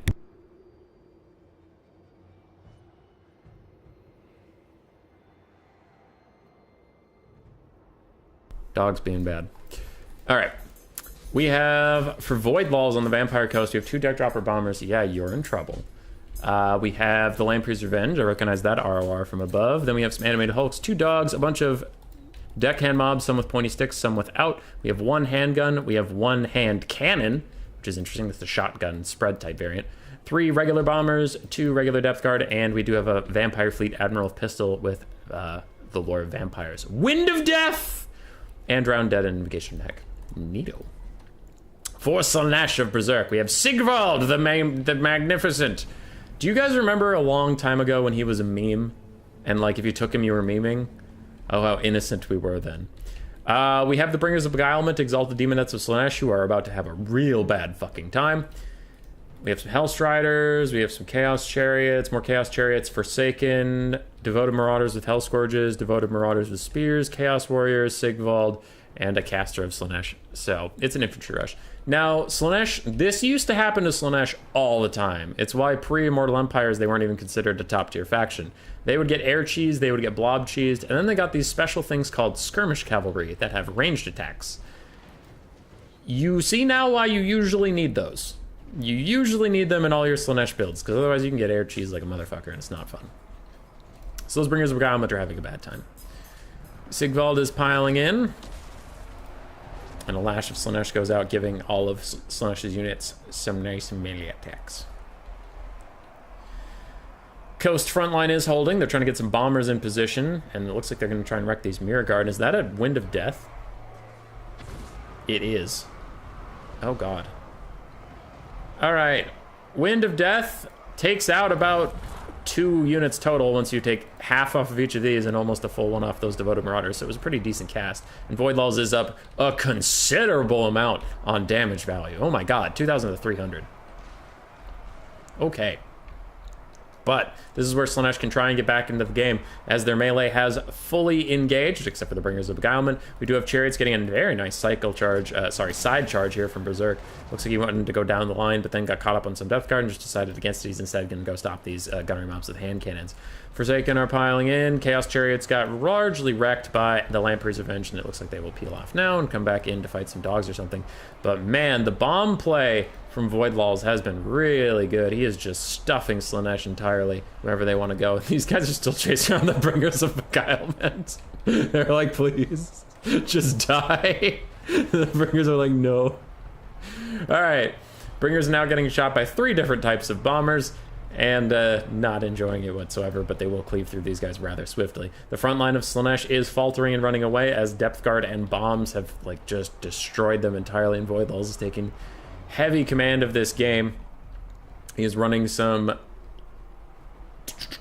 cavalry off the edges. And yeah, it's looking a little doomed. Unless Sigvald can put on another performance like he just did earlier, I think we're gonna be going to game 3. But with the Lamprey's Revenge can do a lot of damage to Sigvald, honestly, and so can Depth Guard wherever they are. That one's healthy. That one's not healthy, but it's getting some healing now. So yeah, I think this one might be doomed.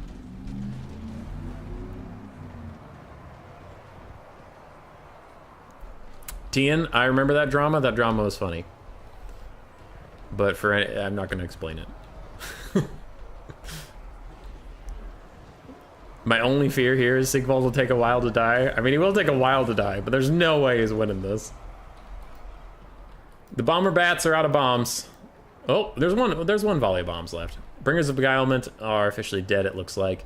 Sigvald and his Mirror Guard are running around trying to fight something. Oh, there's a Chaos Sorcerer of Slaanesh. That's why this isn't over yet. I was like, why is the Balance of Power thinking that this is doable? It is not. Depth Guard are chasing off some Devoted Marauders of Slaanesh. They need to come back. They're kind of getting kited out into oblivion, so they won't be nearby when Void needs them, but looks like he doesn't particularly care about that.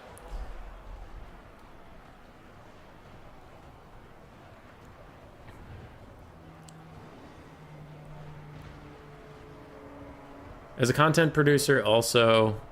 Sorry, what are we talking about? Yeah. Mofat single-handedly killed land battles for an entirety of Warhammer community. At least Mofat, in the meantime, has managed to get himself banned from a lot of land battle tournaments, yeah. There's playing to a faction, playing to a map, playing Tzeentch, and then Mofat. Yeah. I'm getting caught up with Jet because there's not a whole lot to really talk about right now. It's just a slow grind. As the Depth Guard try to kill the Chaos Caster, Chaos Caster's trying to kill more random stuff. Sigvald just won't die, and this Pistol Lady is running around trying not to get caught. Anyway, he didn't even cycle charge though, he would just back out again and again. Yeah. As a content producer, also Turner understands that his continued expansion depends on drawing an RTS people outside of Warhammer Total War. Dom is an easier entry point for those kind of people. I mean, I would disagree, Evan Sherman, but I understand your reasoning. I just disagree. Whenever I try to cast domination games, my viewership completely tanks, so I just stick to land battles, I guess. Superior technology, throwing things. Lamprey's Revenge is actually getting work done. Thought they would do a little bit better, but I suppose they did have to fight 2 different Chaos Warriors for a little bit. Everything's routing besides Sigvald himself. Handgunners are still trying to poke him a little bit, it looks like, but they're probably doing more friendly fire than good.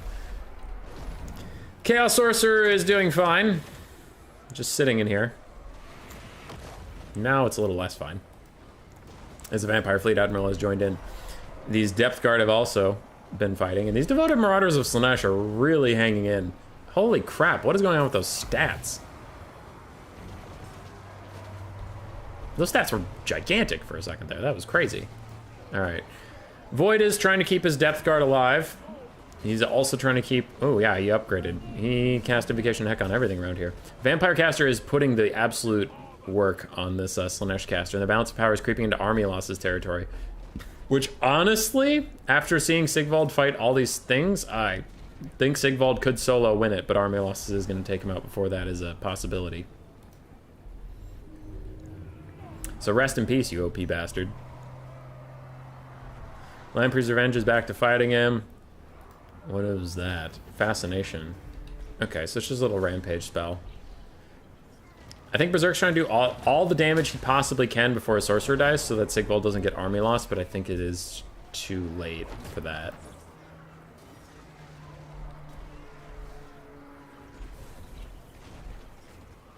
Alright, he's routing. That balance of power is looking real army lossy to me. There it is. GG. Those matches have been similar to Dom. Yeah. Trouble is people like Turin is they have played a billion land battles, watch land battles, and host land battle tournaments. Dom must be a breath of fresh air to them. For those of us who don't do this game for a living, it makes little sense. I see.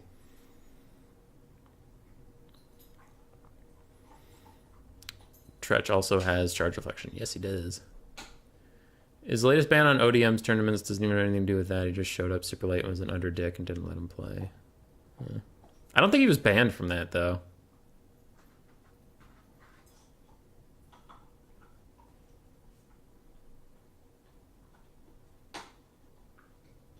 Wind of Death was a clutch surprise. Preparing for crabs, gun bats, and bombers is hard for Slaanesh. Yeah. I still think they should take some skirmish scab, though, in case of bats. Even, that being said, without any ammo refreshes, the bats actually didn't get that crazy a value because they were just falling around the Bringers of Beguilement all game. But, yeah. Sigvald did what he could. Couldn't carry the whole game on his back. Chaos Chariots actually got a little bit more value than I would have thought. Devoted Marauders. Wow, Devoted Marauders did really well. Wow. Okay. That is surprising.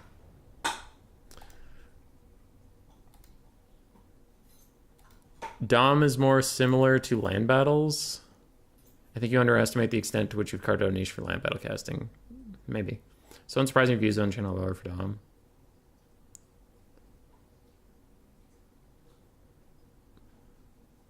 If he wasn't banned, he left the server. I'm not sure. Maybe. I don't know. I have been doing like a lot of research for my channel though. So I've been like, this is not to flame anybody. This is just my research, just trying to figure out like YouTube stuff because I would like to do it for, you know, a long time. So I want it to be good. So like, Turn's views recently have not been doing very well. His single faction tournament, 24,000, 21,000, 20,000, 35,000 on that single faction tournament, 20,000 on this. Then his worst and best units usually do better. 29, Best Lord Shreech faction 36, 24 on a replay. The season 1 grand finals of Total Tavern, 45,000 views. 36,000 on that one. 30, 30, 30, 30. So, like, as we go back in time, he's getting more views, but, like, it's dwindling a little bit. Because we're down to, like, 20,000 being an average, whereas, like, earlier it was 30,000. Now, those could be backlogs, so, like, maybe these will grow over time. I don't know. Single faction tournament, 59,000 views. Yada, yada. So, then the faction wars, 105,000 views. That was land battles. Now, it's also faction war, which is extremely popular, but it was land battles. I'd be curious to see how his faction war does the domination mode. Age of Empire stuff is in the 20,000s. New patch tournament, 50,000. So any of his Dom tournaments are getting like half of the views of the faction war, and that's the only land battle tournament he's done in a long time. So, yeah, that's what I've been looking at. And then like I wanted to get a view for like his historical stuff. So where's like, this is the dull times of Warhammer 2 being quiet and Warhammer 3 not being out yet. So then Warhammer 2, his videos were averaging like 40 and 60. King of the Hills like 30. Some of them dipped down in the 20s though, so he is a little inconsistent. Clan War did 40,000. Ultra Funds tournament, 101,000. 10,000, 62,000, 40,000. So it's a little up and down. Season qualifier, 42,000. Where was his last faction war? There it is, 169,000. Yeah, so it looks like the faction wars are just like always a gigantic spike in viewership. And everything else is lower.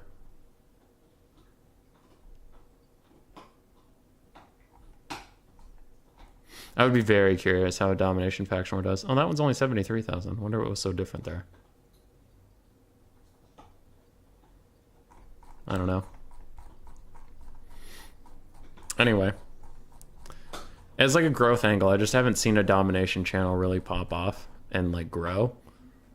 Because I know Logic was trying to do it for a bit, and then he ended up, I don't know, Logic hasn't done a lot on YouTube recently. He's been casting some stuff.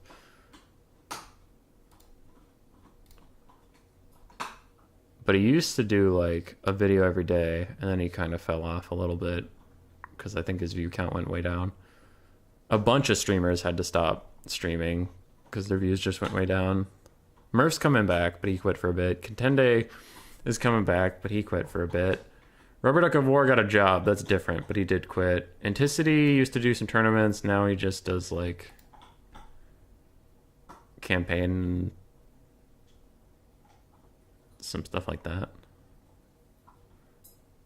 I don't know. I haven't seen it work. And that's my big thing, is like, I hear the arguments for domination, but no one's been able to point to me and be like, this channel is doing domination and they're doing very well. And it's like,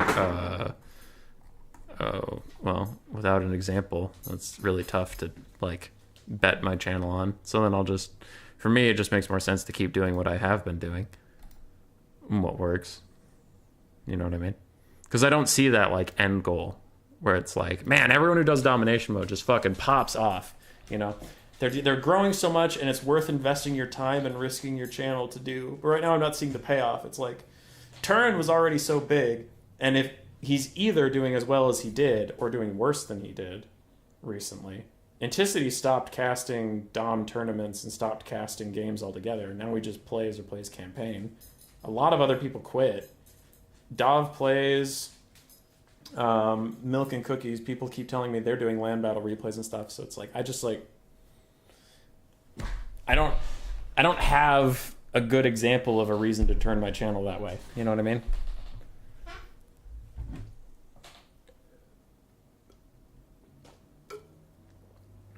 So it's tough. It's tough to like make that decision and commit to that without seeing it work first.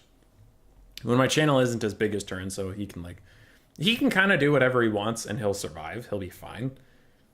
Mine heavily depends on the YouTube algorithm. Because we had a gigantic period of growth when the algorithm was like, you know what, your channel's pretty cool. And then after that, we've fallen off a bit. Our live streams have been doing pretty well, but our video views have been way down. So, but I've talked to Anticity and other YouTubers, and they say, yep, that happens. Comes and goes. Like the tide. So you just have to ride it out, which is what we're doing. Streams have been pretty healthy, though. And so far, I have been flourishing.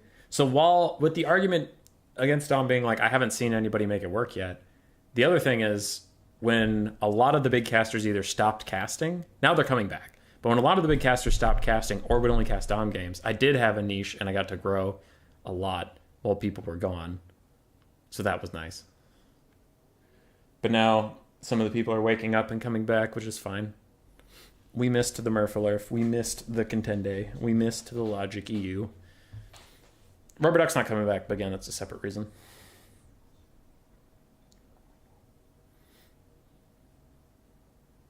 Are any Warhammer streamers doing well right now? Even Legend is getting less viewers. Legend's a weird one because I never really watched his content too much. I don't get a ton of joy out of campaign cheesing, but I know some people do. Anticity exploded for a bit with campaign, like his Throt campaign, where he was just doing wolf rats and kind of cheesing the AI. But that's never been content I've enjoyed, so I can't really speak to it like, here's why that isn't working. I'm like, well, it was never my favorite thing, so I don't know why it's not working.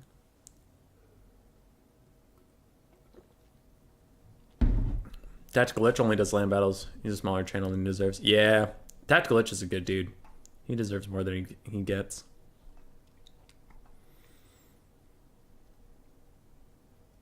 Wood Elves, Dwarfs, Beastmen, Ogres. Oh, which factions have non-good legendary lords? Yeah, chat was on top of that one. If Siggy consistently gets times to his cost and value, maybe just a suggestion here, maybe you should have his value increase. Yeah, he's only like 1,500, 1,700 gold, somewhere in there.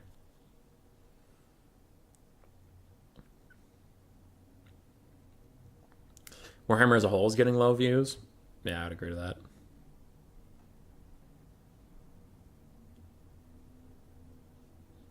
Faction Wars took a hit with the most recent one. Nah, his most... Maybe you wrote that before we looked at it, but his most recent Faction War has double any of his other recent highs. It has 100,000 views. Came for the Slash Pouch, stayed for the great commentary. I gotta fill the time between these games. Looks like Slaanesh and Nurgle was decided upon. This used to be a really terrible matchup for Slaanesh, and then they got some Skirmish Cav and Chaos Warriors, so maybe they can do it. But I haven't seen it since. But it used to just be Kugath, Cultist of Nurgle, and then you're done. You can take whatever you want after that, but Kugath will carry the whole game for you. Because Slaanesh couldn't deal with it. Yeah, Tactical Lich is a good dude, Mark. 100%. If anybody here doesn't know who Tactical Lich is, look up his channel and sub. He's a really nice guy. And he does cast a bunch of land battle replays. Legend of Total War also said today Warhammer Total War fans just got very fragmented since Warhammer 3 came out. League of Legends streamer does campaign stuff. It does pretty well. There's another campaign guy doing well. Costin, I think. It seems people are mostly looking for campaign and land battles. Yeah. My campaign content also doesn't do super great. But that's a great example, Ayano. Thank you for that. So, to counter, and not just say like, oh, if it doesn't work right now, what's the point? I still try to do some campaign content. Because, like the Buff Rat streams, I sometimes try to do multiplayer campaign content, though that recently I've been too busy to do that. Might do some with Platypus, I don't know. Sometimes challenges like that. I try to do some of that stuff because that one, there is an end game that's proven. Like Anticity was doing some challenge campaign streams and blew the fuck up, right? Turin used to do campaigns that I used to watch. I used to watch his campaign stuff when I was working out or whatever because I liked the through-line narrative of what happened to his empire. Legend of Total War has a ton of viewers. Like, all those things. So, like, there's the end game that I can see, okay, if I do some campaign content and get some of that new audience in, I can grow my channel overall. Like, I can see that. Domination mode, I don't see the end game. And that's what I was trying to understand. Because it's like, well, if they play multiplayer, then they already know I exist.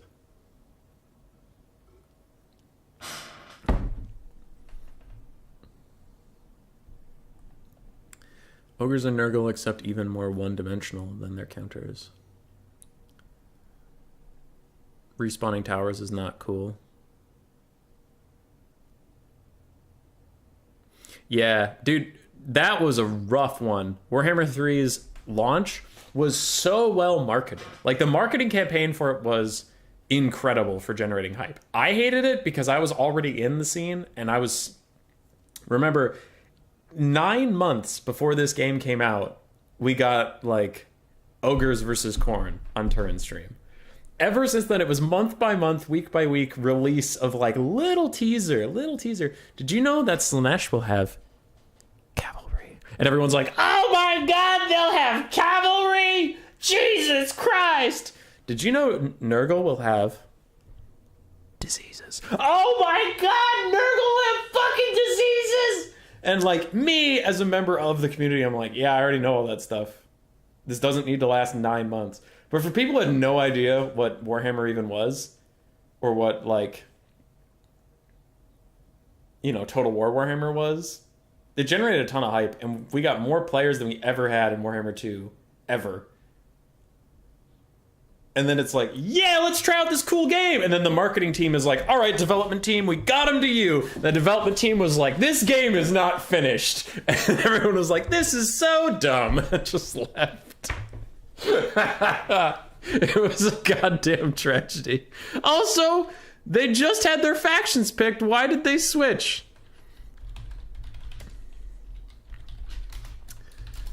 Holy shit, we've been in this build phase forever, and then both these guys with full builds just switched armies all of a sudden.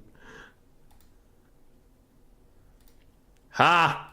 Yeah, no, that's pretty funny.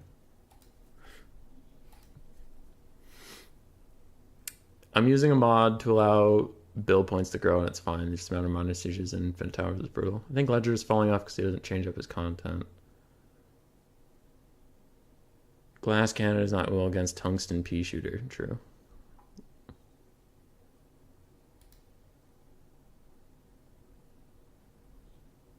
I fed him a lot of replays recently. It would be fun if new guys would send him replays from here. Yeah.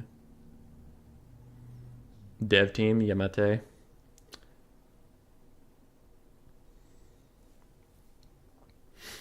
Yeah.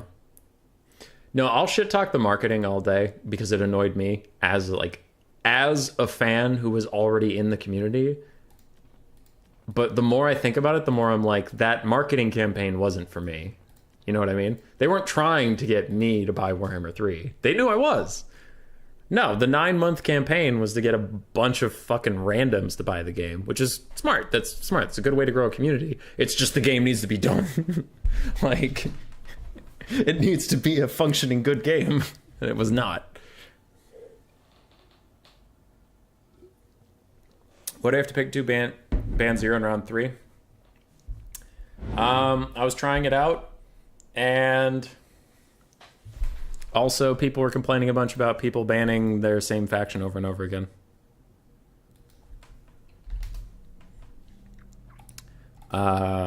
So yeah, I was trying a different thing.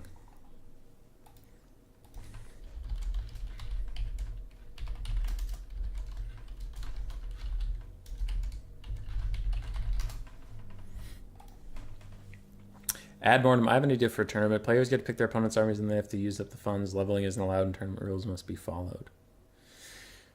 Yeah, some people have suggested some things like that.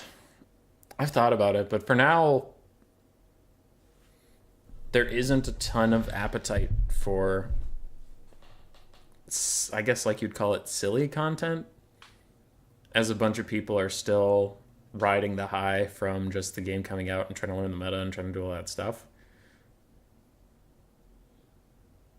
Yeah. Bowmore, hey, you got 3K subs? Thanks, dude. I thought you were going to bed. What up? Congrats on still being awake. Tactical Itch ran something like that recently. Good. When are the Civil War tournaments coming back? Did people actually like those? I couldn't tell if people liked those or not. Civil War tournaments, for anybody who didn't know, is like you pick a sub-faction of something, and they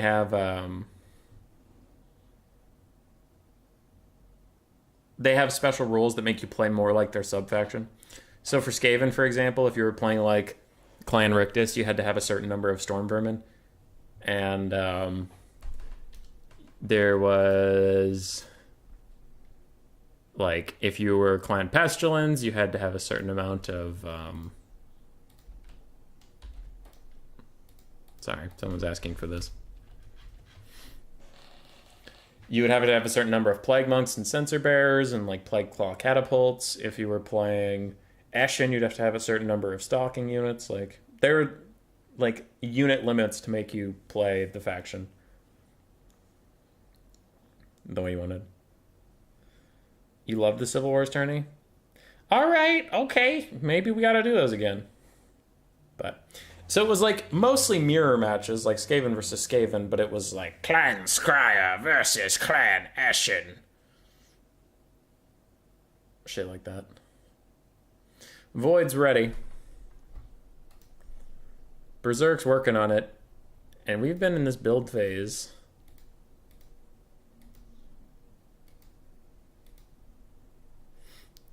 for 18 minutes.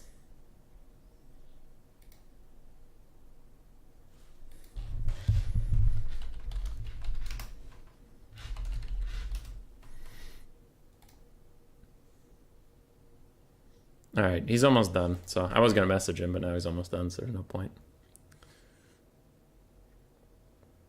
Must have a certain number of Dwarven Dreadnoughts. I mean, clearly we would just have to do mods.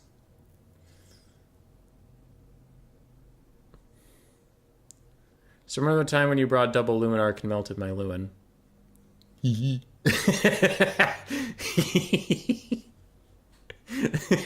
Double Luminarch do be doing that. There's a fucking Maiden, I don't know if you saw it, but there was a really funny clip of hang on, I'm just gonna, this build phase is taking so long, y'all are gonna see some content that isn't out yet, because we are dying here. Oh, they're ready. I'm still gonna watch it anyway.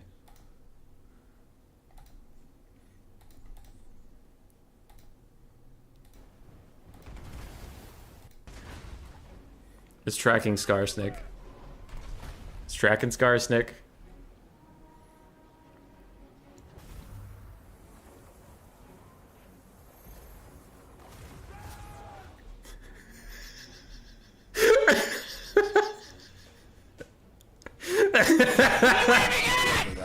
What are you aiming at? It tries to hit the flagellant for like literally no reason. It's just being a dick. God damn it, Luminarch. Anyway. Alright, we're into this game. I think you should post more full match replays, and the build phase is longer than the match itself. Yeah.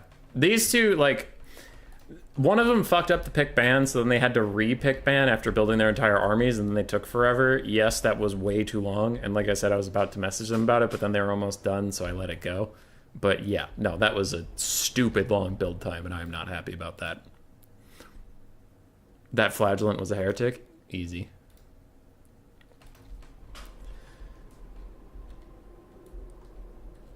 I played Quick Battle recently where someone brought Kugath versus my Empire, and I brought a Luminarch.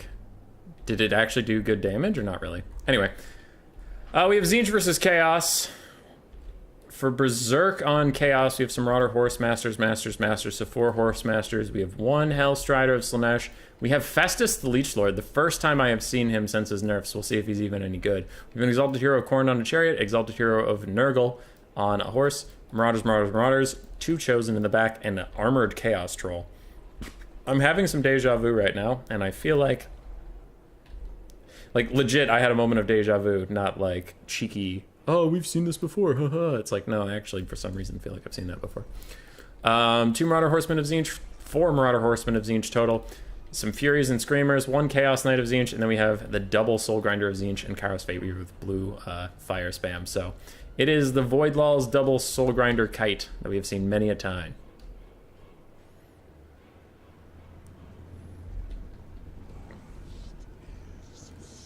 Did less than the Hammer of the Witches and still got its value. Yeah, Hammer of the Witches is incredible versus like Kugath. Cannons in general suck, but the Hammer of the Witches can do okay because of its triple gold chevron stats and magic damage versus demons. So that's pretty good. Also, that happened to a Hellstrider. That was interesting. Like a third of its health gone from 1 overcasted blue fire. I still think the blue fire was probably better spent on Festus, but it looked fancy. I guess Void maybe wants to take out any mobile pressure to deal with his skirmish, but we are getting some Tzeentch skirmish, so buckle up, kids. It's going to be a long one. Alright. Skirmish cav of Tzeentch. We're trying to get around this front line. It looks like they almost accidentally plowed into it, but there's that. Void Law's never game 3 ever. Alright, I'm a kite. You're not wrong. You're not wrong.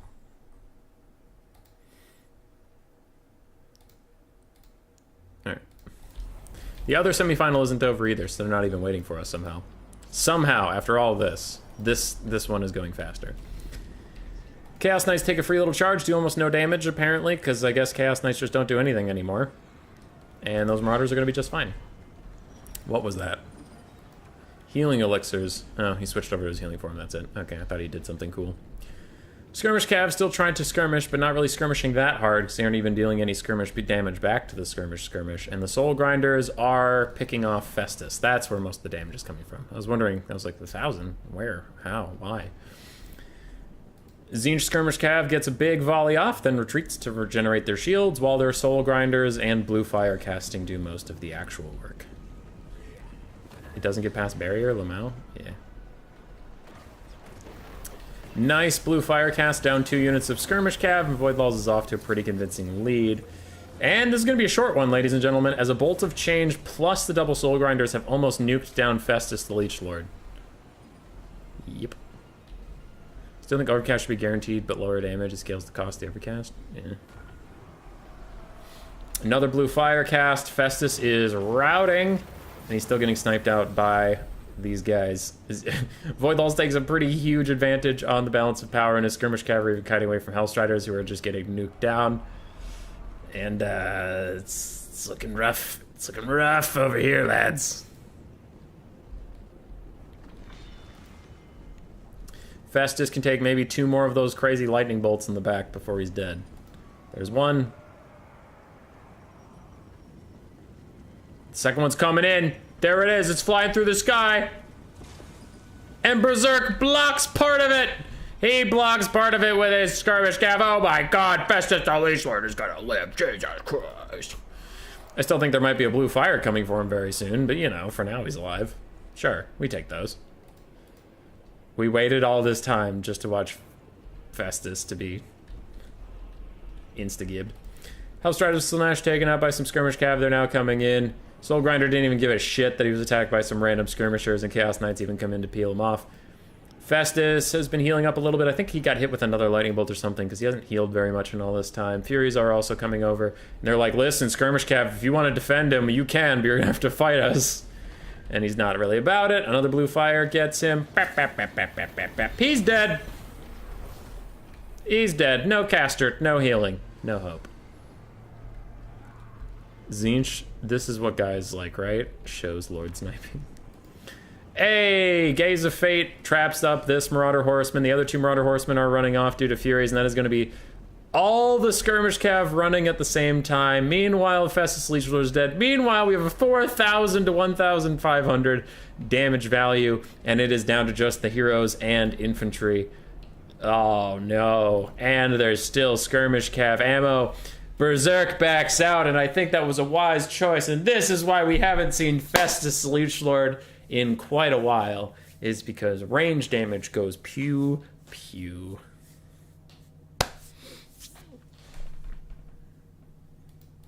Gaze of Fate, I must have missed that ROR. It is a pretty good ROR. And also, there was no lag. I just realized that. There was no lag. That whole series. That was nice. You'll love to see it. Tretch and Onlyral are still fighting. Don't know how that goes. Hopefully they're done soon. Hopefully.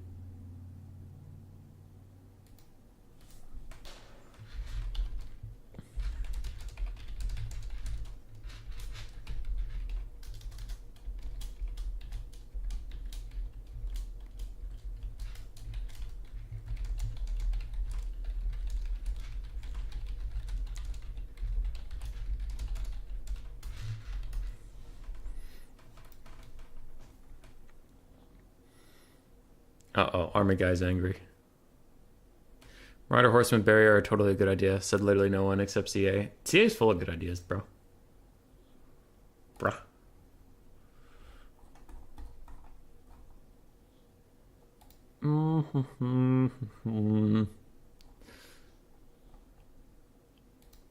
Why is the hot clan rat sex chat still here? Is Boojilicious playing?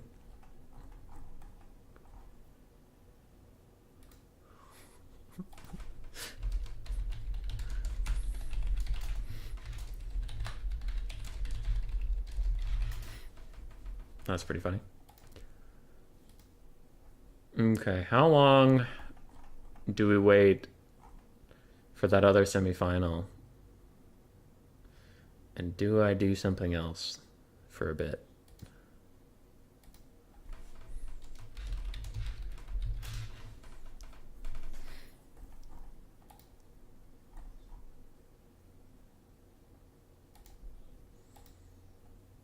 Sup, where we at? Oh, Rocket, sure. So we just saw Voidlals and Berserk go to 3 games, but Voidlals did prevail. He just hasn't given himself the score yet. And Tretch and Only Raw are up here somewhere fighting. It's been a bit.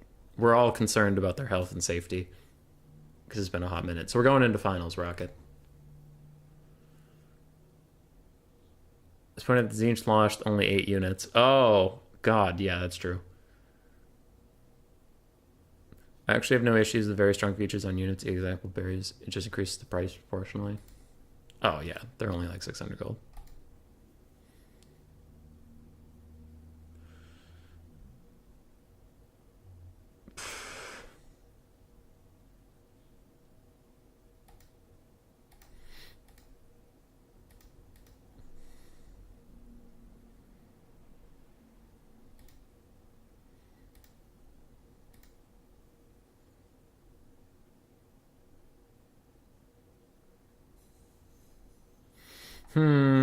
I know as soon as I go do something, they're going to finish up their game. And I'm going to look like an idiot.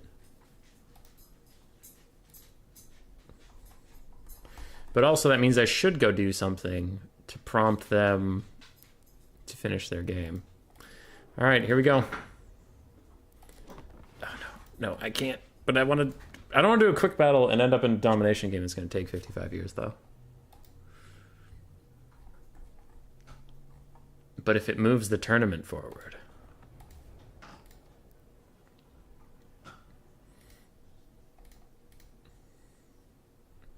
If it moves the tournament forward, we will do what we must. What I mean by moves the tournament forward is I am guaranteeing you. Listen, this is a human boy guarantee. If I enter this game,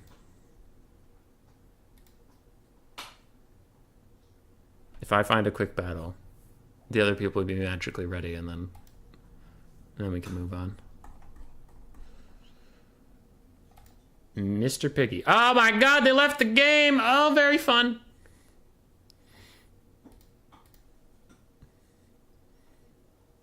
So you're reenacting basketball?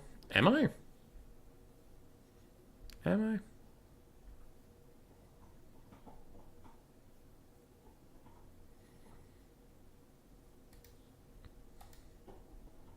Oh, Tina, I didn't even think about that. Yeah, barriers prevent you from losing any models. That is pretty annoying.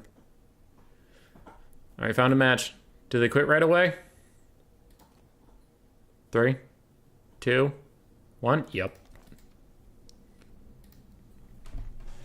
Some people really like quick battles, and that's fine if you do. I have struggled with quick battles even before there was, like, domination mode in land battles. I got dodged so often, man. If I just, like, my name was Human Boy Yes Yes and I wanted to play Skaven, people would just dodge me all the fucking time.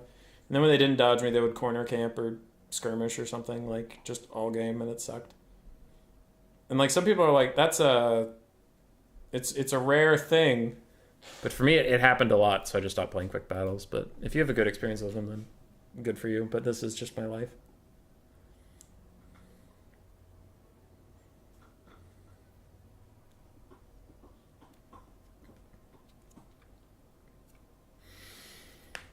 Son of Kieran, it does not seem there is an MMR elo, But I think maybe there was in Warhammer 2, because I know some people who played a lot of quick battles got a lot less, like, shitty experiences, and people who barely played any would, like, run into cheesers and all that garbage, so maybe there is.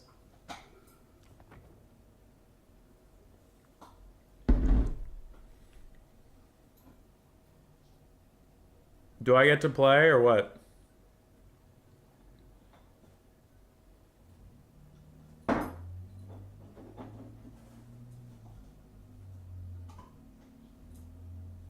Okay, looks like this guy's not dodging. And remember, the entire reason we're even playing is just to trick the system into getting us our finals that we deserve. That's all we want.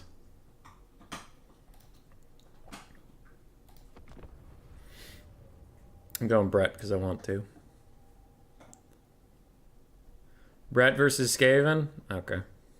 I've heard Brett's pretty bad at domination mode, but oh well.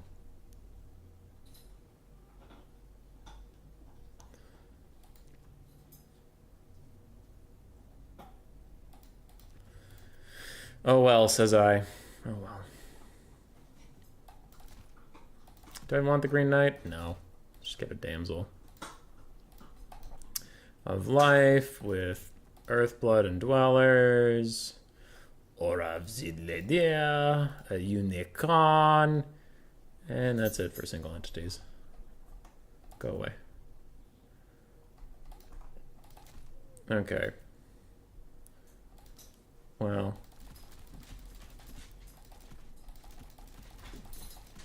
Okay.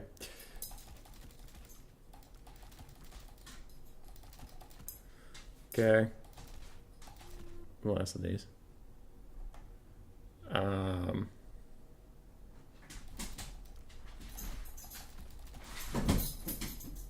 Oh, did that fly come back, Hazel, and now you're all upset? Which, to be fair, I would too, but like still. You can calm down a bit. Oh, I have a ton of money left in this one. That's why I couldn't create any more units. Okay. Let's get ourselves a Hippogriff Knight. Just to fill up that shit. And 1,000 gold. What to do with 1,000 gold? Blessed Philanthropy. Blessed Philanthropy. Done. Okay, back up here. Can I get any more Knights Errant? Yup. 400 left? I don't know. You. There.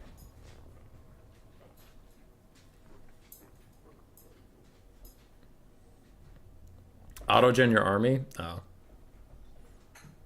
Yeah. I should have done that. Peasants for the Peasant God? Oh, no, I'm not doing a peasant-only build.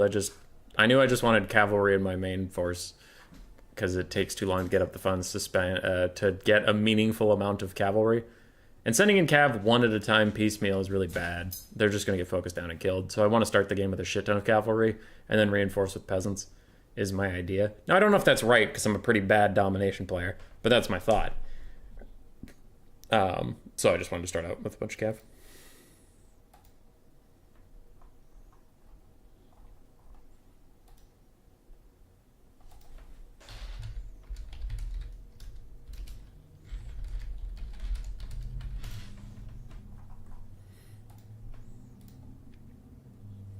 All right, we're entering the game.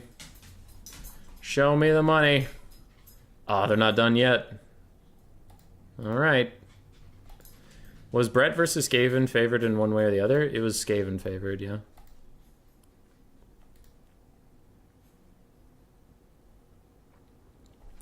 All that should be in the main army, and then cav and reinforcements to get the fight faster. Maybe, but when I tried that, usually my peasants just lose everywhere, and then I can't get enough knights in to save them later. Will you ever summon those Hippogriff Knights? If I get it. If I get a crazy amount of money. Where's your skirmish forces? Pfft, who needs skirmish forces versus Skaven? They're just going to outshoot me, so I'd rather just hit them in the mouth.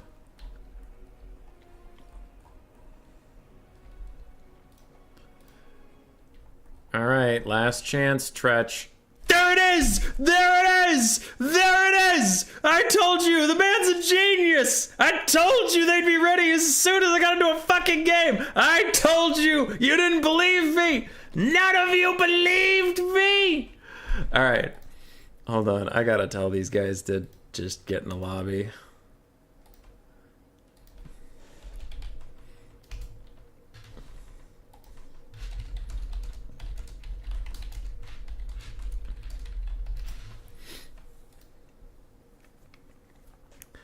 Fucking told you.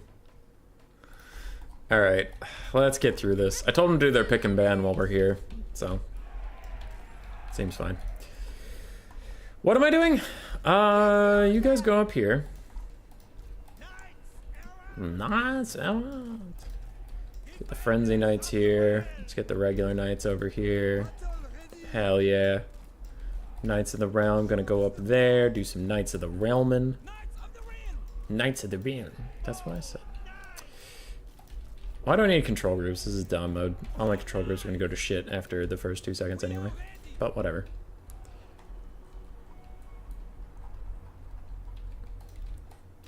Alright. Let's go!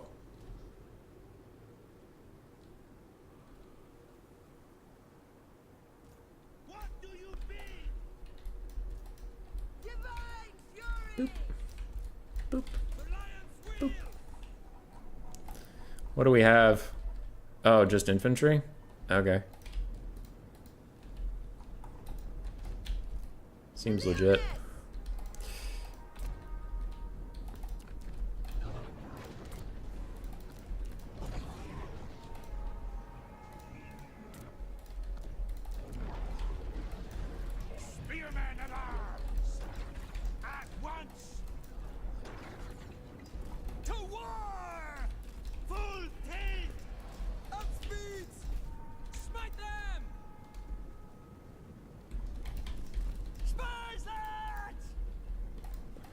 Do you have enough for dwellers below? Not yet? Okay, then we'll chill for a second. Rat ogres are getting spawned now. A little late, my friend. A little late. How's your dwellers coming?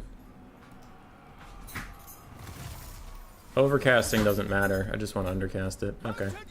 Go for it.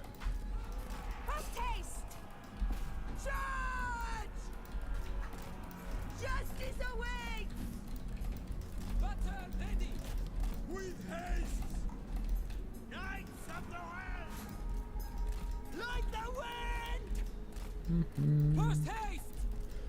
I will go! Very well! Right, Tourney! At once! Ready for battle! With haste! Alright, so we own his spawn now. That's kind of exciting. I was gonna dwellers below up there, but honestly he's not even blobbing up or anything, so I'm just gonna leave it alone.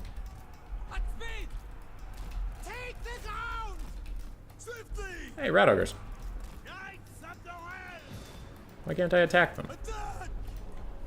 Hey, rat ogres. That charge didn't do very much damage at all.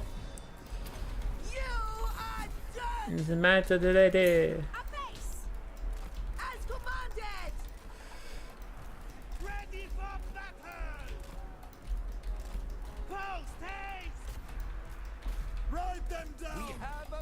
Hooray. Keep it from the foe. I move. Put it. The lady wins it. You guys just hold all those halberds in place. Swiftly. You guys keep running away from those rat ogres. I thought you would do better, but I don't think you got a full charge. I think you guys got mostly cucked. You keep pushing in there. You're doing your best. You, Knights of the Realm, if you can push through, you can't. Awkward. Come with me over this way. You Knights turn around. Go fight that.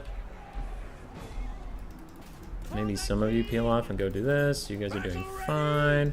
Come with me. I can get those Hippogriff Knights everybody was talking about. Huzzah. Let's get another mounted yeoman too. Just Cav.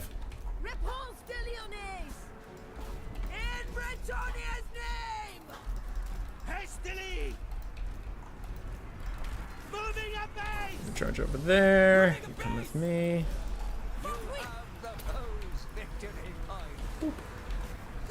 That's taking forever up there, but okay. Peasants! It's just sweaty peasants!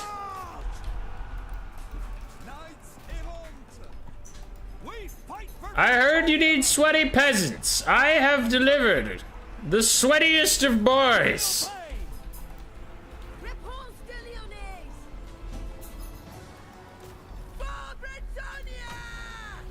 I mean, there's not even anything worth dwellersing is my main issue here. You think you can just spawn things? No! Your spawn belongs to me, heathen! Okay, you're all just chilling, so get over there and do stuff. You come with me. Rapunzel, are you seriously having this much trouble killing Lord Dickhead? Lord Dickhead Esquire, may I remind you. He's an Esquire!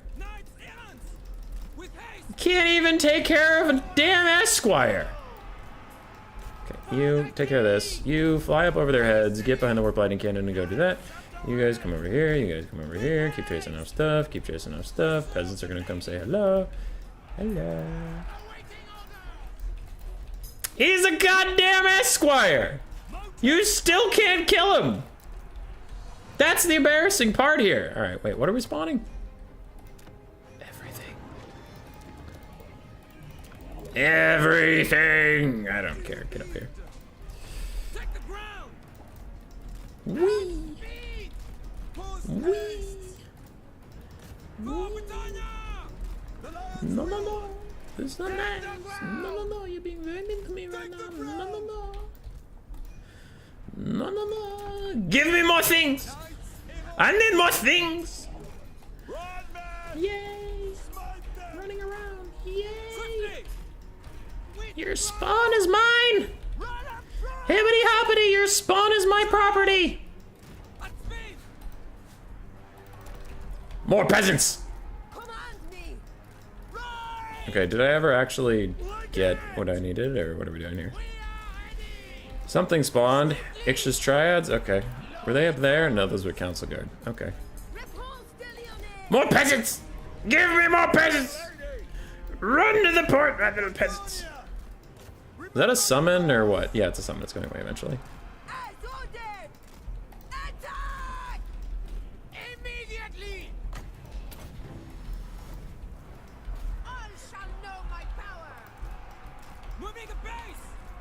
Sucks to be those guys. We still have like 3 halberds up here. That's not going very well. Oh god, and this game's gonna take a while. Who dares ping me?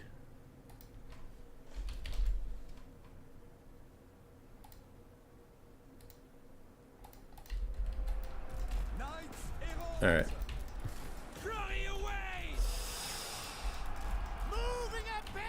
So here's the thing. I'm winning, and I won, and you all saw that I won, but also this is gonna take way too fucking long and I'm not sitting here through this. So we're only a third of the way through that game, so no, we're done. I won, I'm calling it. It was easy, easy clap. But I don't have a million years to waste on that, because my other thing is ready.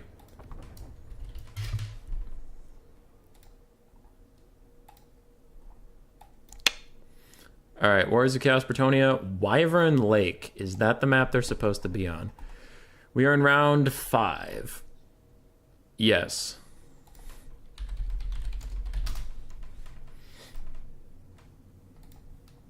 Okay.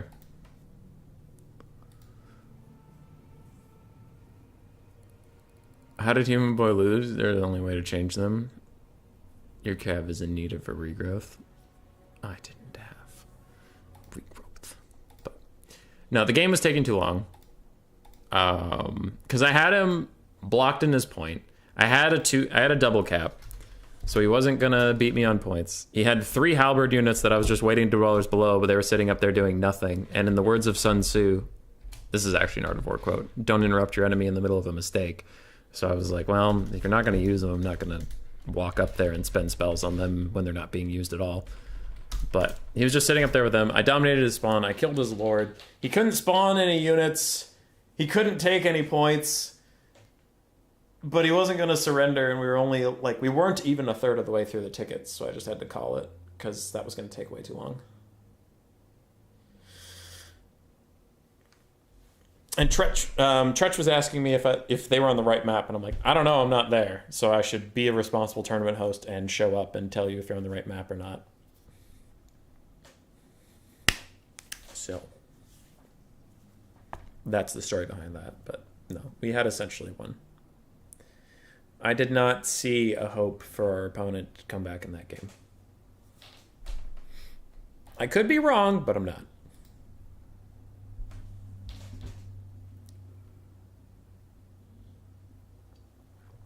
Looks like we have Vampire Coast versus Cathay. Cathay did not get banned. All right.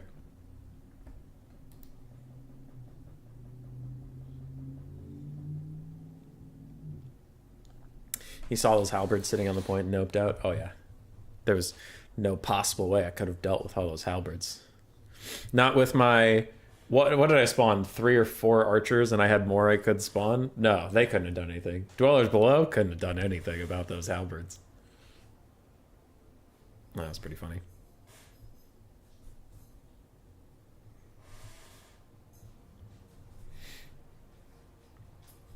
Ayano's pretty excited for some Cathay. Basil's excited for Cathay. Alright, I'm gonna see if she needs to go outside while they build builds. Because they were waiting on... It looks like they were waiting on their pick band until I showed up and told them if it was the correct map or not. So, BRB. You wanna go outside, bud? Oh, so that's enough bone for today. For you to break your goddamn teeth. Tretch is ready. We'll be ready in a second.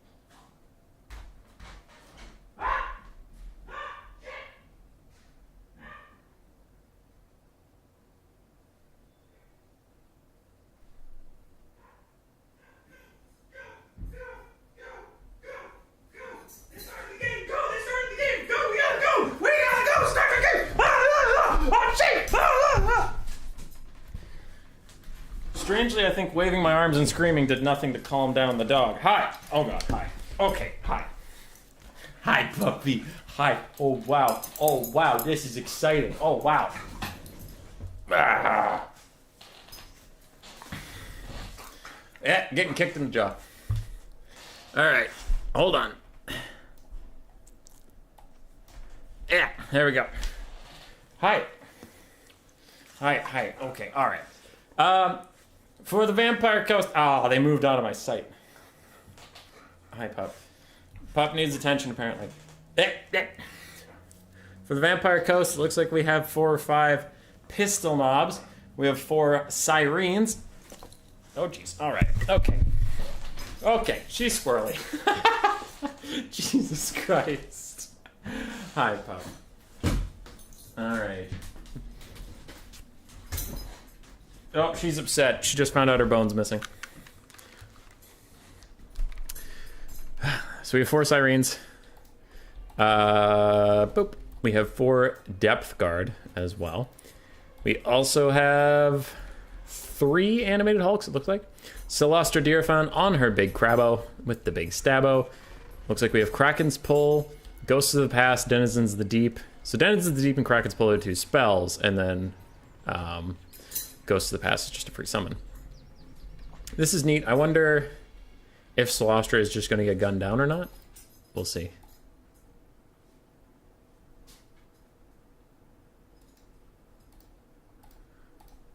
Anyway, pistol mobs are a little weird. I will say that's a little weird. On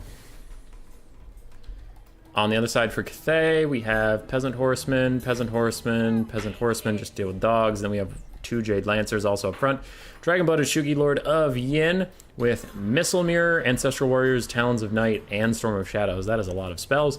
Jade Warrior frontline, Jade Warrior Crossman backline. We have 2 Crane Gunners. No, just 1 Crane. Nope, 2 Crane Gunners. They're there, all the way up there.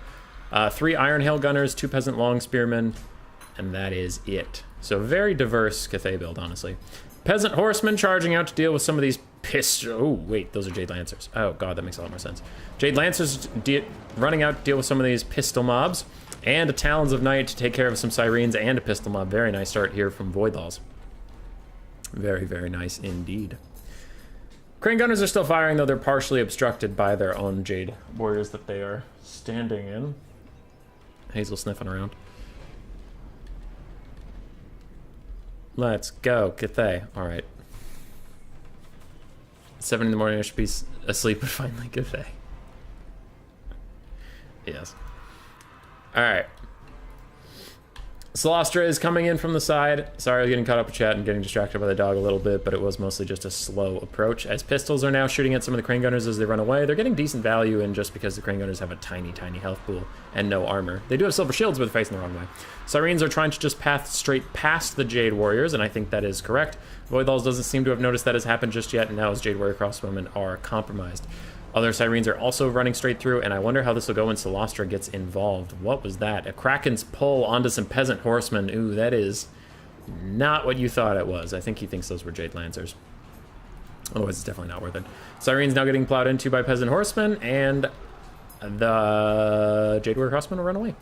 Depth Guard running in as well, and I think Cathay might be in a little bit of trouble. I feel like Sirens and Depth Guard can do all right here, but wow, these Depth Guard have not had a good time. Oh, it looks like they've been getting shot by friends, let's call them, because they had Shield Breaker on them, so that means the Crane Gunners were shooting. 1 Crane Gunner routes off from a Terror Route with Animated Hulks and Celostra on top of them, and so far we do not yet have the summon of Damn Knights Errant. We get an Ancestral Warrior summon in the backfield. Very interesting. They do have magic damage, so I think they were meant for the Sirens. And we have a Rotting Promethean summon from Tretch already, but not the Bretonnian Knights just yet. Frontline for the Vampire Coast is pushing through, slowly but surely, trying to get through these Jade Warriors, who are holding until Terror Route takes them all. And a pox take you all! Looks like Tretch did forget some Animated Hulks in the far flank, but mostly just pistol mobs back here, so he doesn't seem to care that much, as Jade Lancers are still fighting them. Depth Guard are stuck fighting a whole bunch of stuff. Ancestral Warrior Summon and Peasants, so they're not having a good time at all. The Bretonnian Summon calls! Yeah, they're here! Let's go! Alright, you guys have a limited amount of time to do a lot of things. Let's go! Let's go! Charge some stuff! 100% armor piercing on those Ghost Knights means these Jade Warrior Crossmen, mostly defended by their 80 armor, will not save them. But Jade Lancers are trying to stop the Bretonnians from doing anything fun or interesting. And they will. Bretonnian Lights go back until Tretch gives them another order. He says, no, you go to what I told you to go to. And then they're like, okay, we're sorry, we didn't mean to be such a thing. And Storm of Shadow is going to slow him down. God damn it. Jade Lancers are still trying to chase them down, keep the Bretonnian Knights locked down as much as possible, stop them from getting anything done with their precious time on this earth. Sirens and Depth Guard are all fading away. The Cathay frontline is too strong as the Cathay frontline rallies and just starts kicking tons of zombie ass. They are not having a good time whatsoever, but the Bretonnians sure are. Look at them. Look at them go. Oh, the boys. Oh, the boys. Killing an entire Crossman in 0.125 seconds. More Sirens trying to block up things. More Sirens trying to block up things. Void is kiting away with Cathay. Damage value is heavily in Void's favor. Balance of power is slightly in Void's favor. And my heart is forever in Murphalurf's favor. Sirens now fighting the Dragonblood Shuhi Lord. She does do magic damage though, so they don't really want that fight. They're gonna fuck off. They're gonna leave. They're gonna chase down some Crane Gunners and some Iron Hail Gunners in the distance. Knights of Bretonnia are still sweeping through, and they're all gone, just as he said it. Oh god, they're all dead. More Depth Guard, more Sirens, more combat. Now, there is a metric shit ton of Cathay warriors alive on the far side of the map, so Cathay is feeling good about that. There's also a metric buttload. Metric buttload, not that filthy American buttload. It's metric. Of alive warriors over here that are doing just fine, but these woods belong to the Vampire Coast. And soon these crane gunners will know pain. But will they? Actually, the sirens are going to crumble away. Crane gunners terror out, which causes them to run from the sirens, which actually helped them. Those bastards. So those sirens are dead. Shugi Lord is summoning Ancestral Warriors on top of these Depth Guard. That is no fun for the Depth Guard at all. That's an ethereal versus non-ethereal unit, which the Depth Guard will lose, so they want to peace out. And I think Tretch is doomed on this one. If Cathay... Oh, okay, I rid of that. Imperial buttload, greater than a metric buttload. Yeah, but this was a metric. This wasn't an Imperial, all right?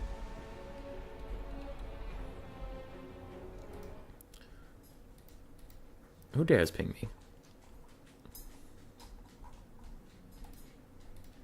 All right. Wait, is Raced GGX? I didn't even know Raced was GGX. Got distracted momentarily. That is a lot of Cathay just looming. That is a summoned Rotting Prometheans. These Sirens are going to chase off the Crane Gunners, but that is... Look at all this Cathay. Look at all of it. All of that is Cathay. Look at them all. They're just standing there waiting patiently for Celestra to come out. And then they're going to gun her down. And they're even rallying. Balance of power is like, it's anyone's game, and I'm telling you whose game it is. It's Cathay's. It 100% is. Depth Guard are slowly crumbling as they try to run away from the Ancestral Warriors whose summon is wearing off. Meanwhile, the Rotting Prometheans are coming over here saying hello, but now you've run straight into Ironhill Gunners, and the Depth Guard are having no fun. No fun at all.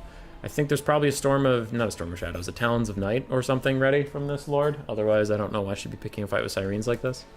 Well, she does do magic damage. I mean, she'd still probably take more than she cares to from those guys. A little bit of Ironhill Kite. Cathay has 3 boxes just hanging out, being all boxy. Yeah, this wasn't a box build from Cathay. It was pretty non-boxy. But their front line is just so cost-effective. Another storm of shadows from Voidlaw is really helping out with the Ironhill Kite. As these peasant horsemen just... Somebody pay attention to us! Hey! Somebody! Ironhails run away. Ironhails get obstructed. They get off a shot or two, but they miss it mostly. And there's the Talons of Night we were promised. Siren's going to be taken out.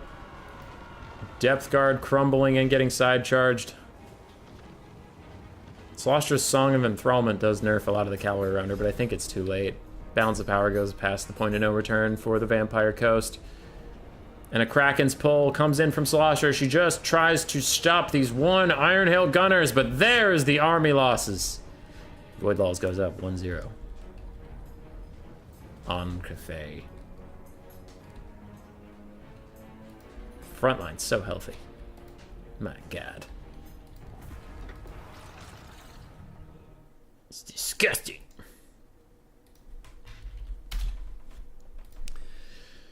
Celestra, 400 value. She mostly just had to use summons and then waddle after stuff. Depth Guard struggled to get any value out. Sirens did mixed, but overall underperformed as well. Animated Hulks did okay. And Pistol Mobs actually did fine, surprisingly. Shugi Lord of Yin got 1,200 for herself, which is fine. Crane Gunners underperformed a little bit. Jade Lancers did some blocking. Crossbows also underperformed. Ironhails also underperformed except for one that was kept alive in the late game. Jade Warriors did great. They still had plenty of health left, as you can see, and some of them paid for themselves, some didn't. Peasant Horsemen also did well, and Peasant Long Spearmen both paid for themselves, and one of them was still at full health.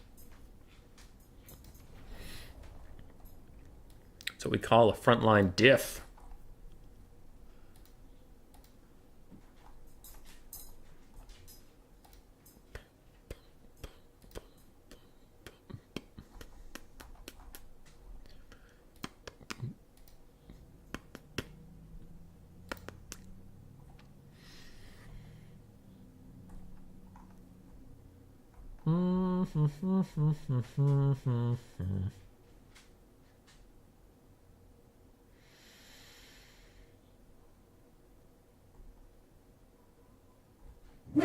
Uh-oh. There's a dog barking outside.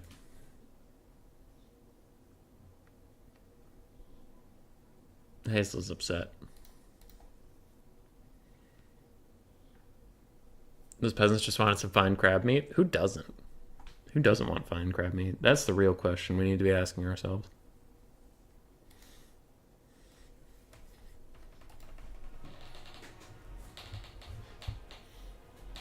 Oof. Grace will be home in 29 minutes. Let's see if this is over before then. I'm starting some dinner or something. Though I don't know what we're going to have.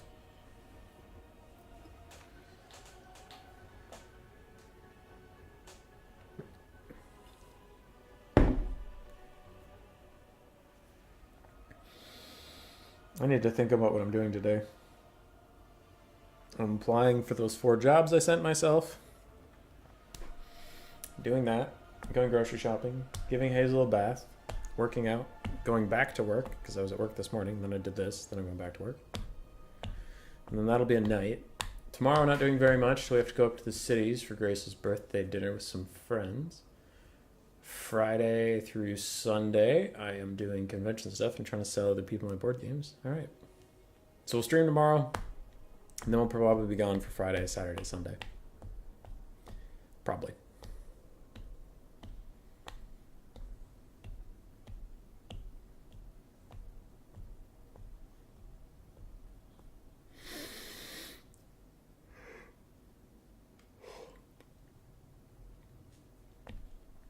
I have been enjoying the no lag. Void's internet is solid right now, and that's good.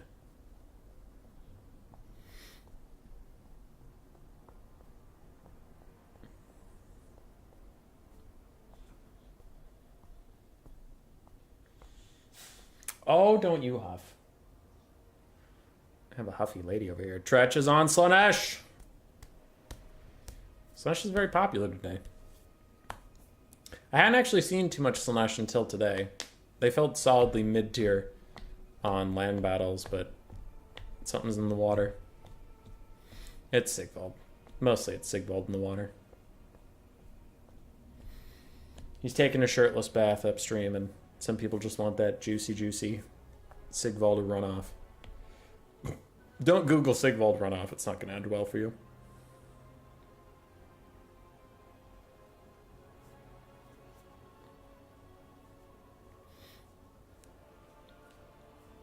Void's still hovering Grand Cathay, but he obviously can't play that again, so he hasn't switched yet. Zinch! Hey, let's go! Zinch Slanesh! I can see what Void takes in this matchup. See if it'll help me a little bit. That's good.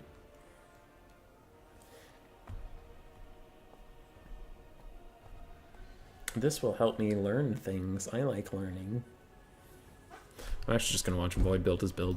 That's all I give a shit about. I don't give a fuck.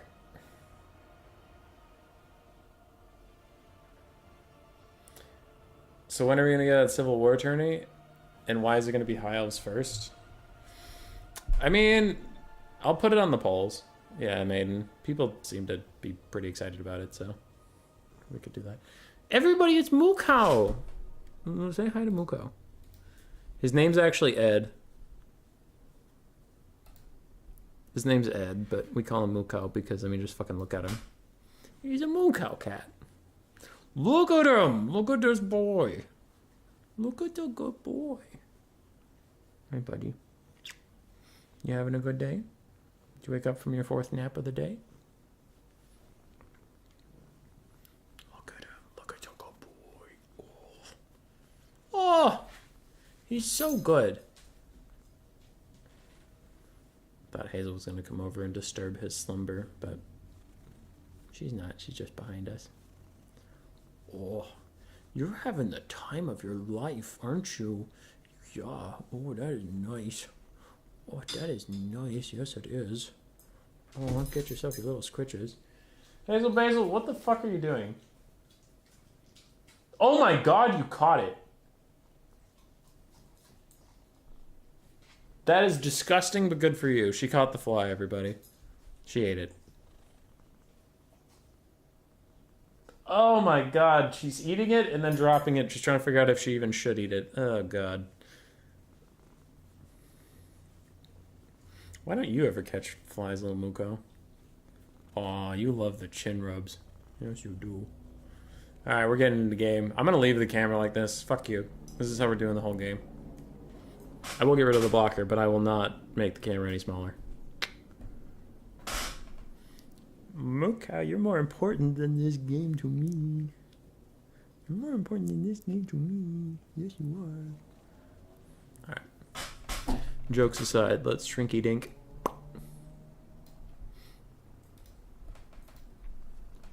We say our cat has spot of cow for obvious reasons. Spots. Ha! Sweet boy right there. The fly? Yeah, Hazel's been chasing a fly, like the bug, around since yesterday.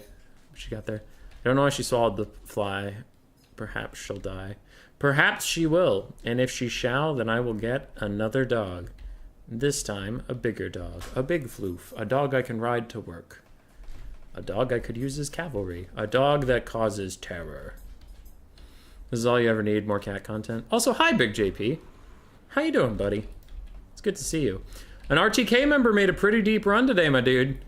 I keep fucking up her name, but I think it's Alien Raw or something. Let me look. Anley Raw made a pretty deep run today, so RTK can be proud of that. Cat is Beastman main? Cat would be a high elf main. Honestly, Ed would be a dwarf main. Ed just likes to sit in one spot and judge. That is all Ed likes to do, and that is a dwarf. Marauder Horseman of Slanesh is what Tretch is bringing. So Tretch is on the ropes, and this is best of 3 still. The finals is still best of 3, because normally these tournaments go pretty late, so I keep it best of 3 all the way through, so people can just finish it and go to bed. We have 4 Marauder Horsemen of Slanesh, 2 Seekers of Slanesh, the armor-piercing variant, but they also crumble. They don't rout like Hellstriders do. We do have 2 Hellstriders as well. We have the Mirror Guard Chaos Warriors, then Devoted Marauders of Slanesh. We do not have Sigvald. It is Azazel with some Chaos Furies. But Azazel! He is here! We've seen some Nakari today. We've seen some Azazel. It's a good day. It's not all Sigvald. It's a lot of Sigvald, but it's not all Sigvald. The Vein of Slanesh and Acquiescence are the 2 spells. Meanwhile, he just has some of his abilities. For Void Lulls, playing the matchup that I got horribly fucking murdered in. Absolutely shit-canned, destroyed, and shellacked. After the game, I said it's literally unplayable. This game sucks. And I hate it. So, can Void do better than me? He has Kairos Fate Weaver, Blue Fire of Tzeentch, Harmonic Convergence, and Regrowth. Triple blue horrors, no pink horrors, because he's not an idiot. We have some Marauders of Tzeentch, Chaos Warriors of Tzeentch with Halberds, Chaos Warriors of Tzeentch Basic, and more Marauders of Tzeentch. So, a lot of Chaos Warriors, which I didn't bring. He has Triple Furies, and the Weird Spawn and Chaos Spawn. Okay, so my build wasn't completely off the mark. Flying Blue Firecaster, though it is Kairos and not my guy, still. 2 spawn, one of which is the Weird Spawn, some Blue Horrors, some Marauders. Alright, so just Furies were different, way less Horrors, and then a bunch of Chaos Warriors. Let's see if it works. Job hunting sucks, good luck, thanks. A dog you can ride to work causes terror, isn't that a brood horror? What if it is? Alright. Blue Fire casts are going out, looks like they're hitting the Seekers of Slanesh, and I really like good Tzeentch players do this a lot, where they target something behind something else to get a little bit of collateral damage that they use to their benefit. I'm not that brilliant, so I don't do that often because I'm a fool. I just put it on the enemy lord and do damage. Tretch is setting up a nice surround, since Tzeentch just wants to sit here and cast spells at him, and don't worry, Tzeentch is doing stuff. Like, we have some spawn moving out and whatever, it is fine. There's no issues here.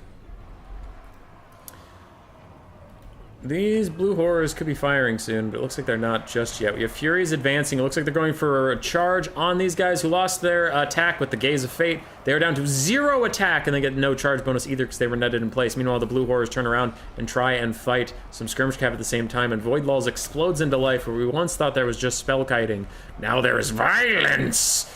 An entire Hellstrider unit has been destroyed, but the Devoted Marauders of Slanesh are in.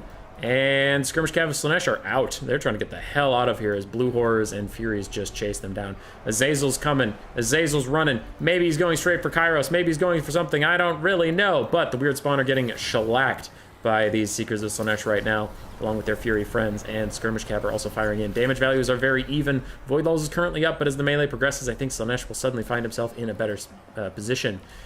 And Azazel took a bunch of damage all of a sudden, but a Pavane of Slaanesh cast tries to do some damage to Kairos, but also wants to rampage him nice and fast. Slaanesh's army ability is not charged up yet, definitely not, so that's why they use the Pavane instead of the tier 1 rampage ability or whatever.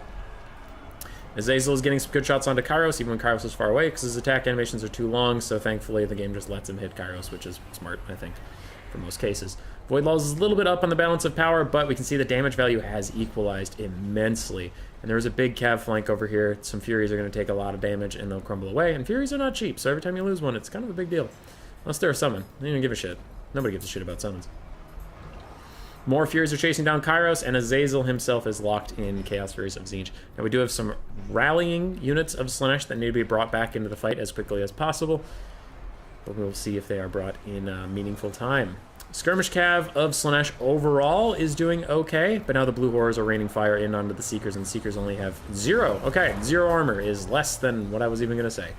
So those Blue Horror Volleys are doing a ton of damage on that unit, which does cost 1,000 gold, so it is pretty tragic to lose any damage on them right now. We have a Fascination, another Rampage cast. Azazel is just trying to Rampage Kairos to get him to come back and fight. That's all he wants. He just wants to fight this guy.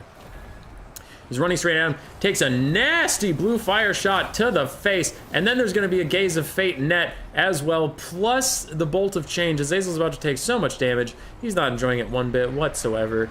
Absolutely none.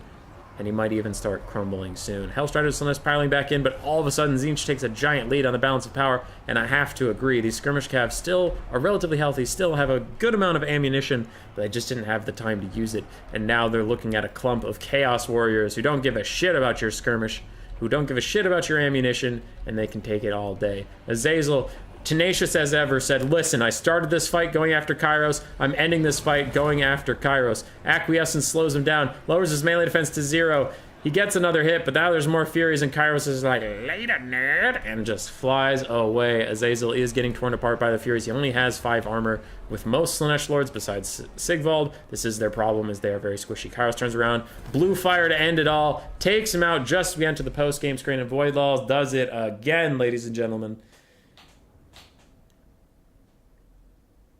Did it great.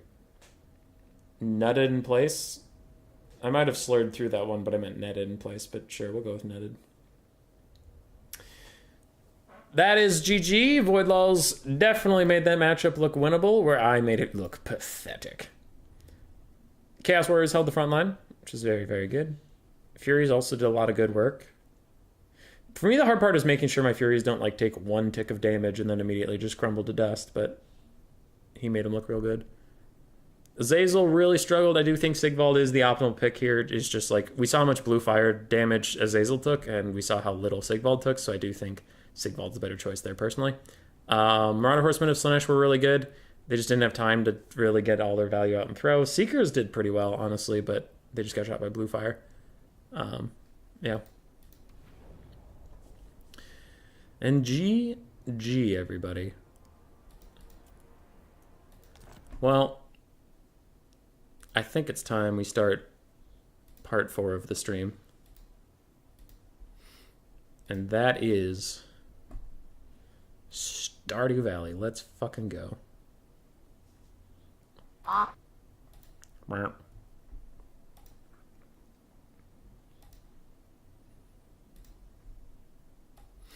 right, Stardew Valley stream. Let's do it. Let's go. Load. Dingus Pingus. 4 more hours. Stardew stream. I don't have anything else going on. No, I do. I have a lot going on. Joke's over.